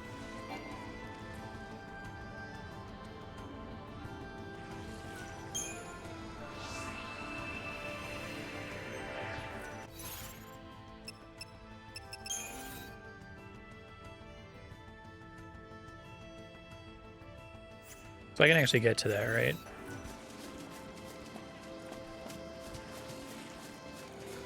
Some of the ideas are completely bad. The crafting system is poison, game design poison. It is. I can't believe that it's real. Like, I can't believe that even the people who made the game, like, a lack of UAT testing doesn't even like resolve that. Because if you're developing it and you're the one that's just making sure that it works, you got to like look at it and say, is this really what we want to do? Like, this seems pretty terrible. You've got all these extra items that are pointless and degenerate.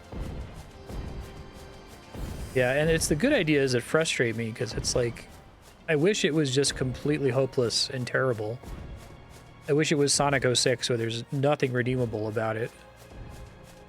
Because it would be, I could have more fun with it.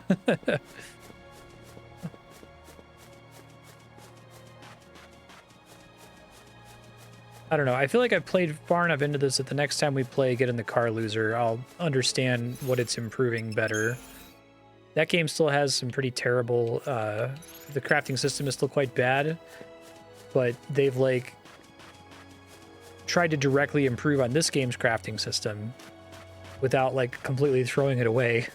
So their only mistake is not completely throwing this one away. It's still better than this one's by a mile.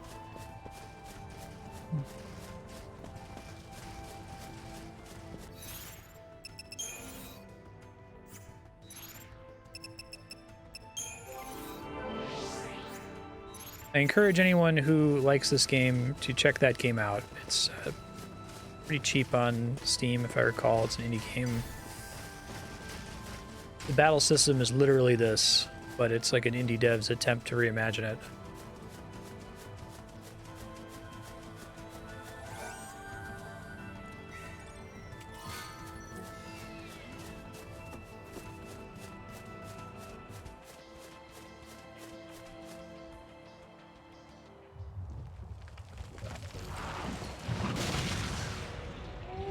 We're getting way more effort for this one than the last one, I guess. Like, all of the other ones, we didn't get a cool cutscene or unique enemy.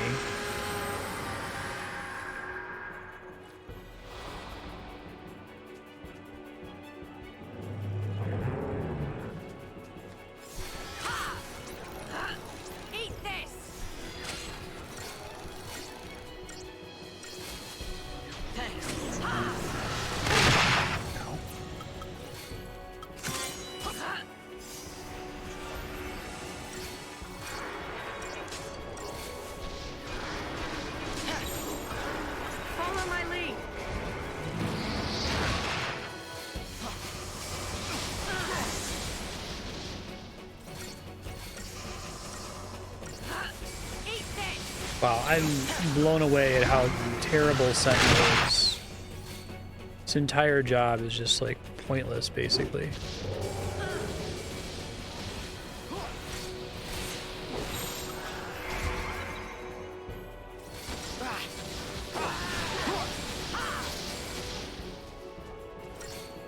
Well, why isn't she launching it? What the fuck?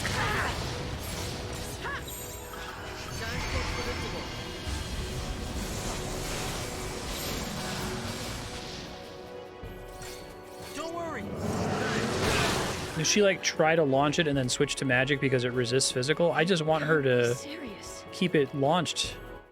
I don't care if she's doing 1 damage.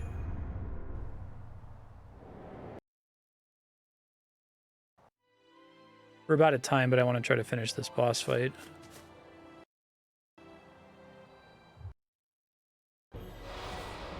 Can I force her to attack? If I ignore the auto battle?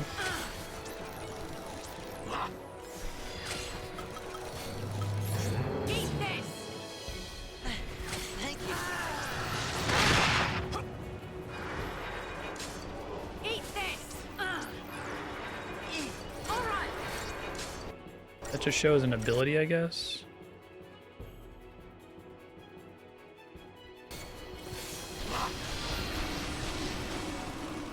Susceptible to slow. Change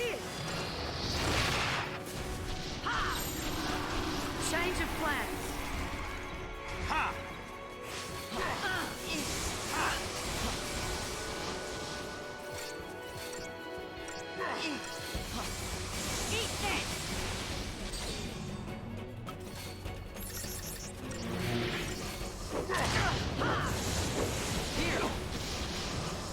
Oh, but I have to finish getting the debuff on it that makes it launchable, I guess? Is that the problem?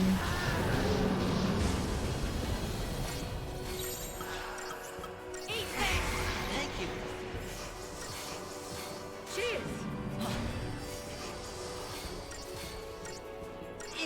This'll be fun. That's supposed to be a big attack.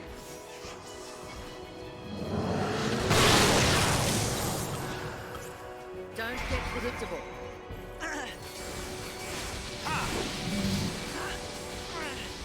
Oh, it was resistant because it happened to be mid-animation. Dude, the launch mechanic is... I hate it.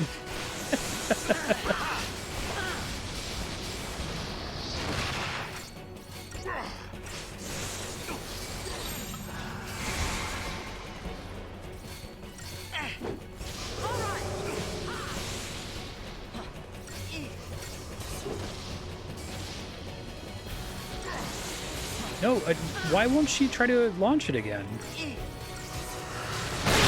understand.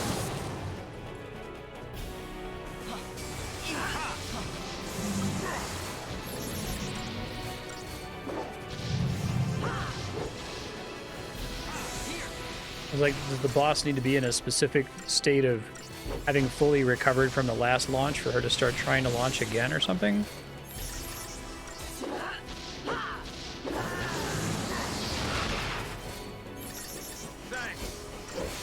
I guess I can target his fist separately. Okay.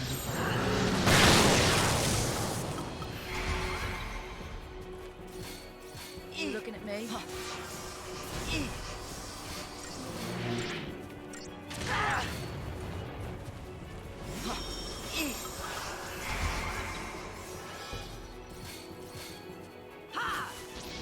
this! Eat this!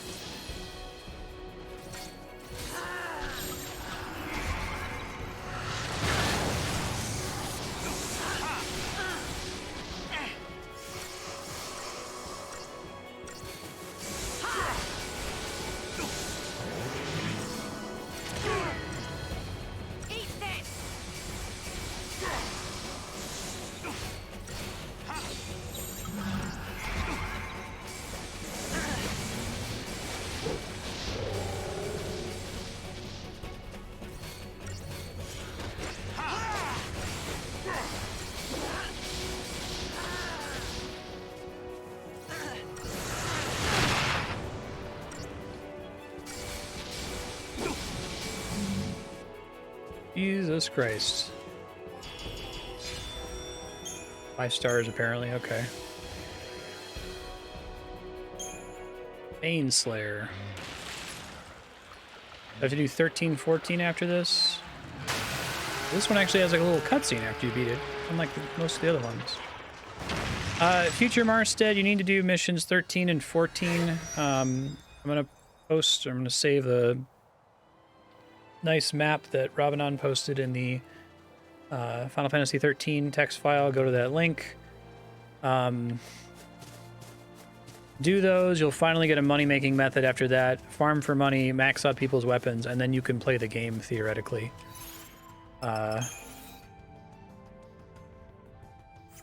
It's a save point. Hold on.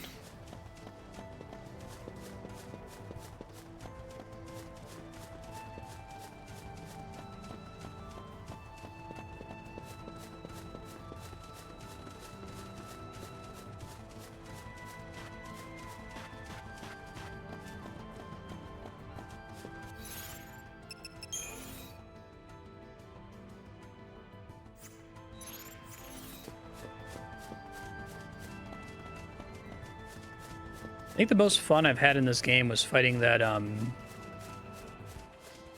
that Steam Clean boss that was apparently optional and I wasn't supposed to fight because it was able to one-shot me.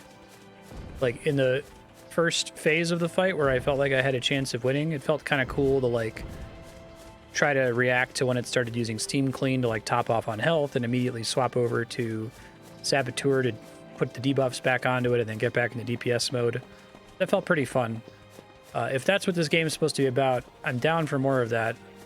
I guess the problem is that I need to be able to tell if the thing is going to one-shot me.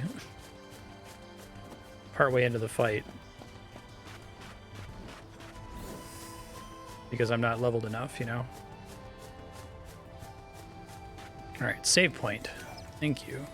Future Marstead, go back further for the future Marstead notes. It took a while to find a save point.